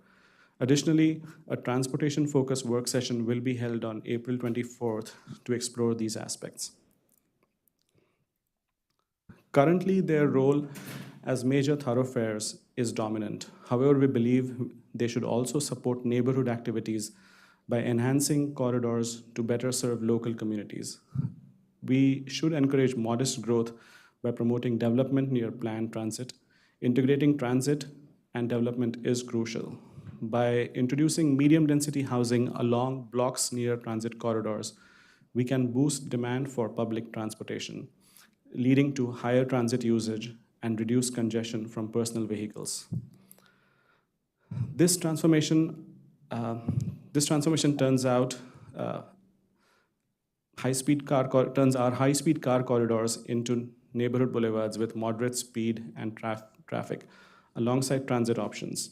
Additionally, we create safe, tree-lined walking and biking paths separated from vehicles by landscaped areas. This also means establishing safe pedestrian crossings, which can replace the current dangerous conditions where people risk their lives to cross the corridor.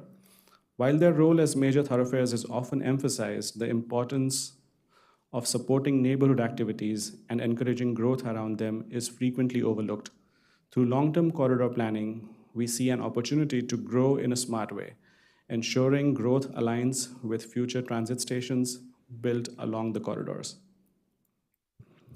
Planning staff has explored corridor typologies, and within that framework, we believe University Boulevard represents corridor type 2, which is characterized by modest growth. This includes growth focused at nodes and modest growth along the corridor segments. The plan envisions University Boulevard as a pedestrian-oriented multimodal corridor that supports safe, accessible, and healthy travel options, connecting vibrant communities with a diverse range of housing options supported by bus rapid transit. This segment typology anticipates moderate density mixed-use development within the nodes along the corridor and low to moderate, predominantly residential density between the nodes. It also includes the development of a grid of streets along the full extent of the corridor segment and frequently spaced protected crossings consistent with the Complete Street Design Guide. While it is difficult to predict the exact type of developments along the University Boulevard, given zoning provisions, we anticipate that the images on this slide reflect the kind of development we could expect. Medium rise, medium density, or low rise, moderate density developments are conducive to adding meaningful housing supply. They also encourage a sense of enclosure along the corridor, making it safer for all users, whether walking, biking, rolling, driving, or using transit. The existing land use in the corridor is in the plan area is primarily single-family residential with some single-family attached homes. There are also several institutional and religious facilities. Commercial activity is limited to 3 locations. The proposed land use may include multi-unit housing focused on blocks fronting the corridor, mixed-use development situated near proposed BRT stations, and institutional uses along the corridor. Institutional uses and single-family homes should be retained beyond the corridor. Based on this proposed land use, we believe the proposed zoning changes will help us get there during the life of the plan. This mix of CRT and CRN zoning will allow for thoughtful and meaningful growth. Finally, for the urban design in the corridor, we aim to integrate small, medium, and large-scale new developments to promote walkability along the corridor and mixed-use development to expand housing options and create neighborhood serving centers, also with the goal of improving walking, biking, and rolling with improved facilities and expanded access. From a broad perspective, the testimony we received raised concerns about rezoning and altering neighborhood character and scale. In response, neighborhood-level zoning discussion will be held during the May 1st work session. The plan aims to ensure compatibility through setbacks, height standards, and an overlay zone. Testimony also supported more housing, particularly affordable options. The draft plan prioritizes residential density to enhance affordability near transit. Additionally, concerns about infrastructure, parking, traffic, and schools were noted. Transportation and infrastructure topics are scheduled for a future work session, and any future development must meet adequacy standards for approval. Now, turning to the nodes, we will first look at the node within the Amherst Avenue and Chestnut Ridge district.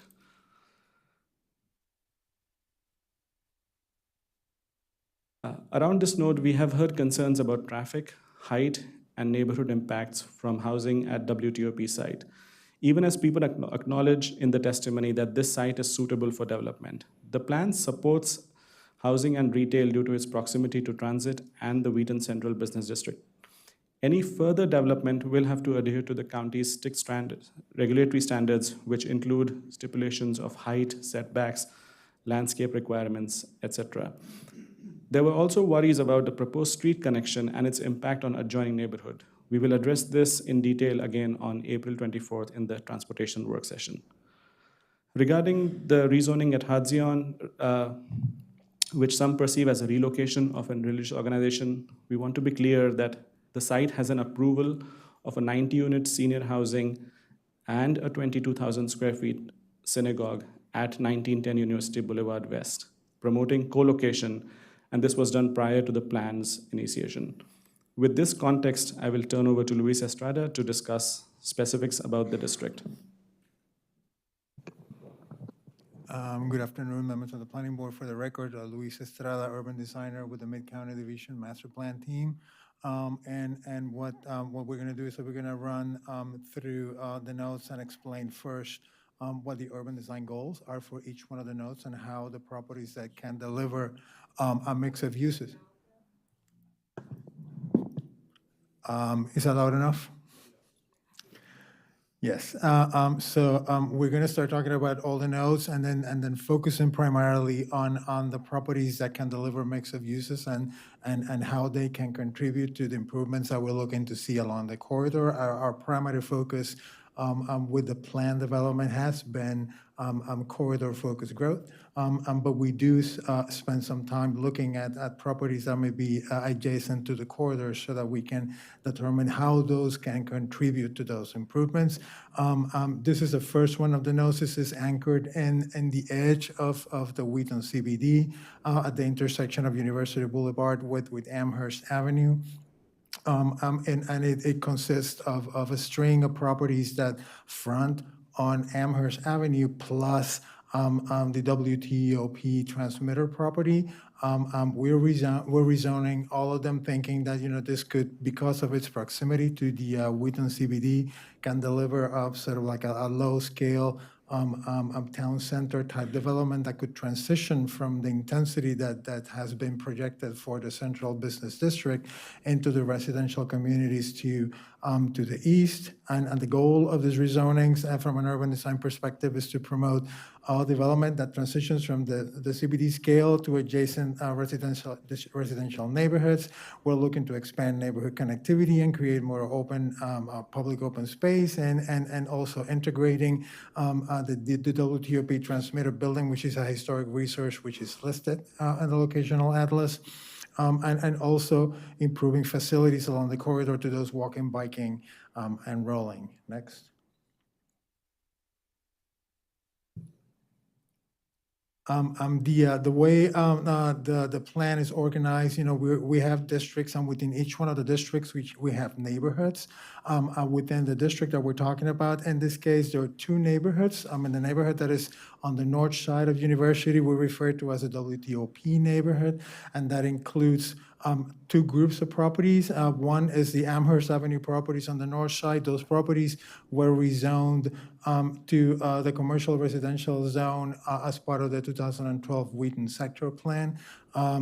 We are including the WT property, and we are rezoning it to this commercial residential town zone, and the intent is to develop some synergistic development between the two clusters of properties. The Amherst Avenue properties today are a combination of single-use commercial uses that range from a post office to auto repair places, and then there's a fast food establishment in there.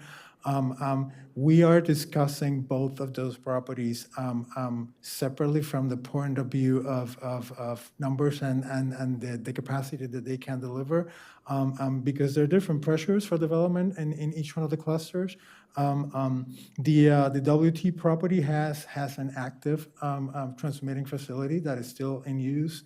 And as we understand it, the bulk of the property is actually set up in a way that it contributes to the transmission capacity of the facility. We have spoken to the owners. They don't have any immediate plans to redevelop the property, which is why we're talking about the two groups of property separately, so that we can explain that one property could develop before the other. The strip that fronts on Amherst Avenue, they do have enough capacity to do some development on their own, should there be an interest to consolidate any of those properties. Mind you, they were rezoned back in 2012, and nothing has happened to date. But they do have the capacity to do that. Next. On the south side, Can you go back to that? The properties are along Amherst Avenue. So they can, right now they're all commercial, correct? Correct. But we are allowing residential in this strip now? The zone will allow them to build residential, yes. Yeah, but the current zone didn't allow them. What they have today now, what they have today is CR zoning, and it does allow residential. So they land. could have done that, but it's mainly right now just commercial. Right now, it's just commercial, and that's been in place for a long time, much before Yeah. the prior sector plan. Okay, thank you. So, Mr. Estrada, how would you, so how are you going through, so you're going to talk about, these are your recommendations, right? Yes. Okay, so you're going to go through every neighborhood, or would you like us to comment on every neighborhood, or are you going to go through all the neighborhoods and like us, I just want to get a sense of what you would like from us, or give like, yeah, in general, we're fine with this, or what would you like on this? Carrie Sanders for the record. Thank you for the question. We have a few neighborhoods where we request specific guidance on recommendations from you. So what we can do is pause after each neighborhood, see if you have questions. But for example, in the Arcola district, we are going to ask you for specific guidance. So we'll be clear about that as we go through each neighborhood. Okay, great. So, so you don't have to come back to the, So for this neighborhood, we actually aren't requesting to change anything from our original draft plan. So we don't have any, we're not asking for guidance, but we would welcome any questions you have, or if you have, other things that you want to discuss with this neighborhood, we're happy to do that. all I ask is, on this Amherst Avenue property, especially to the east, are those properties deep enough, especially as you go north, to come up with a project that's not the ones near the corner? They seem like they have some, but as you go further east, to have a measurable dense, to a project to come out of them, so that you can do something today, or you wouldn't need for the WTOP to get some of that toward just right behind them to make it's just a question. It's hard to tell from the depth here, but it is just a question, okay? Yes, yes, that's a good question. They do have today enough density so that if they wanted to do something on their own, they could do it. And you are correct that the strip is tight. And if we were to sort of contemplate any kind of mixed-use development, it would be challenging to make it fit in that little strip. But there are things that they could do today that will fit in that footprint. That will be limited, and that probably will not be able to use all the density that they have available under the current zone. So, Yeah, I don't think I don't think at that density and that height that's developable for anything residential. I don't believe that that's a developable residential slot right there at the height and density that we have it at. That's my concern, is that that's, it's a change in zoning, but that's awfully tough to try to fit any residential in that strip or in any of those properties, even if you consolidated them, given the width of the property plus the height restrictions that we have on it. I think at best, if somebody could come in with a townhome approach to that strip, but I'm not sure even that would be able to fit within those awfully tight, boundaries for both the individual plots on the property and even the whole thing. If it's 2.5 acres, even at that, I don't think that that's really anything that could be developed or would be in any reasonable time frame at that height and that density. But maybe, and so we're just, when you come back, you can just say, and my only point was, if someone, just say WTOP says, I'm going with something, today, would, because of the different, the DOP has a large R, small c, and the other one has a large equal c, you can just ask, to come back, if the front bought some of this T, would they be able to make a meaningful development, But you don't have to answer it now, it's just a thought. What can you build today on just the Amherst property, the CR, and then what could you, do if you got some more, or it's, and maybe it's just fine, it's just like it is, or you figure out maybe you can only do towns, or maybe you can only do a commercial thing, but it's just something to think about. Thank you. For the record, Jessica McVeary, Planning Supervisor. I'm going to ask Mr. Estrada to correct me if I'm wrong, but I believe that the bullets that are under the Amherst Avenue Properties North, where it says combined capacity, maximum residential, indicates what could be done on those properties were they to be consolidated and the type of development that it would yield. But I'm going to ask Mr. Estrada to elaborate on that. Yes, and that is correct. And then in all the sort of numbers that we have included in the slides, we've made the assumption that we're trying to maximize residential production in the corridor. So we've assumed consolidation, and we've assumed multifamily type development, understanding that, there are challenges to development in these properties, and that there could be different residential alternatives that could be entertained because of the properties are so tight. It was all, and if you laid something out there, this is just using a theoretical, if you use the density on that area, but if you laid something out with its setback, whatever, could you get that? Just out of curiosity. Well, this is at this point, this is a numbers exercise, and we're using the density that is a maximum density that the zone allows them. We haven't actually done test scenarios for these properties, and again, we acknowledge that because the properties are so tight, they're challenging, but we just want to put out there the capacity that they have. I agree. The only just saying because it's such narrow, could they really did it? But that's okay. You can keep going. Thank you.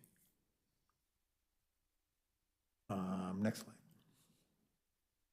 slide. And this is the south side of the same district. I mean, this is a different neighborhood. It's Hearthstone Village neighborhood, and most of the properties within this side of University have been rezoned to the CRN zone, as much of the residential parts of the corridor have.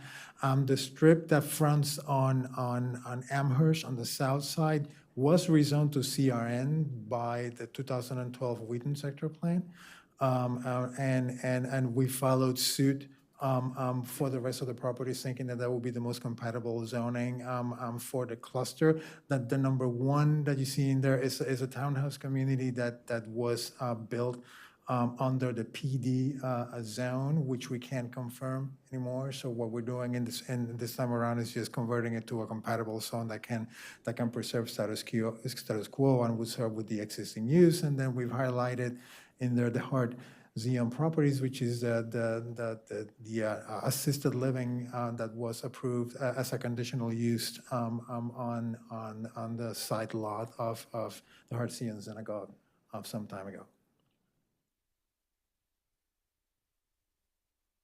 And then marching down this same district, the next neighborhood is the Inwood House neighborhood, and that includes a recommended BRT stop at the intersection of Inwood and University Boulevard. The most significant property in there that has capacity for development is the Inwood House itself. It's an assisted living facility, and adjacent to the Wheaton Forest Local Park, and somewhat removed from the BRT stop, there is another property that has potential for development, the Pomander Court townhouse development. Is an HOC property, and they have actually, it's one of the properties that they're discussing with us about rezoning and thinking about a possible near-term redevelopment within the cluster. And again, the goals for this, as many of the other clusters, are to promote transit-supported development that integrates the future Inwood Avenue BRT station. We would like at this node to, even though they're lower scale, to explore opportunities for neighborhood serving retail near transit, and as with the others, to improve facilities along the corridor for walking, biking, and rolling, and to create public open space where possible. Next. And this is a diagram with the zoning recommendations for the two properties that are likeliest to see some development, we think. Inwood House is about 3.7 acres, and those are the numbers that we're thinking, again, based on the maximum capacity allowed by the zone that is being recommended. Pomander Court, it's 24 townhouse rental units. And again, we have had conversations with HOC who has interest in upzoning the property for additional mixed-use development.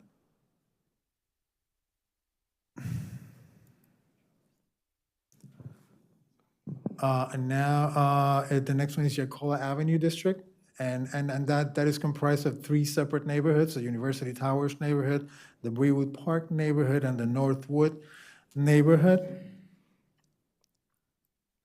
And I don't know, Zubin, you want to speak to this? Thank you. So we have heard concerns from the Kemp Mill community about culturally significant commercial establishments at the Kemp Mill Shopping Center. As you'll see in upcoming slides, staff recommends adding language to the plan to recognize the cultural importance of the shopping center.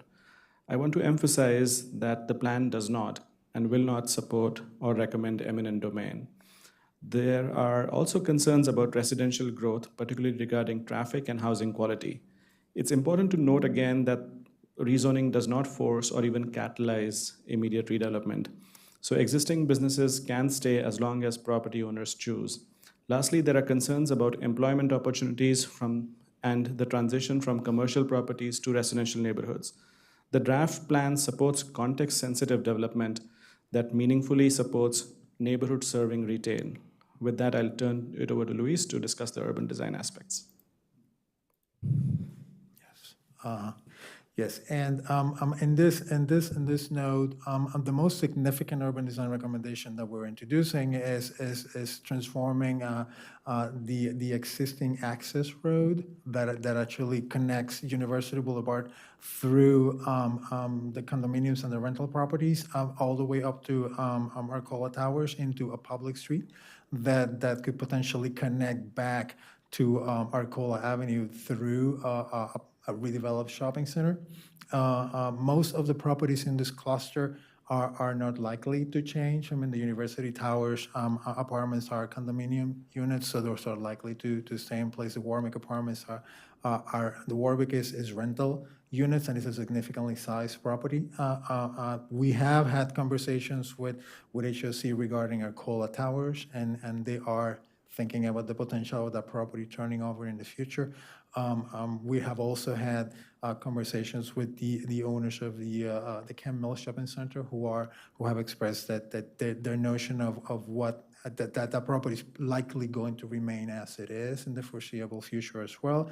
Moving down to University Boulevard, the Norwood Presbyterian Church, which is on the south side of the avenue, it has been for sale, and there is interest in potentially redeveloping that property. So that's probably the one property that may see some change in the near future. Could you show that on the map? Can you point? Yeah. Thank you. Along the park. Yeah, okay. Next slide. Okay, so we're starting with Brewood Park, which is on the south side of University Boulevard, and then the 2 properties that we have rezoned to mixed uses is number 1, Norwood Presbyterian Church, which we were just noting, and the other one is Good Shepherd Episcopal Church. And as we mentioned at the beginning of the presentation, we have changed the zoning for a number of these institutional uses of fronting on the corridor to contribute to the creation of nodes that are mixed use in close proximity to projected BRT stops, and also to start increasing the capacity of those properties to deliver residential uses and potentially maintain the institutional uses they have in place.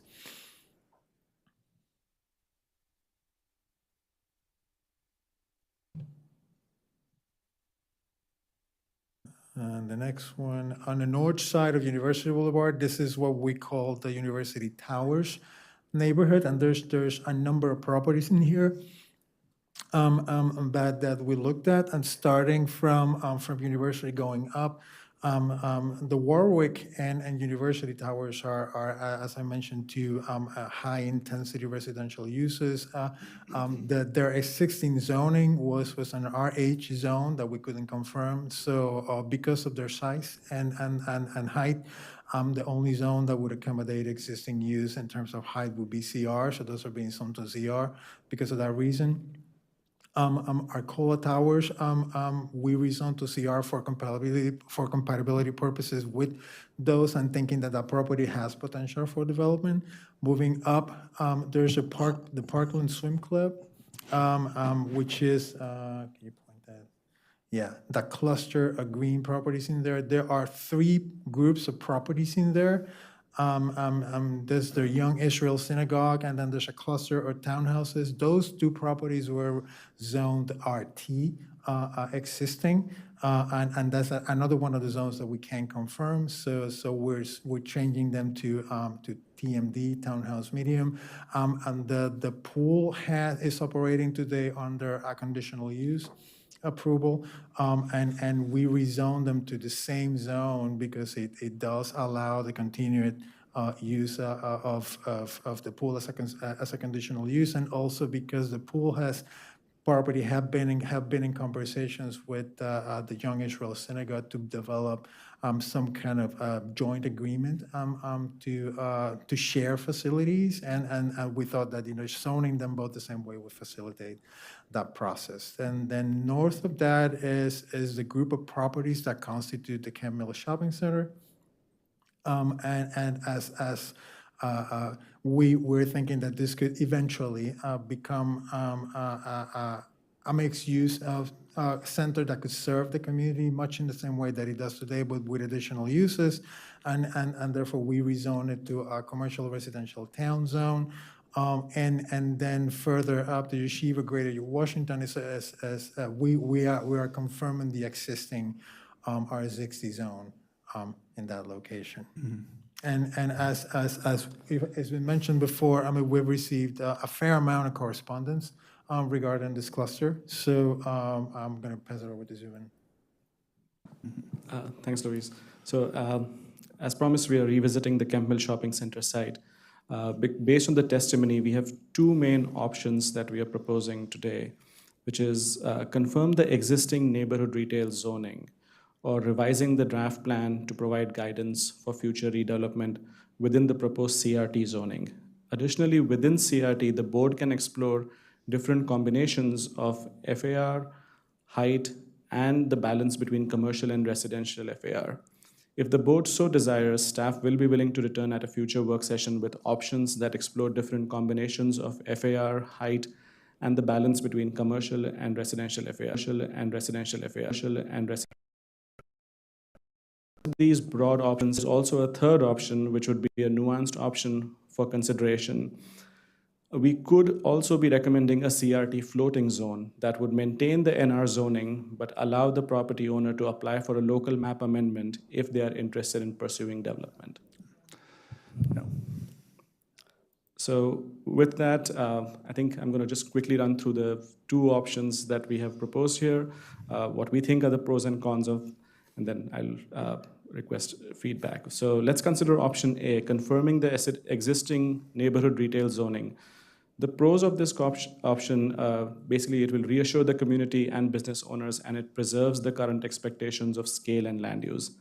However, the cons would be that it limits the mixed-use development potential with residential users capped at 30%. There is also no provision for public benefits through redevelopment.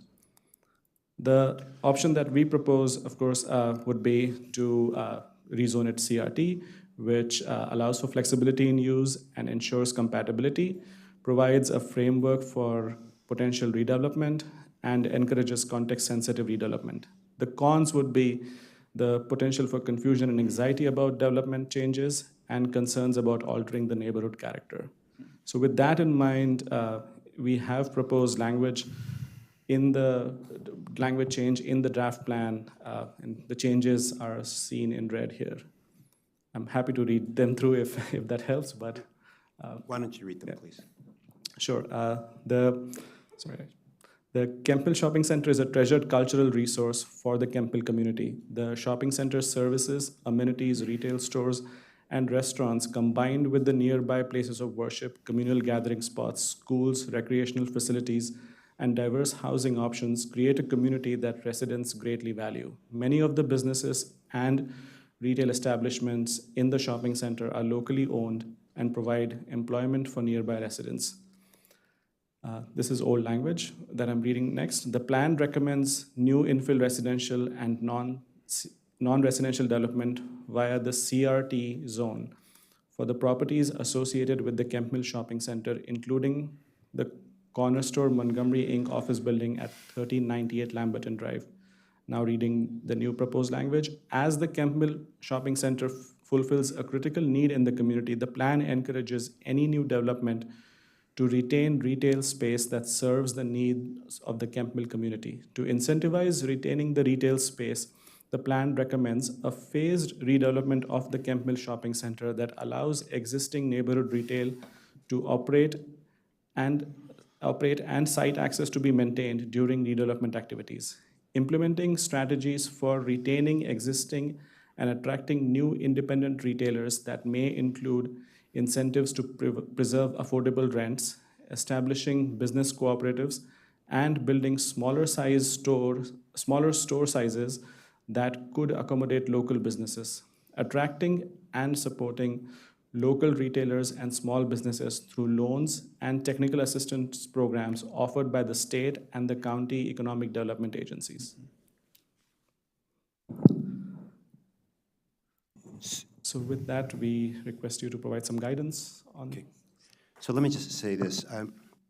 First of all, I thank you for you and the staff for taking time, additional time to go back to the community.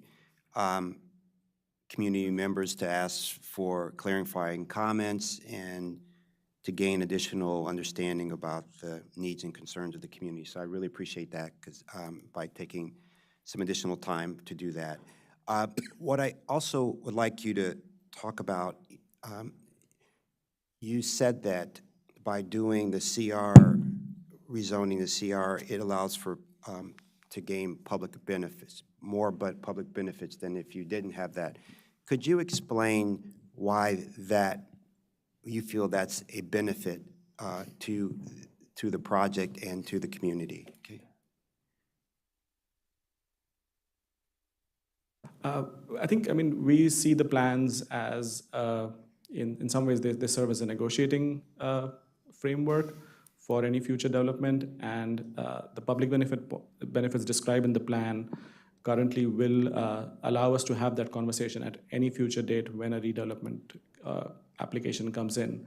I think if we leave status quo as it is, then we don't have that leverage outside of what we currently have. So I think we are concerned that minus those public benefits, the type of development that can come in may not be as thoughtful as we would like to see.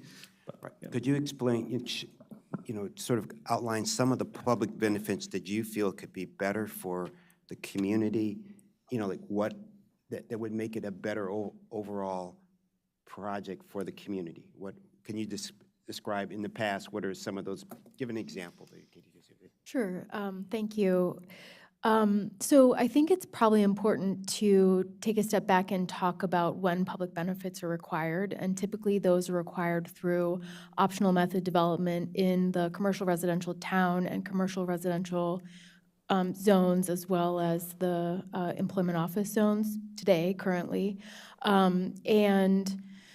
So the neighborhood retail zone does not require public benefits with any redevelopment application, whereas with the commercial residential town zone, through the optional method of development, which is a more discretionary review process, then those public benefits could be negotiated, as Mr. Adrian-Bala was just mentioning.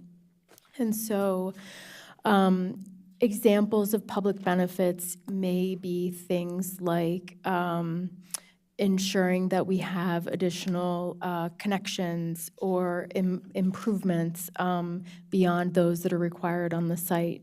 And the CRT zone really gives us the flexibility to enter those types of negotiations when any redevelopment application is submitted. And if I may jump in too, I think the language that we're proposing would also be part of that conversation with any optional method project. We would want the businesses that are there to be able to continue to operate.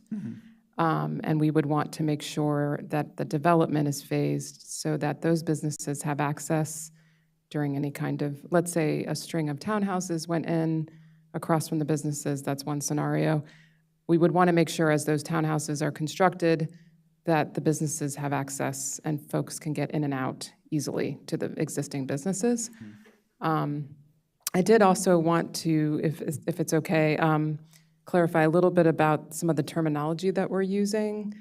I think in the earlier slides, we talked about confirming a zone, and we talked about not being able to confirm a zone. And basically, when we say that, we just mean that when we did a zoning update in 2014, some of our zones changed. And so if we have a plan that follows that timeframe, we can't always use the zones that were once in place because they don't exist anymore. So that's our way of explaining that in some instances we actually are keeping the exact same height and we might be keeping the same uses, but we have to use a different name for the zone because the zone changed. So just want to make sure I clarified that. Great. Thank you so much for that. And I also said under your recommended language, I really appreciate you adding this language about that the Kent Mill Shopping Center is a treasured cultural resource, and that if any future development is going, that it should incentivize retaining existing retail space and also phased, because I know it's important to have a phased development, so as much as possible existing businesses can operate, right, and, so it's not everything is done, removed, and then you start from scratch, but the existing businesses could operate as much as possible until the new pieces are gone and people can move around. And also, like, we do this also in our other master plans about when we talk about encourage maintaining the affordability, we talk about, and so I think it's important for people to know is that if it's in the master plan, it's something that when it comes for redevelopment, staff evaluates. Are you doing this? Are you doing that? Because it's in the master plan. So I like that you put that in this plan. Thank you. I think whichever way the planning board would like to proceed, whether it's to keep the existing zone that's there today or to change the zone, I think this language is very helpful to add a layer of protection for the retail that's there today and the kosher businesses that are serving the community. And I would also add that with language like this, it also, when a development application comes before us, we have certain findings that application has to make. One of the findings the application has to make is conformance with the master plan. And so if we have language like this in a plan, then an application has to show how they're meeting this through their, they have to show that as part of their application. We have to make a finding to our board through a public hearing that demonstrates how that is being met. So is this language strong enough to deny an application? In some instances, yes. It depends on what the application is. Okay. Just for my understanding, I just want to make it easier. Right now, the current shopping center is just commercial. It's neighborhood retail, which does allow up to 30% of the site to have residential. 30% of, yes. If we don't make any change, it's possible that 30% of the site to be residential. That's correct, and we might even be able to kind of elaborate on like what that would look like in terms of a number of units. And I want to compare that with the new zoning that you are recommending, that is CRT 1.5, that commercial up to 75% and residential up to 1.25. So if we assume that the residential is 1.25, so the commercial would be reduced to 25% from 30%, no. That was the residential. I just want to see that if they supposedly in the worst case, they decide that they want to make it to the maximum residential, how much impact would be to the commercial? I think that maybe the community is concerned that they're going to lose the commercial. If the commercial can stay and some additional residential we could put in there, then I think that it would be a win-win situation, I believe. But I'm just not sure that under this new zoning, what is the worst case percentage for commercial? Yeah, so that was a great question, and I was going to ask something, may come back to us next time. Under the new scenario, maybe you may know now, under proposed scenario, how much commercial, is there potential, how much residential? We need to make a And then under recommendation the current, how much? If I may turn to Mr. Estrada, I think he has some of that information to answer your question directly. Could you please? Thank you. Yes, what we've done, I mean, the entire property is about 10 acres. It's a cluster of 3 properties. And what we've, according to the zone that we were recommending, they would have a maximum capacity for development of like 600,000 square feet, right? For commercial? No, that's the total capacity based on the ceiling and on the zone. The commercial that we have included as part of that zone, it's a 0.75, which is if you compare that to what they have today, like the total development that they have on the property is all commercial, and it's about a 2.5 FAR of the entire property. So if they have a capacity to build. 0.25. Not, okay, 2.2, good, that way, okay. Well, Sorry. if you just make it easier for a square foot, how much a square foot of commercial could be built in future if we go to the full development? 3 times what they currently And how it compares with the existing commercial that we have right now with square footage, with no FAR or other things, because that makes it confusing for everybody sitting here to understand that. Okay, like the numbers that I have, I mean, I have numbers for each one of the 3 properties, but the total that they have today, it's approximately, let me see, it's 200, 300, 400, it's like 430,000 square feet. Of commercial. Of commercial. Okay, what under the current? Wait, let me just rephrase that. No. I'm sorry, I'm just looking at these numbers. Well, why don't you do, you can come back. I can come back. Let me just run the numbers and do that. I have them sheet. Yeah, I really appreciate. So if we compare so where I was going to go, but, okay, because I was going to go to the next one. Go ahead. Okay, so the existing gross floor area for the 3 properties is approximately 97,000 square feet. Right. The maximum residential permitted under the existing zoning, so that 30% would be about 132,000 square feet. With the potential commercial FAR value of 0.75, that would be 330,000 square feet approximately. With the potential residential of about 500,000 square feet. That exists, what you can do under the existing code? No, under the existing zoning, the maximum residential you could do would be about 132,000 square feet. Okay, that's, so 132,000 is residential existing. What you could do under the existing and our zoning, but that does not exist on the site today. Yeah, I understand. Yes, okay. I'm just talking about potential. Got it. Now, how much, and then the existing 97,000 is commercial? You said that 97,000, that's existing. Existing commercial. That's right. Commercial. What's the max you could do under the existing code today as commercial, just out of curiosity? It's 0.75, so you could go to 0.75 of 10 acres, so you could, Yeah.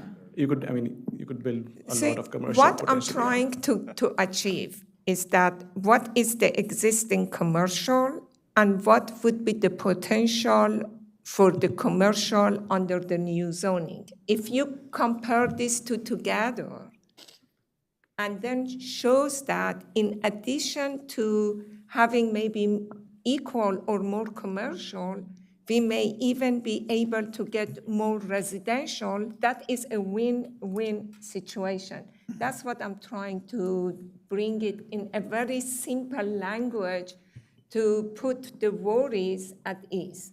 So If I- today, oh, go ahead. So if I may, I think the existing FAR is 0.75 NR, and the proposed FAR is also 0.75, so for commercial. So we haven't made any change to what is possible in commercial, although the overall FAR goes up because now we can add to that 0.75 some residential.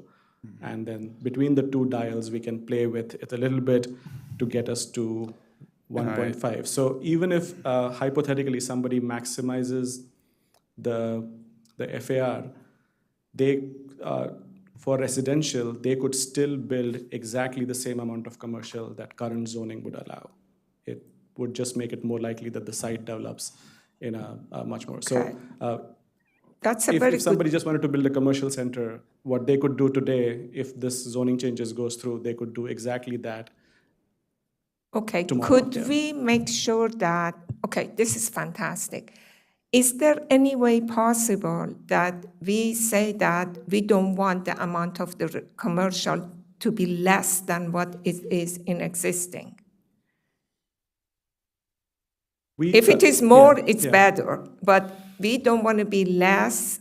And then that language that you have there, I think it's going to protect Yeah, I think the community. the critical challenge here is to preserve what is existing, which is far below the 0.75 usage. There's not 7.5 acres of commercial there right now. Yeah. So I think if we have to draft that language, I think the current language that we have proposed, protecting what is there today, I think is more critical than the commercial component of it, because I think we don't want to mandate the proportion of commercial and residential necessarily, but what we want to mandate is preservation of existing retail space.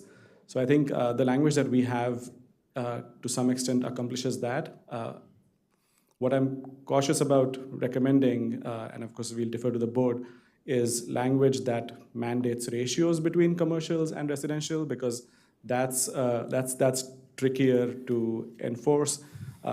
And as somebody who's done some housing in the past, in places where there are these mandates where you have a certain proportion of commercial and residential, there are always loopholes around doing that. Where Right. I don't think we're, but what for the next work session, if you can just have the numbers, put it in there so it's in your next packages, so that people outside can see too. This is what they have today at an FAR. This is the maximum they could have today in commercial. This is the maximum they could have in retail. This is what we're recommending, maximum commercial, maximum retail, whatever. So it's easily, I think it would. And I think, yeah, and if I may sort of jump in there, Artie, I think it's clear from the conversation and discussion with staff that I don't think we want to retain the NR zone. I don't think it's a good idea. Retaining the NR zone is just that's just an invitation for continued disinvestment. That's all that's going to happen if you retain the NR zone. So I think we need to move to the CRT. If we move to the CRT, then I don't think an overlay zone is correct. I don't think this is an area in which an overlay zone is reasonable. If you want to maintain and continue having these retail, then you have to have people that will shop at it. And to do that, you need residential. And I think that the CRT zone is going to accomplish that. I think the height with the 70, I think honestly there's an argument to be made for increasing the CFAR or even larger to allow for subdivision of the square footage into smaller retail spaces that would allow for the maintenance of small businesses within a neighborhood. I think there's an argument to be made for bumping up the C in the FAR, even though I don't think that they'll ever come close to putting 7.5 acres of square footage of acres of. Supposed to pick up something for my daughter later.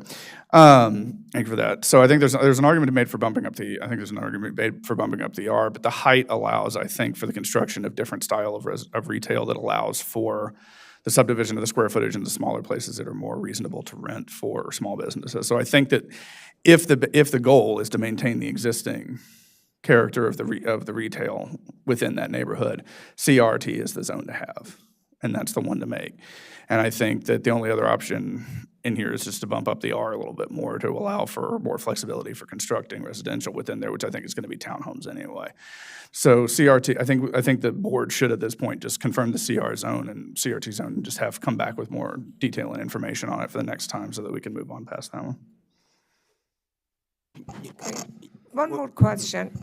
Is there all of this CRT zone allows enough parking for the businesses? If they have like 0.75 commercial, if they even add more commercial, that takes us to 0.75, is there enough parking for the residential?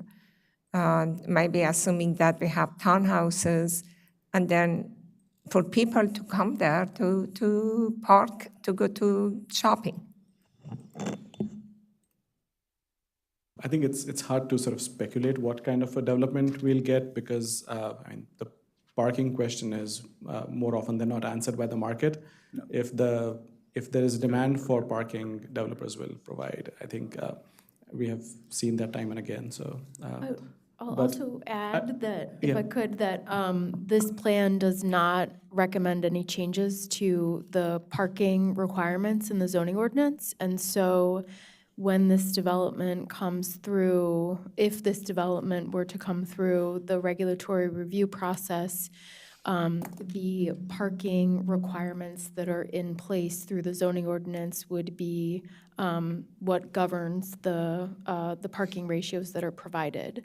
So it's a combination of market and also what's required by the zoning ordinance.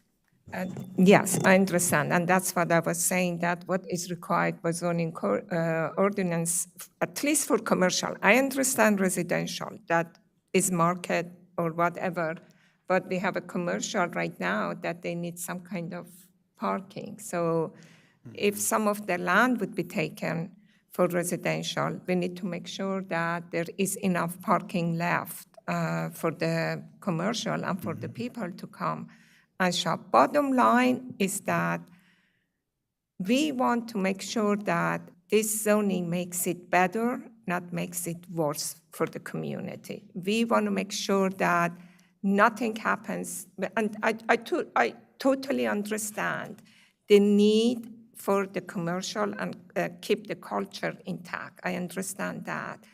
And I do believe that with providing a strong language and also all the requirements that you're going to show to the community, hopefully not only that would be in place, in addition would be maybe some more residential for the children that they cannot afford, that they don't want to move away. They would be able to just have affordable housing right there next to their family. Yeah, great. So the takeaway is that, yes, Mr. Hedrick, the purpose of this was to move forward with to recommend moving forward with the CRT zone, given we had these sort of caveats that we would best efforts or whatever strategies to make sure that we retain certain things or request that the project be phased, all the things to give the community some comfort that we're looking out for the character of the community, preserving certain things in the community that they have today. And so all of that is with the language, also with the showing the numbers that the commercial, the residential isn't going to be less. And so I think this is moving in the right direction. And all I also ask, can you fit it in under the heights you have recommended? That's all, and is there a check? You can just check, yeah, we can do all of this in that. I think the 70 And if you bring it, please put it in the simple language, square footage, not FAR or anything else, that people can, not just for us, for everybody, because this is going to be a lot of people are going to listening and are going to be reading it. So let's make it in a way that everybody can understand what is existing, what is the future, and how they compare.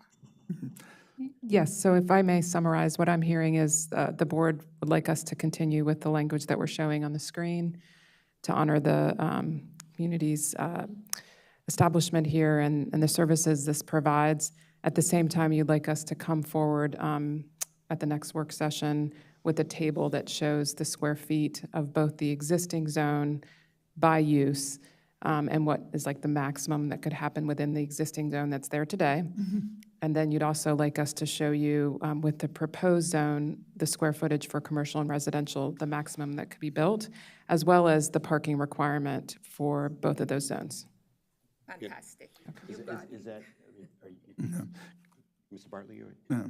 Okay. May I have one more quick question, not related to the Kemp Hill Shopping Center for this particular neighborhood?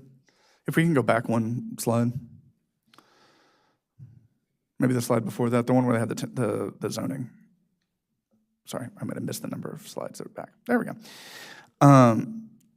Why are we retaining the R60 zone? I see the R90. The R90 is park space. I get that on the left side, behind the Arcola Towers.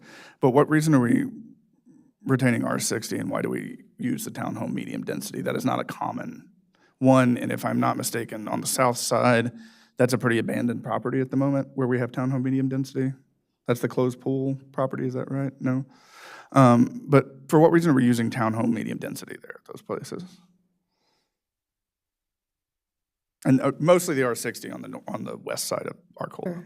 Well, I'll start. And really our zoning recommendations with the plan are striving to center the highest densities near existing and planned transit.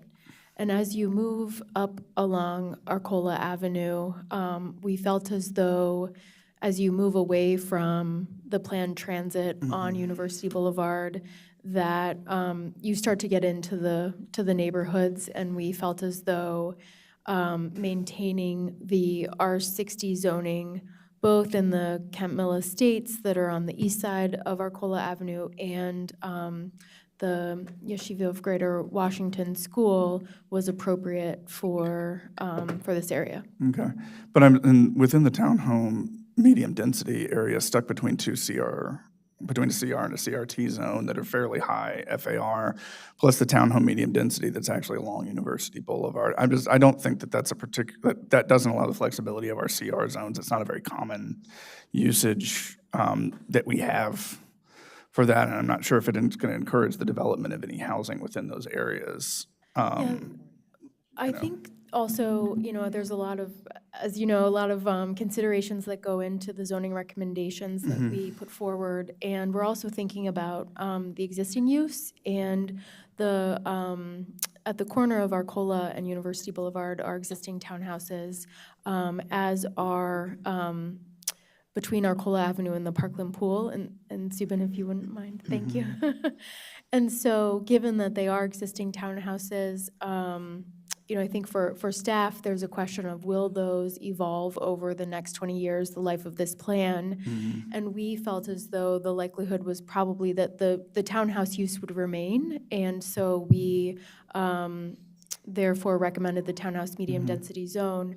The other piece is the Parkland Pool and the synagogue are also, according to those property owners, uses that will remain in the community. And so we felt as though the townhouse medium density zone was appropriate for those, given their existing RT12 zoning or RT12.5 zoning, that they will be sort of maintaining their use in the longer term, and that those uses are all permitted within the TMD zone. Yeah, I mean, it's fine. I mean, they're not properties that are likely, I think you're right, likely to be redeveloped in the future. It just seems like, we're kind of picking and choosing along those lines. And I mean, they're just as allowable under other densities for future operations as they are under the existing townhomes. The townhome medium density seems to freeze it where it is and not allow for future flexibility. it's odd to see them stuck in there between two higher density uses, in a place in which we're proposing sort of larger scale development. The 60, the Yeshiva Greater Washington falls under the faith zoning that we have. So there's opportunities for mission-based redevelopment there if they're so inclined at any point. But it seems an odd thing to keep in there. I just wanted to point that out, and it's a very restrictive zone.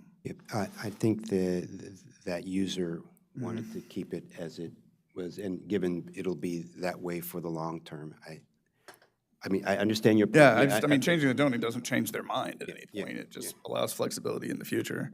So, I mean, they want to maintain it. They're perfectly happy to maintain it under a different zoning as well. But anyway, just wanted to make that point before I moved on.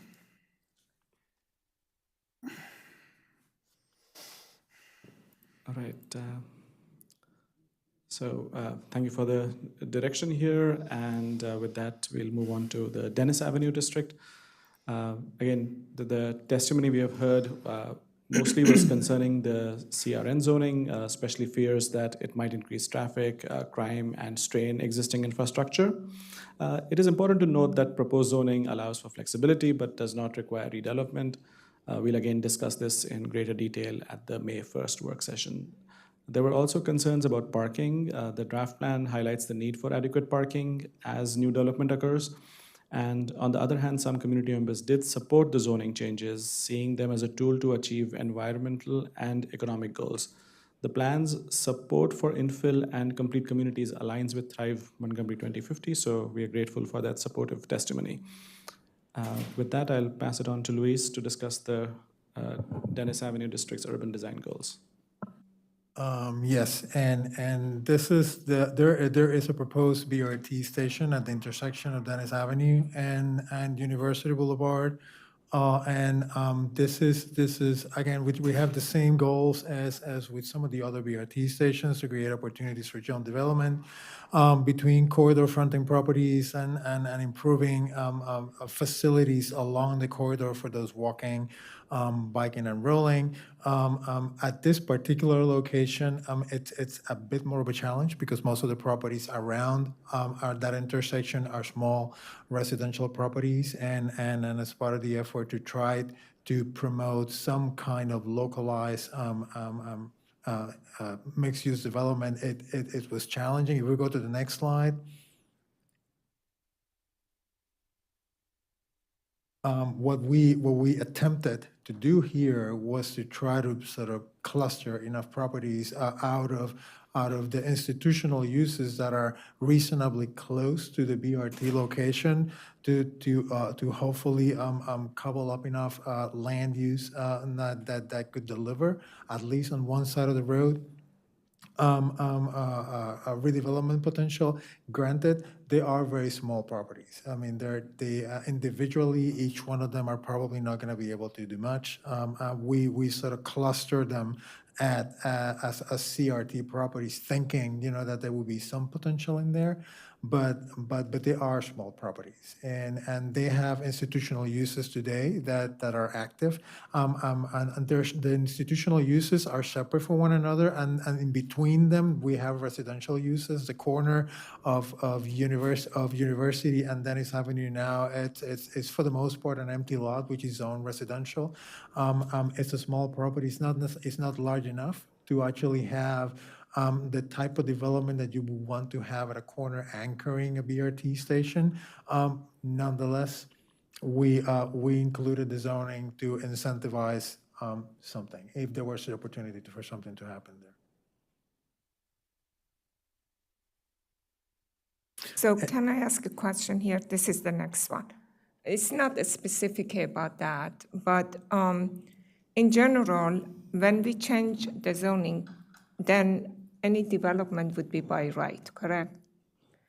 So we basically are concerned in regard to adequacy of public facility comes into this, that these are rezoning but not a mandate. But if you're lucky, they're going to be fully built.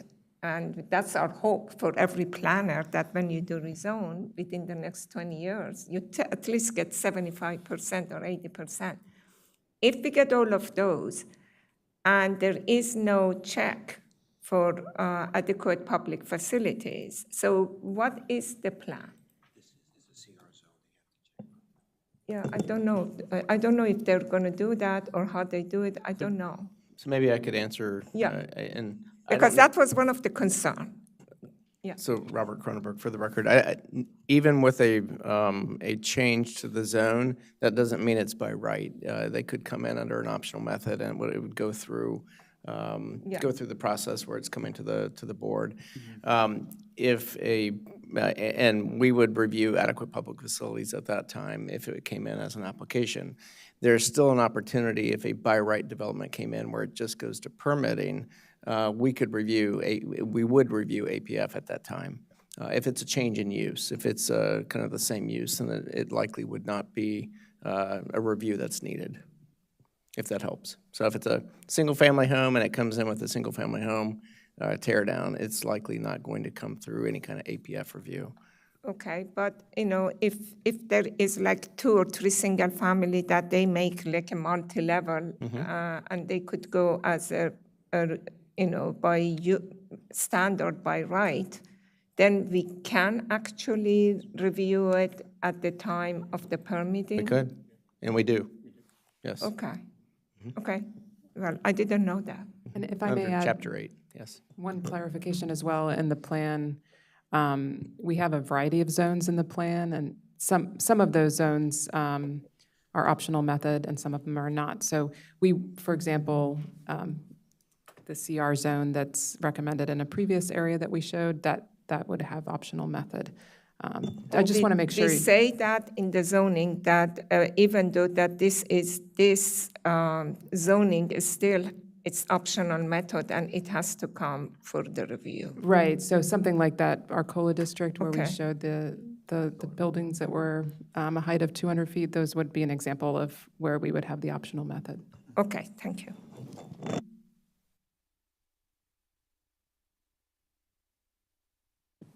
Yes, and then following and in close proximity to this same intersection, I mean, the other property that it's reasonably close to the recommended bus rapid transit stop is the Oaks of Four Corner, that today it's an assisted living facility, and it's about 5.5 acres. So it's located immediately adjacent to Four Corners Park. And because of its size, I mean, there's a significant potential for them to deliver a mixed-use development on their property. They have enough breadth, the property is large enough, and they have indicated, this is an HOC property, and they have indicated that they may have an interest in looking at this in the future.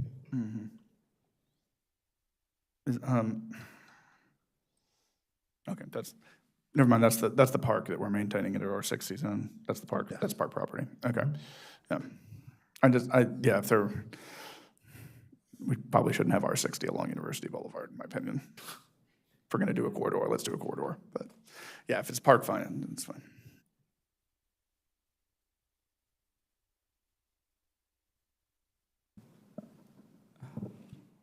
Right. Finally, we'll come to the Four Corners district. Again, on the testimony, there is support for higher density uses, including housing at the Safeway and Woodmore sites. And the community caveats is by saying as long as it aligns with the neighborhood. So while zoning changes may increase potential capacity, there are specific ordinances that address transitions in height and setbacks. There is also concern about inadequate parking and a preference for structured parking. The draft plan recommends integrated parking structures in the urban design guidelines. Additionally, there is a desire for specific guidance on housing affordability and environmental sustainability from the community. The draft plan highlights requirements for moderately priced dwelling units and the provision of privately owned public spaces with future redevelopment. With that, I'll turn it over to Luis. What is integrated parking structure? Is it garage? Yeah, basically as usually part of a podium development. Okay. Is that gonna, I mean, do we have any assumption or any thought that that'll actually sustain structured parking? I don't think we would sustain structured parking there. Like, I don't think you'd get enough out of that location to sustain a structured parking. Am I wrong on that one? Which location? Well, Safeway, say the Safeway one, or anywhere around the four corners, but the Safeway spot would be my most likely, yeah. Actually, the Safeway property, actually, it depends on what kind of development comes in. I mean, we were prepared to talk about it a little bit further down, but it's probably the largest property within this intersection that could potentially hold some kind of development. And there are compact parking plates that could be considered. We will have to look at it specifically on the property, but it's one of the properties in here that potentially could do something. They could do, okay. I would want to be careful about putting language in there on structured parking, given its cost and given what you would get out of this location. I would feel that would cause a lot of knee-jerk reactions from anybody that sees a requirement for that on a property like that. You're mandating it, or no? No. You're just doing it? Okay. I just wanted to put it in Okay, there yeah. as we talked about it. Just, if I may, I think integrated could also mean screened, and designing buildings in a way that screens a surface parking use. Just really trying to move away from surface parking being the predominant thing that you see. That I have no problem with. I'm just saying that integrated structured parking, I mean, just like the cost for that and the return, I just don't know if we'd get anything with that. I'm perfectly just screening and putting them in the inside and making sure that it's got, street frontage and everything like that. Perfectly happy to do that, or, integrating it with the townhomes or what have you. I just said structured parking, I would be concerned that would not be economically feasible on that plot, but maybe it could be wrong. So my 2 cents for that. So, talking about the urban design goals, I mean, so the main challenge in here, and what we're trying to address with the recommendations in the plan is to improve the area for pedestrians. Access for pedestrians and cyclists, it's difficult and complicated in this intersection. And so the greater goals from an urban design perspective are to sort of repurpose some of the lanes, and we'll have more conversation about this in our next work session, so that we can improve pedestrian and bikeway facilities throughout the intersection. And if we can go to the next slide. The challenge in here, what we've done, this intersection is broken up into 4 separate neighborhoods. It's 4 corners, north and south, on the west side of Colesfield, and on the east side of Colesfield. And then we have the Woodmore Shopping Center and Blair High School. On the south side, it's mostly made out of a combination of very small properties that, for the most part, are occupied by single-use retail. So, and the challenge in this intersection is that the single-family residential is very close to those very small properties. Most of the properties that we have rezoned to the CRT zoning that are commercial today, we've done so with the notion that perhaps there is an opportunity for some consolidation in here that facilitate assembly of enough land that you could deliver some development, but it is a challenging intersection. There's 2 clusters in here, 2 properties that potentially could do something. One of them is a Safeway property. We had conversations with them about their interest or not in doing any kind of development. They do have a very long-term favorable lease that makes this property profitable for them, so they don't have an interest in redeveloping anything in the near future. But we are discussing the potential for development in this property because it's a key location in the intersection, and if it were to develop, it could deliver some improvements and potentially a measure of public open space to the area. Next slide, please. Can I just a quick question? So under yes, the CR, well, we aren't talking about CRNs.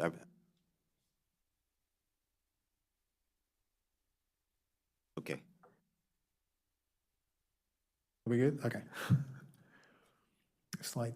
The other, this is the Four Corners North neighborhood, which is in the north side of University, and most of the commercial properties that are fronting on University have the same challenge that we've had in other areas in here. They're not deep enough to consider any kind of individual development. Nonetheless, we have carried the CRT zone on all of them, following, as it was mentioned before, this cluster. Most of the commercial properties were rezoned, switched to the CRT zone as part of the conversion in 2014. So this used to be old commercial zones that converted into CRT. So we have regularized the application of that zone throughout the cluster. The block that is at the corner of Colesville and University is a combination of different ownerships, but it's the one block in the area that has enough depth and width that if the properties were to consolidate, you could possibly hold some development in there. But again, assembly is a challenge, but we're thinking of that as one location where there is potential for some redevelopment. And then on the east side of Colesville, if you go to the next slide. Can I, sorry, can we stop at that one slide real quick? For the CRT zones along the 1, 2, 4, 3, I mean, I understand the need to confirm and I understand the need to that. Is there any reason that we need to not just bump everything up to 70 and the max CRT, like CR? And why would we keep 2 at 1.5 and have the one right next to it at 3? Is there any reason not to true those up and just allow for the? That is a conversation we've been having internally. Okay. Now we've been looking at this, and we're thinking that there is potential for cleaning this up a little bit, so we can regularize the heights, and then we can even out, the densities across the intersection. And that's the, if we're talking, and even the 2 that's right there with the CRN property, I don't want to go into the CRN, but if we do, a lot of this development is going to be dependent upon combining properties. It's going to have to. There's just not enough space otherwise, particularly with what we have within the CR and CR2 zones for open space and things like that. So I think it's worth, when we go through the neighborhoods, making adjacent properties as close as humanly possible to each other for their zones. I mean, the CR is the big thing, and how much FAR we allow, and then the height to a certain extent. So why not sort of like put it to the max of flexibility for these properties and not have to come back at another time and have someone ask for an amendment or ask for a variance or ask for us to say, can we do 65 feet because there's something weird on this, because we're gonna need to fit stuff in. So I think it's worth, as we go through here with these, to try to sort of take that, max it up, and make the flexibility as high as possible for those. I don't think that having an FAR of 3 next to an FAR 1.5 is really a way to go about it that's not going to cause us more problems than it solves in the future. Okay. So what we have been discussing is that we would like to come back to the planning board with a revised slate of zones for this area that sort of cleans up and addresses most of the concerns that Commissioner Hendricks have mentioned. Yeah. The other piece too is like the sequence. If the CRTs go all before the CR ends for some reason, like that could it really even happen?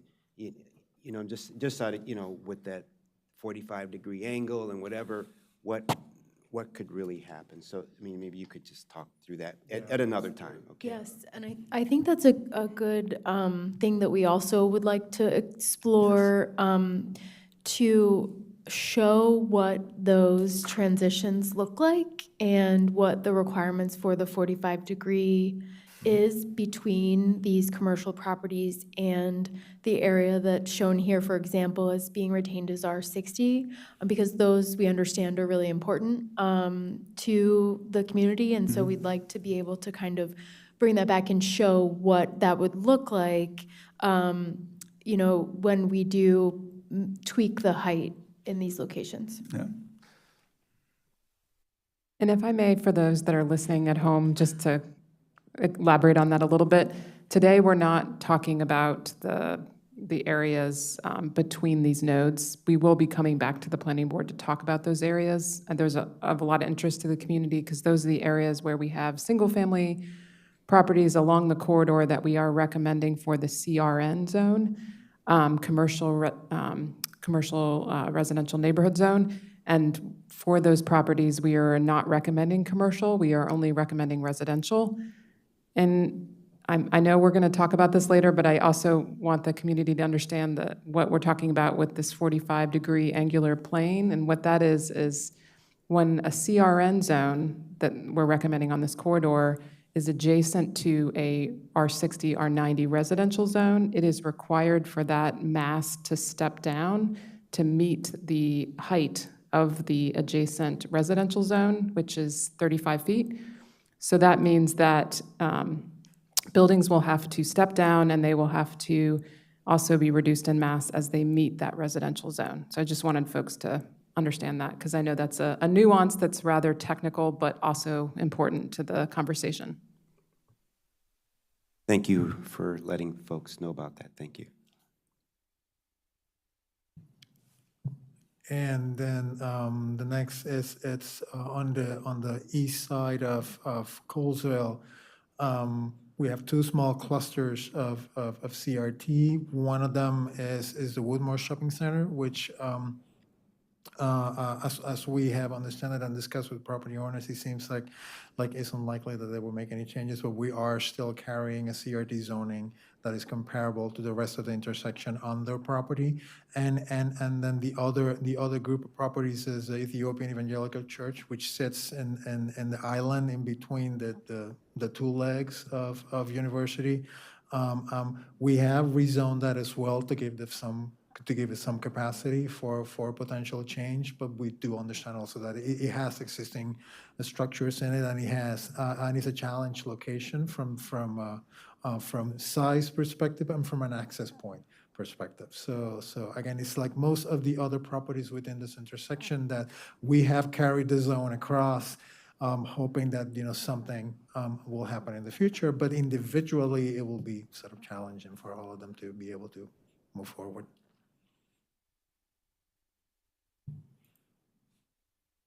And this is what we were just talking about the coming back with after exploring minor revisions to the floor erasure, the FARs, and the heights and the densities along the zones, just to make them even and cleaner, and to perhaps bump them up a little bit.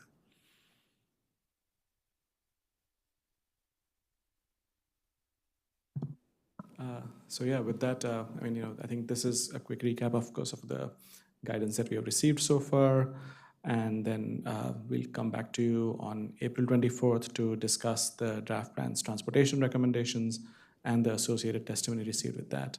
The work sessions will continue through May and through June, and then we hope to transmit sometime in summer 2025. So that's it from us today, but we are open to questions, comments. Thanks. Well, thank you so much. Great presentation, great work session. We're interactive work session. Thank you for listening, going back to the community, thinking through some of your recommendations differently, and we look forward to seeing you again on April 24th. And thanks to my planning board members for their comments and getting us to think through this, and I really appreciate that. And so we're going to end this item number 8, and we'll just take a 2-minute break and end with our item number 5. It's canceled. Oh, okay, I'm sorry. We've canceled item number 5. We'll take it up at another time. So this ends our planning board meeting for April 3rd. Thank you so much.